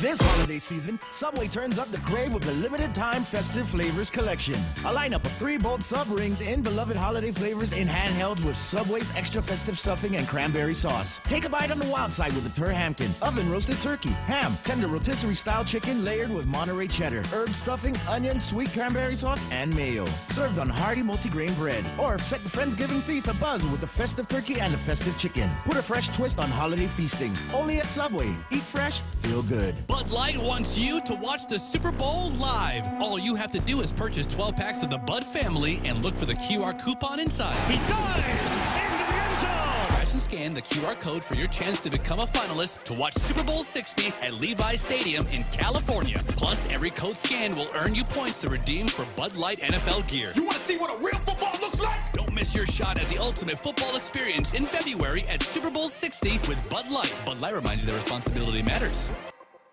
Pushback in Minnesota over reports of immigration action targeting Somalians that has not been announced nor confirmed by the Trump administration. The city of Minneapolis citing claims based on reports that its Somali community and members in the country illegally will soon be targeted by Immigration and Customs Enforcement. Minneapolis Mayor Democrat Jacob Fry making it clear that the city, including its police force, will not collaborate with any federal agency around doing immigration enforcement work. DHS in a statement saying in part that the agency does not discuss future or potential operations. President Trump in a cabinet meeting Tuesday did say that he doesn't want Somali immigrants in the U.S. amid a billion-dollar fraud scheme involving Somalians that's currently unfolding in Minnesota. Jeff Manasso, Fox News. San Francisco files a lawsuit against food manufacturers over ultra-processed foods. The complaint announced by San Francisco City Attorney David Chu accuses 10 corporations, including Kraft Heinz, Coca-Cola, Pepsi, and General Mills, of knowingly creating and profiting off of dangerous and addictive ultra-processed foods and lying about the effects of these products. We are seeking to hold these companies accountable for their unfair and deceptive practices, for violating California's unfair competition law and public nuisance laws. It alleges UPFs, which contain additives like preservatives, things like sugary cereals and ready-made dinners, cause diabetes, lead to obesity and cardiovascular disease. Seeking unspecified damages and civil penalties to recover costs, it argues local governments have shouldered to treat these health issues. Kristen Goodwin, Fox News. A Fabergé egg made for Russian Tsar Nicholas II in 1913 is sold at auction for more than $30 million. The egg was auctioned by Christie's in London. It's one of just 7 that belong to a private collector. I'm Lisa Lacera. This is Fox News. Bundle smarter, work better. When you're running a business, every decision counts. Now's your chance to make one that gives you more. For a limited time, get hybrid fiber internet up to 1 gig for as low as $125 a month. Plus, get up to 6 months of free internet and free Samsung Galaxy earbuds when you bundle with Docomo Pacific. Ready to get started? Try our free bundles calculator by visiting info.docomopacific.com/radio25. While supplies last, some conditions apply. Bud Light wants you to watch the Super Bowl live. All you have to do is purchase 12 packs of the Bud family and look for the QR coupon inside. He dives into the end zone. Scratch and scan the QR code for your chance to become a finalist to watch Super Bowl 60 at Levi Stadium in California. Plus, every code scanned will earn you points to redeem for Bud Light NFL gear. You want to see what a real football looks like? Don't miss your shot at the ultimate football experience in February at Super Bowl 60 with Bud Light. Bud Light reminds you that responsibility matters. Every year it's the same thing. What do I get them for Christmas? This year, give them something they'll actually use and never forget. At Blades by Crank, we've got high-performance chef knives, hunting knives, pocket knives, sleek chef accessories, and never-released blades. Designed right here in the Marianas and built for precision, performance, and pride, we've got something for everyone. These aren't just tools. They're legacy pieces crafted to last a lifetime. Shop now at bladesbycrank.com or visit the local shop on the first floor of the Agania Shopping Center. Blades by Crank, making the holidays extra chinar. Guam Regional Medical City presents Your Gut, Our Focus. From digestive issues to advanced diagnostics. Join us Saturday, December 13th from 10 to noon at the Micronesia Mall Center Court for a community event focused on digestive wellness. Meet JRMC's team from gastroenterology, patient education, patient experience, and referral management. And learn how we can support your digestive health. At 10:30, enjoy a special presentation with Dr. Jill along with guests from ANX Robotics and GI Digital. Enjoy free vital checks, vendor booths, raffle prizes, and your chance to win the grand prize, a 55-inch smart TV. This event is free and open to the public. Join us December 13th at the Micronesia Mall. Wait, I got pictures. I have art. Real Joe, somebody sent this in to the meme machine here.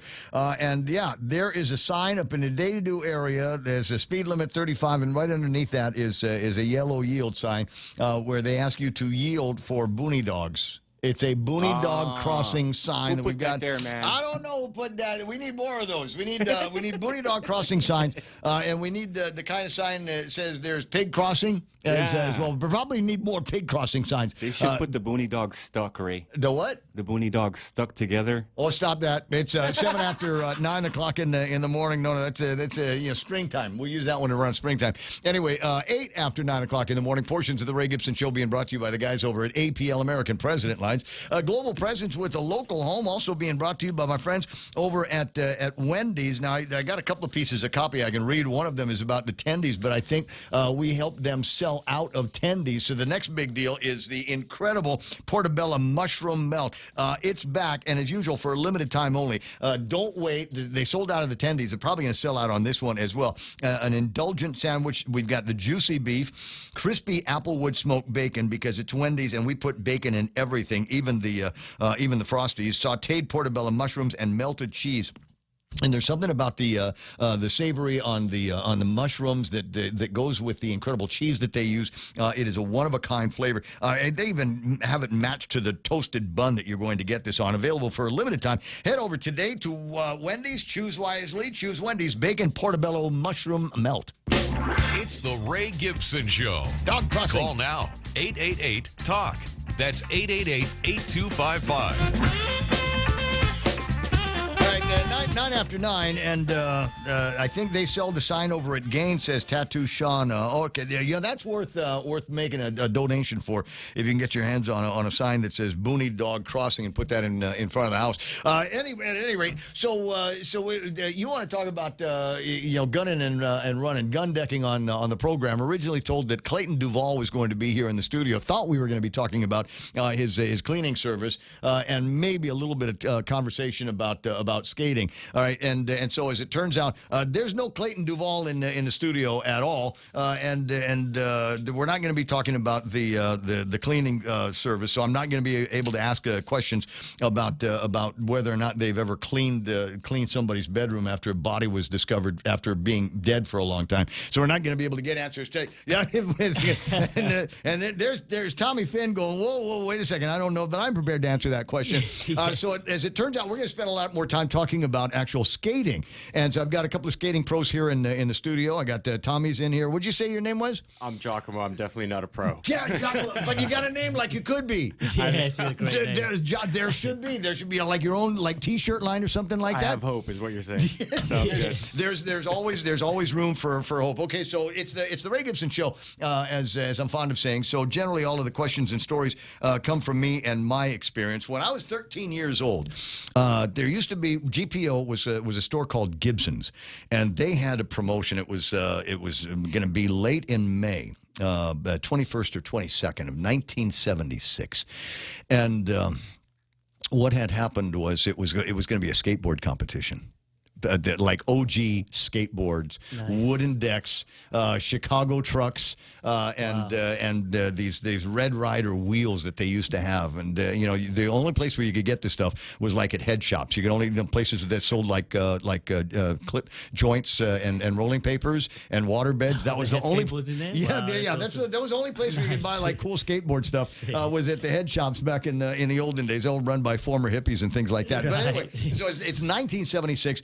Gibson's was going to be having the first ever skateboard competition here on Guam, and I was skateboarder. I was like the only guy. I was like one of two guys in Agana that had skateboards that did it, and so we'd get out there and practice and figure out all the different moves that we were going to be doing, and I'm sure it's the same thing that you got now, but we just had different names for them, and it was kind of crazy fun. And then Typhoon Pamela came, and that was it for skateboarding for a long time. That was it for it ruined the summer that I was expecting to be running around with a skateboarding trophy, but never was able to get back on the skateboard and get to be proficient at it at all. And it was always kind of interesting, as time went by, and I want to say in the 90s, early 2000s, there was kind of a resurgence in interest in skating, and then you got the hype and hysteria from Tony Hawk and things like that. So there's a lot more young people out now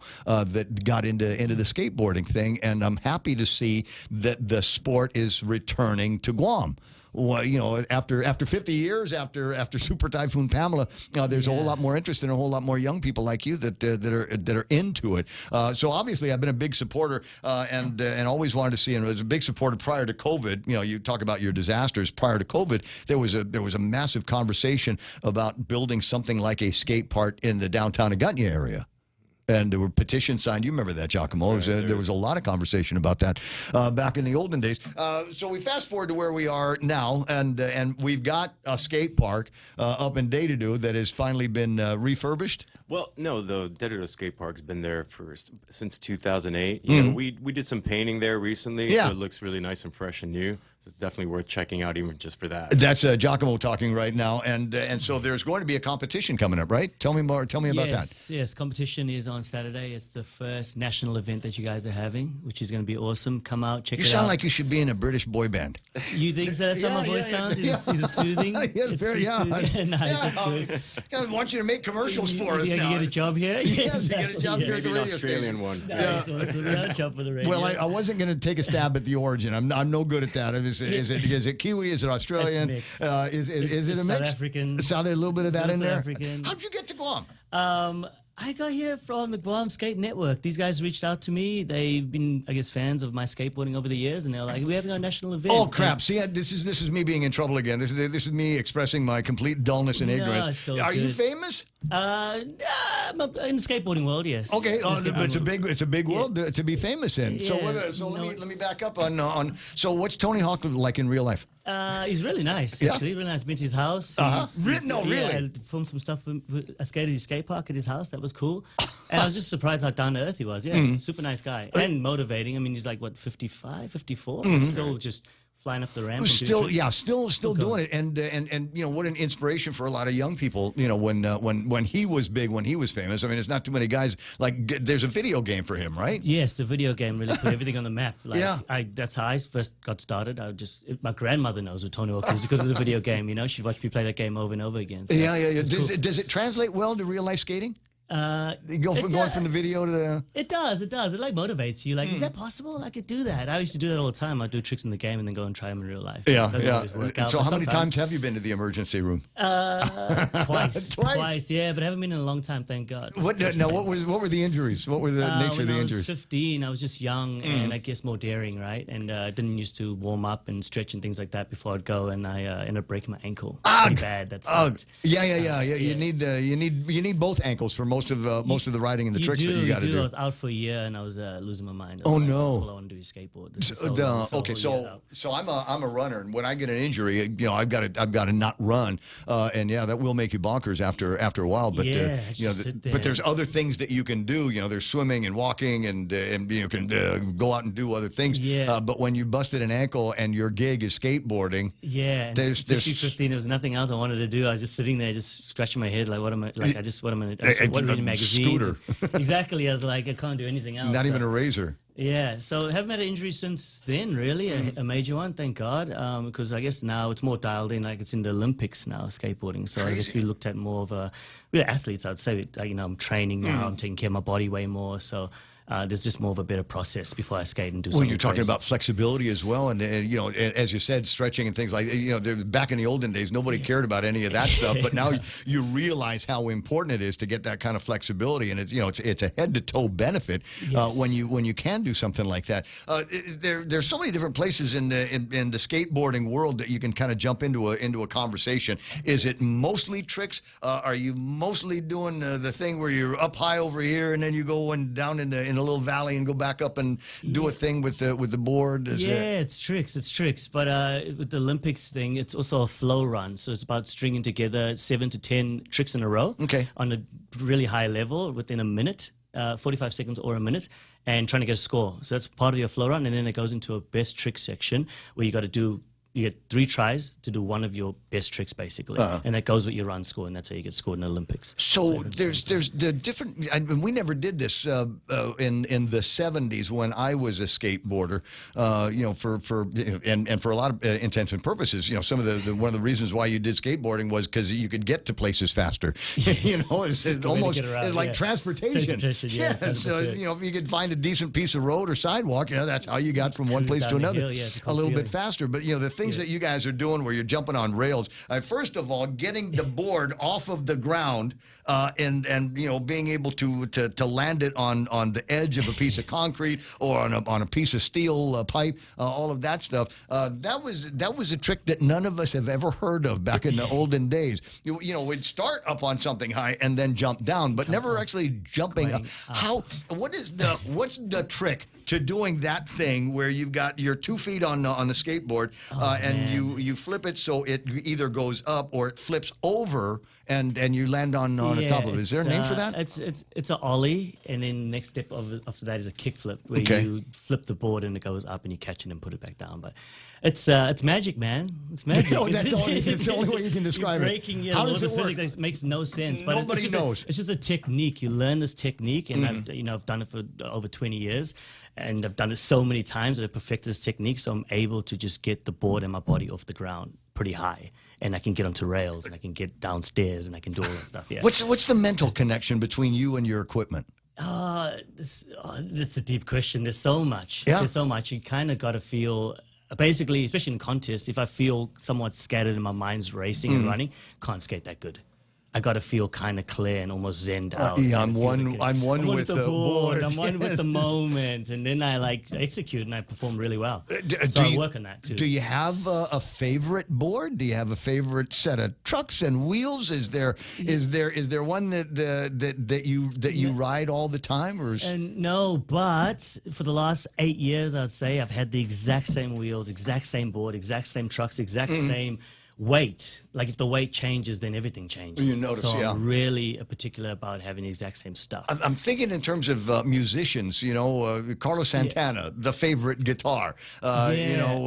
Favorite drum kit or something like that. And it's got to be the same. It's got to be the same experience, so you don't have to be able to relearn how to fly that particular skateboard. That's exactly why I like the same equipment. But I got some boards at home that I've won contests on and stuff like that I just keep as it's memorabilia up on the wall. Do you do one of the things that we like to challenge ourselves back in the olden days was to go and find a hill and then skate down the hill and try to survive that and get out from underneath the skateboard right up until the time where you're about to hit traffic. Do you downhill? Is there any slalom in you? Still do that. Do that. A lot of skateboarders do it. It's just so fun, man. You just feel so free. You go so fast. But if you don't know how to stop, you're in big trouble. You just get tumble. It's happened to me before when I was in my younger days. But now I learned how to power slide. It's called, where you can slow down and jump off the board safely. Are there other sports that that have that same feel to it? I mean, what's the one in the snowboarding? Snowboard. Do you snowboard? Does as well. I've been before. That was a totally different experience because I feel like you're trapped into the board. It's so scary. I'm like, I can't jump out of this thing. What's going on? and then I ended up falling pretty bad. Yeah. I won once in my life, and I figured I should be able to do this. It's not like I still got the same balance that I had when I was younger, but some of the same concepts are in my head. I mean, that's one of the things that you do on a snowboard if you want to slow down is you turn it on its on, go perpendicular. Thing, and that that will help you. That's how you aim the thing. And so I thought that would be my snow thing. So I went up to Niseko with the family, and before lunch the first day, I decided I never ever wanted to do that again. I took a header going down the hill, and the snow is a lot harder than you think it is. Yes. When you're going down at speed, and you go fast, and you're really going fast. Yeah, you tumble, and that's what similar to you, man. Right. I was like, I don't know if I can do this again. I don't like how I can't jump out. It'll hurt my other sport. Exactly. I won't be able to do my other sport. That's exactly how I felt. I'm like, man, I'm going really fast, really quickly here. Was there skiing? Did you do skiing? No, I didn't try skiing. I wonder what that would be like. I know you're like attached to it as well. It was a little bit easier to get through, okay. but I by that time I'd already decided I was going to spend most of the time in Niseko at the bar drinking acai super dry beers and just observing everybody else having a good time because the sport is not for me. I'm a kid from Guam and there's no snow here, and so it was kind of a long shot to begin with. So playing around on a skateboard since you're about 15 years old, 12, 13. Yeah, I started when I was 13. Wow. Doing a long time. Where have you gone? Where has the sport taken you besides Guam? Oh man, everywhere, literally all over the world. I mean, I think the only place I haven't been is like Canada. It's one place I want to go for skateboarding because skateboarding is big there. But everywhere, all over Europe, all over South America, Japan, for different contests. Met a lot of people. I went to America when I was 15 for the first time. So I was only skating for about 12, 13, probably like 2 or 3 years, and I got my first sponsor. And then. How'd you get discovered? It's a cool story. I was actually telling the kid this the other day. I basically was in New Zealand, right? Not a big place, like in Auckland. And I was just skating with my friends, skating for fun, but learned some skills. And there was a demonstration that was coming to town. A bunch of Americans that were from Almost Skateboards, as a company in the States, came over. They did a demonstration at my local skate park. And my friends literally like peer pressured me into skating the demo. Where you don't usually skate the demo. It's their show, right? They're doing the demo. But they're like, go, skate the demo. So I jump in, I start skating the demo, and the guys were like just super accommodating. They were like, you're killing it, man. You did a good job. Did you just pick that up? Yeah, that was amazing. And then they basically got me in the van with them, and I continued the tour with them. And then that's kind of how I got put on. They sponsored me, and they flew me to America 2 years later. And the rest was history. I just, kept going every year. It was kind of a crazy opportunity. It was a cool opportunity. It's a super crazy opportunity. Never really happened. It's not. Is there any money in it? He's a well-dressed and presentable young man here, so I'm assuming that you get a check every once in a while from somebody. You do. There is money in it. If you get some sponsorships, you usually have contracts. Sometimes contracts could be for multiple years. You get salary in that. You get incentives in that. If you win contests, you get more money. There are bonuses and free travel.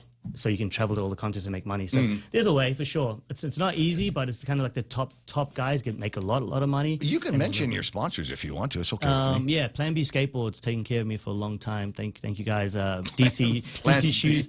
Plan B it's called. Plan B Skateboards. They've been around for years. Danny Way heads it up. He's the boss over there. And then DC Shoes. I don't know if you guys have probably heard of DC Shoes. It's been around for a long time. About 20 years, they've been taking care of me. Are they skateboarding shoes? Skateboarding shoes. They're not skateboarding. I made that up. They're They're shoes that are built that are designed for skateboarding. Literally started for skateboarding by skateboarders and been around for ages. Was bought up by Quicksilver. Connected with surfing for a little while there and got a lot of support from them. Okay, so Joe and I are shoe hoes. I mean, every sport has got a version of a piece of equipment that you absolutely can't live without. Obviously, if you're a runner, you spend a lot of time thinking about shoes. And I'm working through not custom shoes right now, but rather expensive running shoes because I want to see if they make me run any faster. But you start getting concerned about the buildup of these things. Ankle and lateral support on these things and stability. For your feet. These are important things, and the shoes that you have address those concerns? Yes, they do. I'm actually working with DC at the moment. I'm looking at working with them on a shoe, and we're going through all those things. We're going to be going through all those things. The main thing is impact. We take so much impact. I like the sole to be pretty thick and have a good insole, so it saves your feet, because you get things like heel bruise and stuff like that. What about traction on the board itself? That's another thing too. So a good sole is super important. There's just so many different types over the years, so you can go through and pick which ones you want. And the grip tape helps. We have grip tape on top of our board, so it helps it stay in place and stuff. But those are important. The sole, the bottom of the shoe is super important. Dude, we did artwork. That was when I was a kid. It was we were experimenting with different kinds of vinyl, and if the board got wet at all, there was a pretty good chance that you were going to go heads over tails at some point on these things, because they were designed more for looks than they were for anything else. And I kind of dig what they're doing with the artwork that goes on the boards these days. There's a whole lifestyle that gets attached to this, is there not? Yes, it's a full lifestyle. It's the best thing ever. But I mean, even if you're not at the pro level, or at a serious level, I mean, it's just a cool sport. Like when you go to the skate park, even when I go to this skate park or skate park I've never been to before, automatically everyone just cheers each other on. Like we all support each other. Cool. It's the best family community. It's not that competitive like that, even though we do compete against each other. But I think just everyone realizes how hard skateboarding is. They're like, if you do your trick, oh my God, you did that, dude. That's amazing. Yeah, it's like karaoke. It's maybe you didn't nail it, but you got up and tried anyway. Yeah, it's one of those things you got to just keep getting up, and you're falling on concrete, you're constantly getting scraped up. It's dangerous, and so you just applaud the next man. So you don't. He just showed me the battle scars here. So you don't have a sponsor that does helmets and shoulder pads. I'm working on that. I'm working on getting someone that could, protect me a little. But yes, street skateboarding is a funny thing. Street skateboarding is we don't use protective gear. It's kind of like a thing where it's kind of not cool. If you're a young kid, yes, do it because you're learning. If you're really young, do it. Protect your head. It's important. Yeah. But when you get a little older, for the look, it's like there's so much style involved. Do not wear pads or helmets. Take that off and just be cool, man. Young guy, as I said, young guy presentable, and do you have a fashion sponsor? Do you have somebody that has got some streetwear that was designed for Mr. Finn? Yes, over the years I've had so many different clothing companies that have sponsored me. At the moment, I just wear DC clothing. DC gives me some of their stuff, so I wear their clothes and represent their stuff. But I used to be on Subi. It's an Australian company, and they give me clothes, and I had a bunch over the years. This is great. Jeans, getting everything. I've got everything. Easy way to meet girls? I'm asking for my buddy Joe. Yeah, okay. I'm asking for Joe. I got a situation now. But okay. It was when I was younger. Definitely, I guess. It's not like surfing. I always think surfers always have it good because they're at the beach, right? And they always have all the girls around. But skateboarding is a bit different. But you do get some now, especially being an Olympic sport. It's getting more popular. Yeah. Well, but so there was breakdancing in the last Olympics, and I don't know where. That one didn't end well for a lot of people. I'm not sure that they're ever going to allow for something like that again. When you first got off the airplane and went to a park around here, did people know who you were right off? Yeah, there was a guy at the airport that actually recognized me. That was funny. Yeah, just some other random guy that wasn't with the group, and he was like, "Is that Tony Finn?" I was like, oh, this is wild. I gotta. Let me just run this by the local over here, Giacomo. So, because he looks like he's from here. I thought he was. I thought he was one of the kids from around Guam. We chose well. I think that's why. I mean, until you opened your mouth, until I heard the accent, all of a sudden I realized, okay, he's not just a local kid from Guam that's going to talk to me about a big skate park event that's going to be going on. We got to get around to doing that. 9:28 in the morning. I'm gonna tell you. I'm gonna check on some of the comments here while the news is flowing. We're gonna come back and spend whatever time we've got left talking about the big skate contest event that you've got coming up that I know nothing about. That's gonna do that right after these messages and this look at news and headlines with KUAM TV. Buenas and Hafide Guam, I'm Jonagan Charfris. Here's a look at 3 stories you need to know for Wednesday, December 3rd. A 2-car crash along Route 1 by Fisheye and PD late Tuesday morning resulted in serious injuries and major traffic delays. Around 11:55 a.m., Guam Fire Department units extricated a male in his early to mid-30s. According to GFD officials, he was found pulseless and breathless, and CPR was immediately initiated. Paramedics were actively providing care on scene at the time information was released. At 12:39 p.m., due to the extent of injuries sustained, paramedics terminated resuscitation efforts on the male individual in accordance with GFD GMH medical protocol. 5 additional patients were assessed at the scene and transported, and officials say 1 more patient was later taken to GMH. In total, GFD reports 6 patients sustained minor injuries. A well-known professional MMA fighter is behind bars, held on $15,000 cash bail after prosecutors say he brutally assaulted a woman and a 68-year-old man back in June. 41-year-old Joseph Baby Joe Timalo is facing 2 counts of aggravated assault as a 3rd-degree felony. If convicted, he could spend up to 10 years in prison. According to the complaint, officers responded to Tamuning on June 28th, where they found a woman bleeding from the mouth. She told police accused Taminglo struck her in the face 3 times, so violently she briefly lost consciousness and struggled to speak due to her injuries. The 68-year-old man who tried to intervene reported being punched several times, leaving him with a cut between his eyebrows. The Attorney General's office says Taminglo has a prior felony drug conviction and still has pending cases involving felony terrorizing, assault, and drug possession. The U.S. Navy's Carrier Strike Group 5 is in port on Guam. The Nimitz-class aircraft carrier USS George Washington, flagship of Carrier Strike Group 5, pulled into Apra Harbor for its scheduled visit on December 1st, accompanied by Carrier Air Wing 5 and the guided missile destroyer USS Milius. The Navy calls Guam both the U.S. homeland and a critical hub for command, logistics, and power projection in the Western Pacific. For these stories and more, visit KUAM.com. You can also catch the stream of our newscasts on our YouTube channel and Facebook page. And to keep updated, follow KUAM News on Instagram. Jonathan Charfris, KUAM News.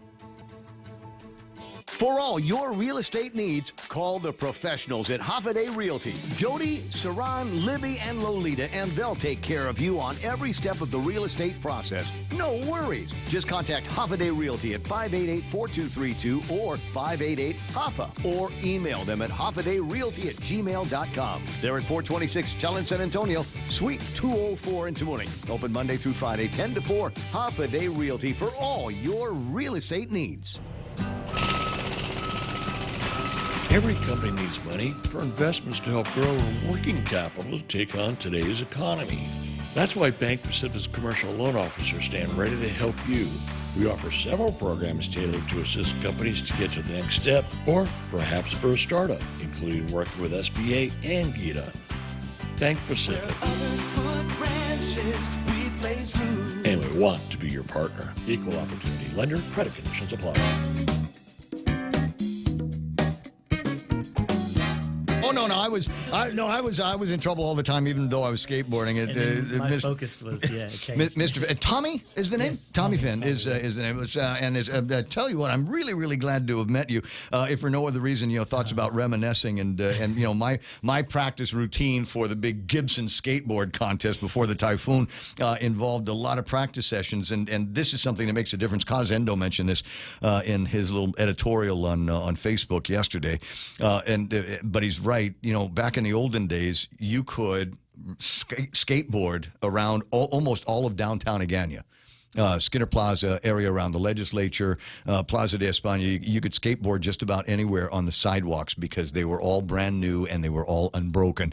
And now it's hard to find any section of sidewalk in the downtown Agana area that hasn't been cracked one way or the other. And it wasn't skateboarders. And I think that's one of the handicaps that we've got here. There's not a whole lot by way of bike lanes for kids to try out, traveling on asphalt, if you will. Right. How is that handled where you're from? I mean, is it like only parks, or do you have?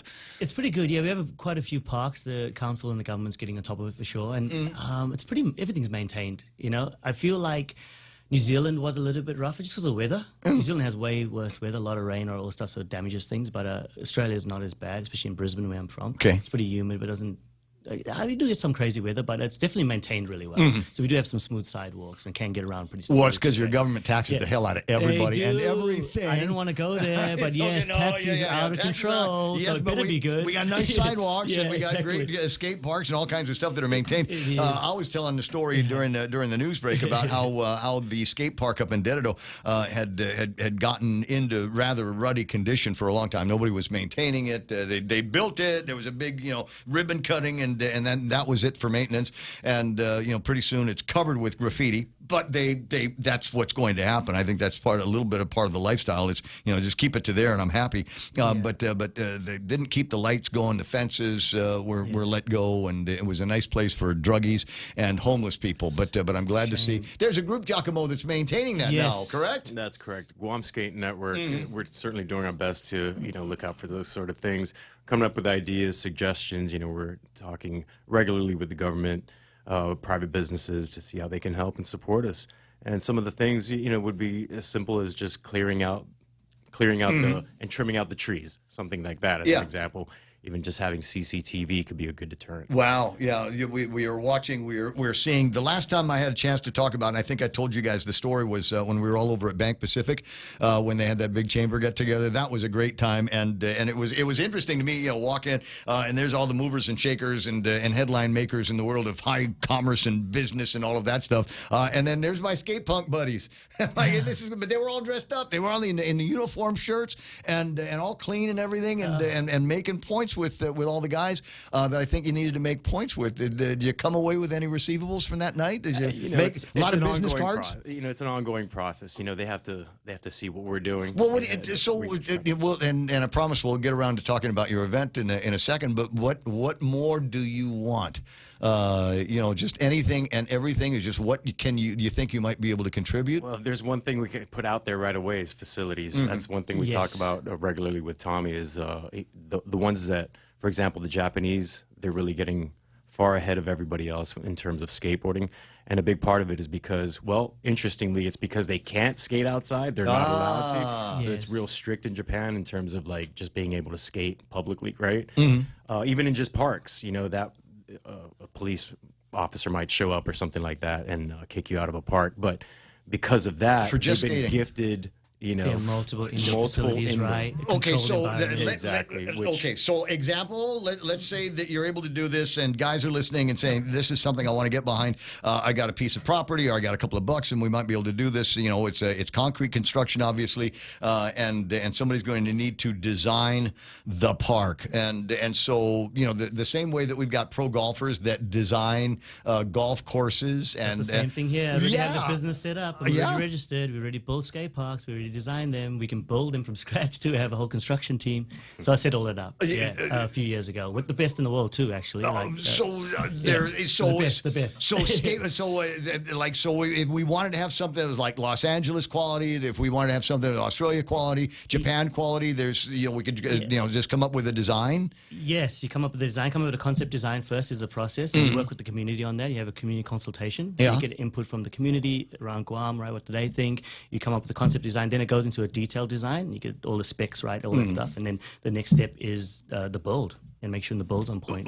So what are the mandatories? I mean, is it like whatever it is that you're going to build, that there's going to be at least these 5 things are going to be the table stakes, if you will, for this park. What are the things that this conversation because people always miss it. I feel what is important is to have progression through it. Have a smaller section for the younger kids that are coming up. They can learn these tricks on a flat bar. It's called a flat bar or flat ledge, right? It's on the ground. It doesn't go down yet. Then you make a medium section. A medium section is usually about a 4-stair to a 6-stair rail and ledge that goes down the stairs, and then you have a big section because that's what the Olympics has, right? Yeah. Big sections, usually a 10-stair. So build that, but have it all in one and have the progression so they can just go through. This is what the Japanese have. They're phenomenally good because you watch the kids come up through the smaller section, middle, and then they are at mastery level. Is there a boy section and a girl section?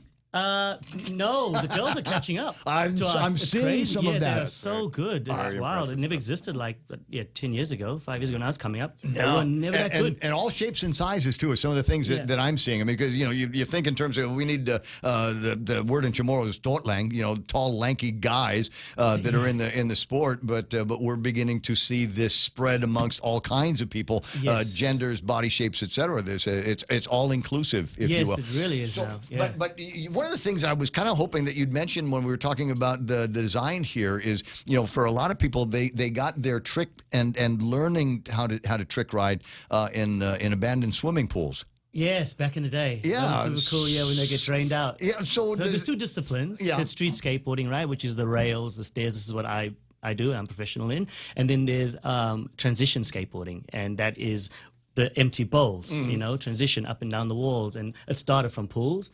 And that's what's in the Olympics, right? They have a street section and they have basically a built empty pool look-alike thing. So that's, so you need both. If you're going to build an indoor skate park, right, and get the facility here, I'd always recommend getting both because it's 2 disciplines. What do you suppose in American money something like that would cost?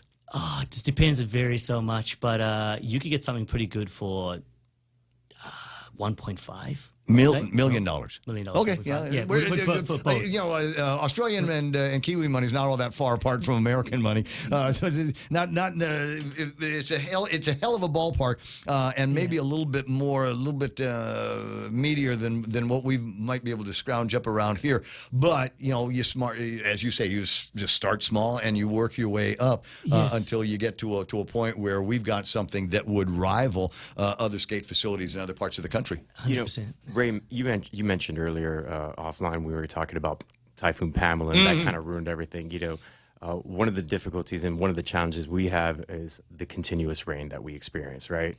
And it seems like this year has been more rainy. It's been more, much more presenting itself than usual this year. But I'll say this much, that an indoor facility is absolutely something that we would need in order to really advance ourselves, because we can't be delaying training, for example, if there's a big contest coming up within weeks or months. Yeah. If it's continuously raining, you know what I mean? That's going to set us back. It's going to push us to go. You don't need to a lot other of people's height. I mean, it's not properties. like it's not like tennis or volleyball or something like that. You don't need a whole lot of height.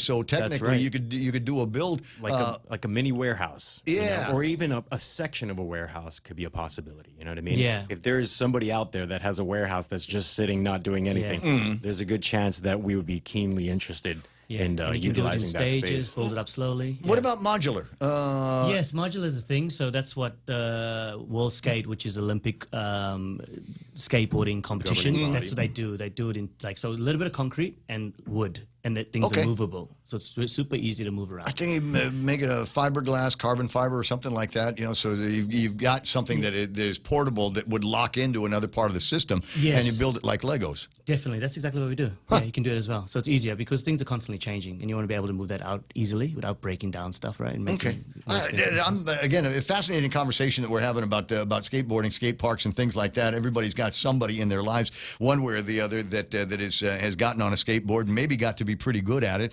As the man points out, this is an Olympic sport, and there's opportunities here for us to create a federation and get kids trained up to a point where they are competitive at that level. It's skateboarding, and there's we're on an island, and there's really no reason why we could not get folks that are good, especially with all the traveling talent that we're talking about. So maybe we're not going to get Tony Hawk on Guam, but there are other professionals, there are other high ranking stars in the community that can come out and do coaching and training with the kids, and then train them to train everybody else, and then the rest of it, I'm sure, is the other way that kids are learning things. YouTube. Find the stuff on YouTube and just show it off. 9:42 in the studio. So you got a competition coming up? Is there an event? This Saturday, we're throwing the inaugural Guam National Championship for skateboarding. It's a really big deal. We're really excited about that. Yeah. And that's going to be going between basically 2 p.m. Till after sundown, where we crown the new national champion.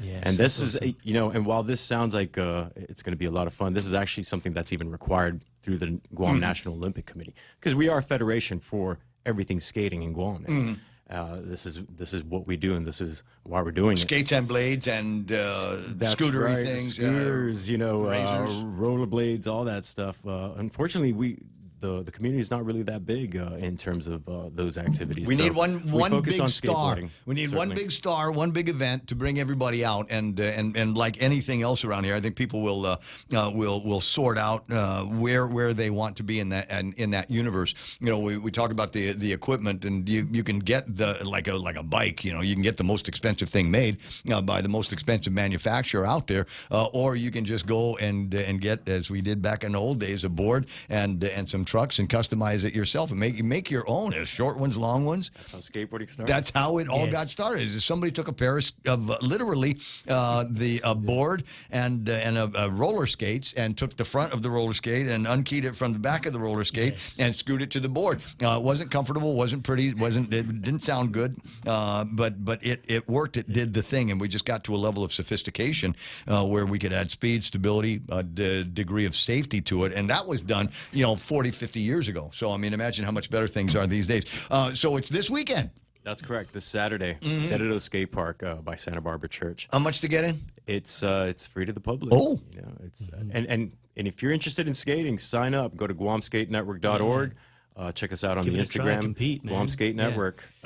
So what are we going to have to do to impress the judge? I'm assuming you're going to be a judge. Yes, I'm okay. head judge. I'm also doing a demonstration. So come out, I'll do a demonstration. Because I love doing this stuff, man, because I remember when I was 15, I saw my first pro skater, man, it blew my mind. You know, I was like, wow, you can do that on a skateboard. And look at you. That's what started me in my It's a training. life now for you. Yeah, You've been able literally, to. I haven't stopped. I'm lucky I've never had a job. I just went from finishing high school to straight being a skateboarder and getting contracts. And Not competing. too far off from my gig here. I got a job at a radio station and did whatever they told me to do in order to let me stay there, and it turned into one of these days I'll be decent at it. Anyway, so can people still sign up for the contest? Absolutely, it's going to be open until pretty much the day of. But so what we tricks do I definitely have to encourage bring? everybody. We encourage everybody to sign up as soon as possible. This way we can have everything set up, in terms of like the pool and the judging system and everything like that. Do I have to have a routine already in place? Do I have to do those 7 tricks or something like that? You should have a run in mind, absolutely, because that's how Yes. the format's going to be set up. It's going to be a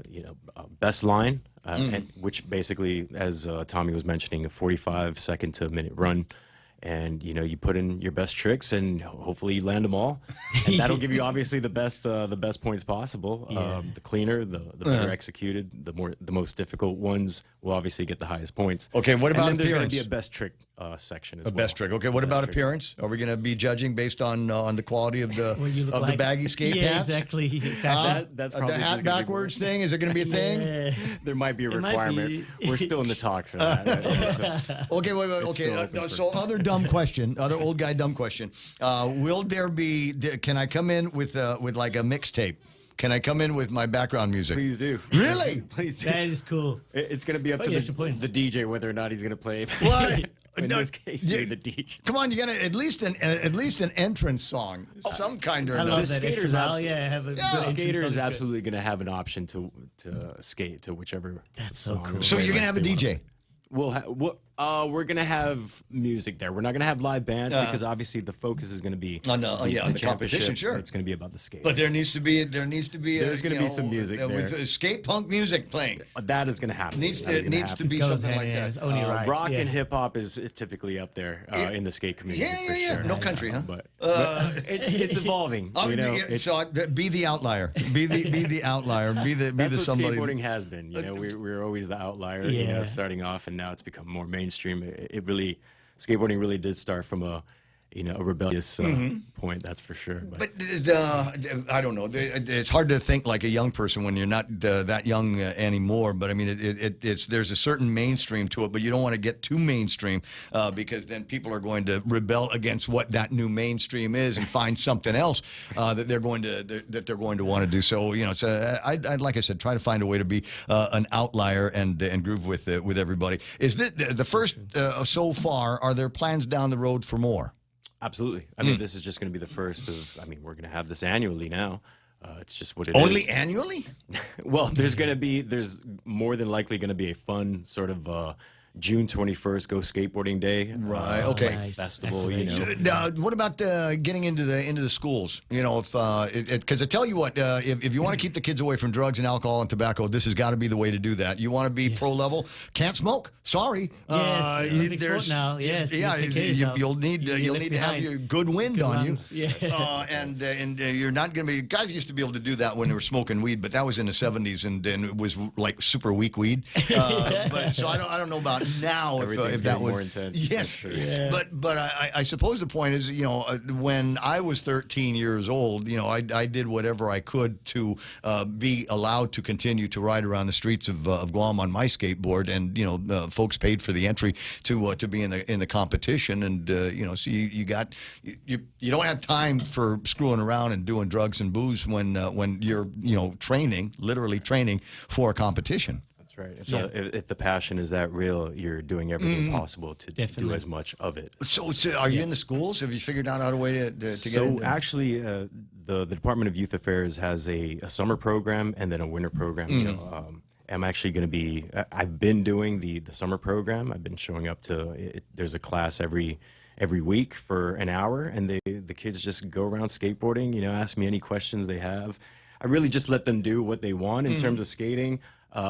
It's the ones that I look out for the ones that have interests, that have questions. You know what I mean? Or that feel like they fit the board, right? And some and of them, the board fits them. That's right. And some of them don't even really want to ride the board, so you don't really want to force that on them because the last thing you want to do is have any activity that you're trying to promote be forced down their throat or anything. No, so, for sure. So, I let them do what they want for the most part. We practice safety and everything like that, but we're exposing them to skateboarding. We're exposing them to the other option, right? And the beauty about skateboarding is that it's more of like a individual sport as well. So you don't need a team. It's your own creativity. I know guys. I know It's guys. That's their sole criteria for whatever it is that they're going to do. Is they don't want to wait their turn. They want to get out there and do their thing right now. And I'm done. I don't want it's like bowling. You got to wait your turn in bowling and all of that stuff. So you only want to do the one thing. This is going to be fun to watch as it evolves. And unfortunately, we do have weather that we got to worry about. But it would be nice to see if there's skateboard companies out there. That have got a whole bunch of like starter skateboards that they can give to guys like you, so you can go into the schools. You start seeing kids that are have the aptitude for it. Keep the board. That's right. Keep the board and keep doing this. We actually did that for the first Department of Youth Affairs summer program. We got 25 new skateboards. They were they were not the top quality Plan B skateboards. It's something that's more on the affordable side, but it's a starter. It's a starter. And we gave it away, and who knows where that's going to take them, Definitely. But, for some people, a skateboard have saved their lives. You know what I mean? Don't disagree. And, to be perfectly honest with, being completely candid myself, it's for my health. You know what I mean? It's for my physical health at this point in my age.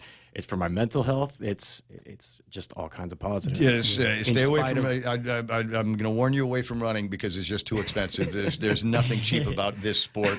You can really. Yeah, you can go bankrupt on it. But skateboard's a whole lot more accessible, I think, for a lot of parents and young people. It's something that you get a little bit of the aptitude just of the riding, but then you learn a thing or two about what it is that you like about your board or what you hate about the board, and then you start getting together with the other guys and say, okay, I don't like these trucks. I think they're too wide. Can I get something a little bit narrower?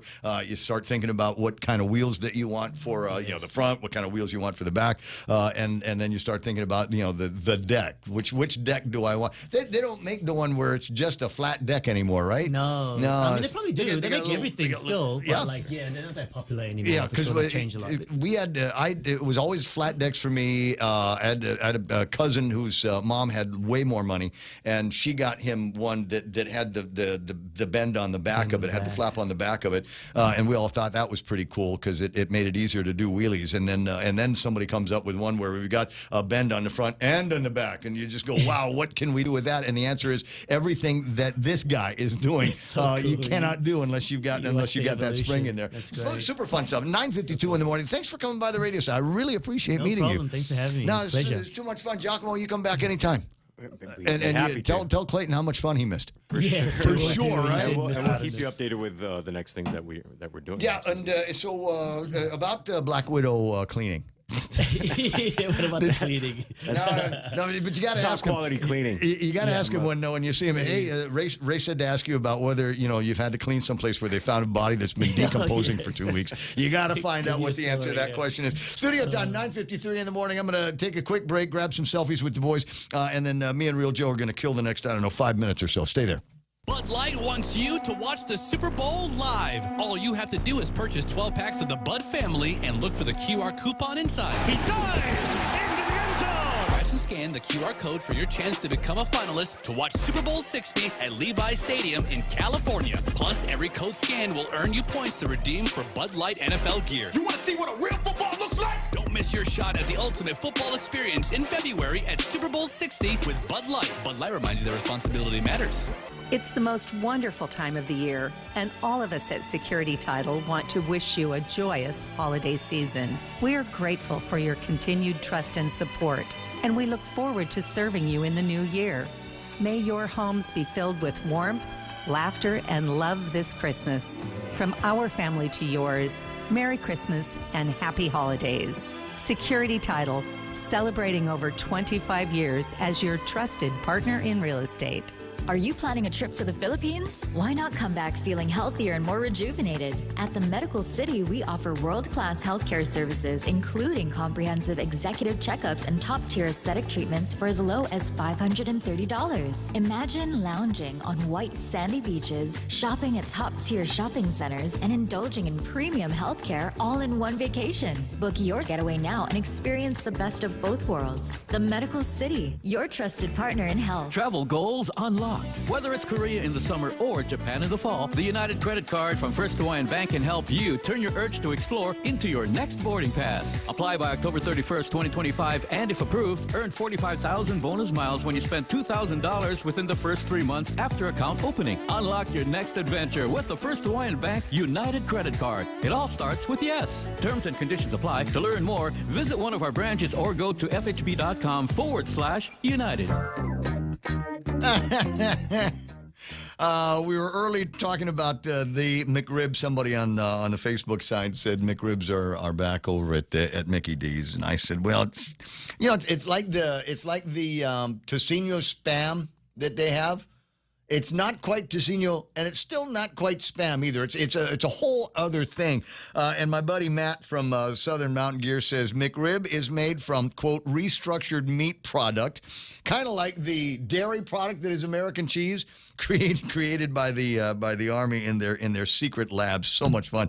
And a note here from Roro over in the Guam Hogs. I had mentioned earlier that these guys have got one of these candy runs coming up in the near future. When I return from Philippines, we'll have them in the studio. We'll talk about the big candy run that's coming up on Sunday, December the 14th. Usually, if you want to get involved and don't necessarily know anybody that's actually in the Guam Hogs, just go to Wild Bill's. Go hang out at Wild Bill's. You by the time you've gotten somebody to pack you. Yeah, your second or third round in, there will be somebody from the Guam Hogs.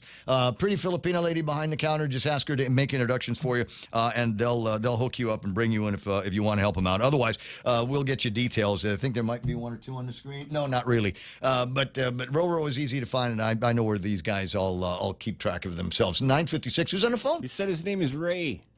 No, only me. Yeah, he said his name is Ray. That's why I spelled it with an E. Maybe he's a R-E-Y. We'll see what happens. 956. Which Ray is this?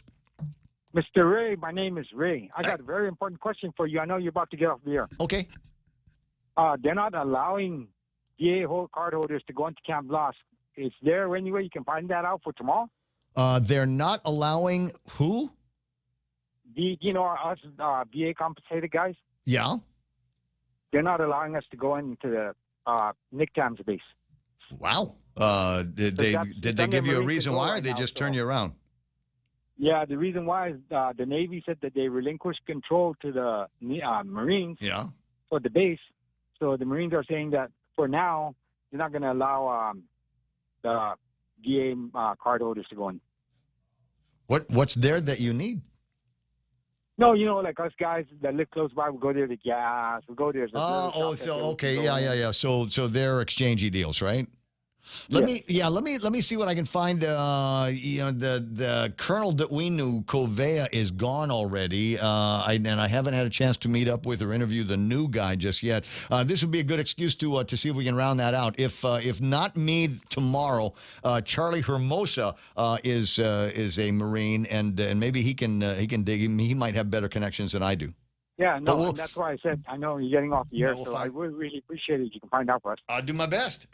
Real Joe's got some connections as well. Hey, no problem. Merry Christmas to you, Ray. Appreciate that. 888-8255-888-TALK is the telephone number, and comments on skateboarding, etc.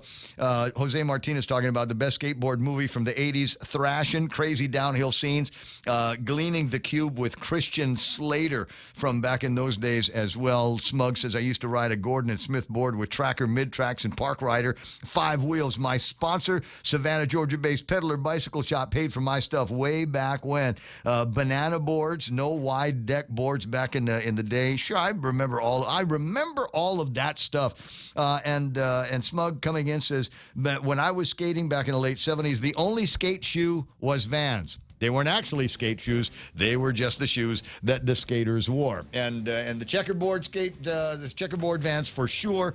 And any more these days, just regular old white Vans. Although I do have a pair. I don't wear them anymore because they got stained.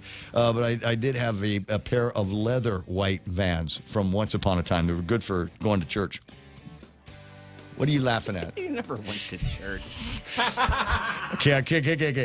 Listen, I got all kinds of stuff I got to work on after the show here today, so we're gonna hustle our way into it. Another incredible raid. The last one for the week is going to be tomorrow, Thursday show. Michelle Peer is going to be in the studio, right? All right, we'll talk to her about art and her arts and craft thing down at Aconta Mall, and probably a couple of other topics that will come up, because this is a multi-dimensional woman, which is one of the reasons why I love having her in the studio. I got to break away. For Real Joe and Donna D, this is Ray Gibson saying thank you so much. In time now for Fox News on Pika's Best. To ultimately sink the boat and eliminate the threat. Secretary of War Pete Hegseth citing the fog of war as he stands by the follow-up strike on a suspected drug boat off the coast of Venezuela in September, saying he did not personally see survivors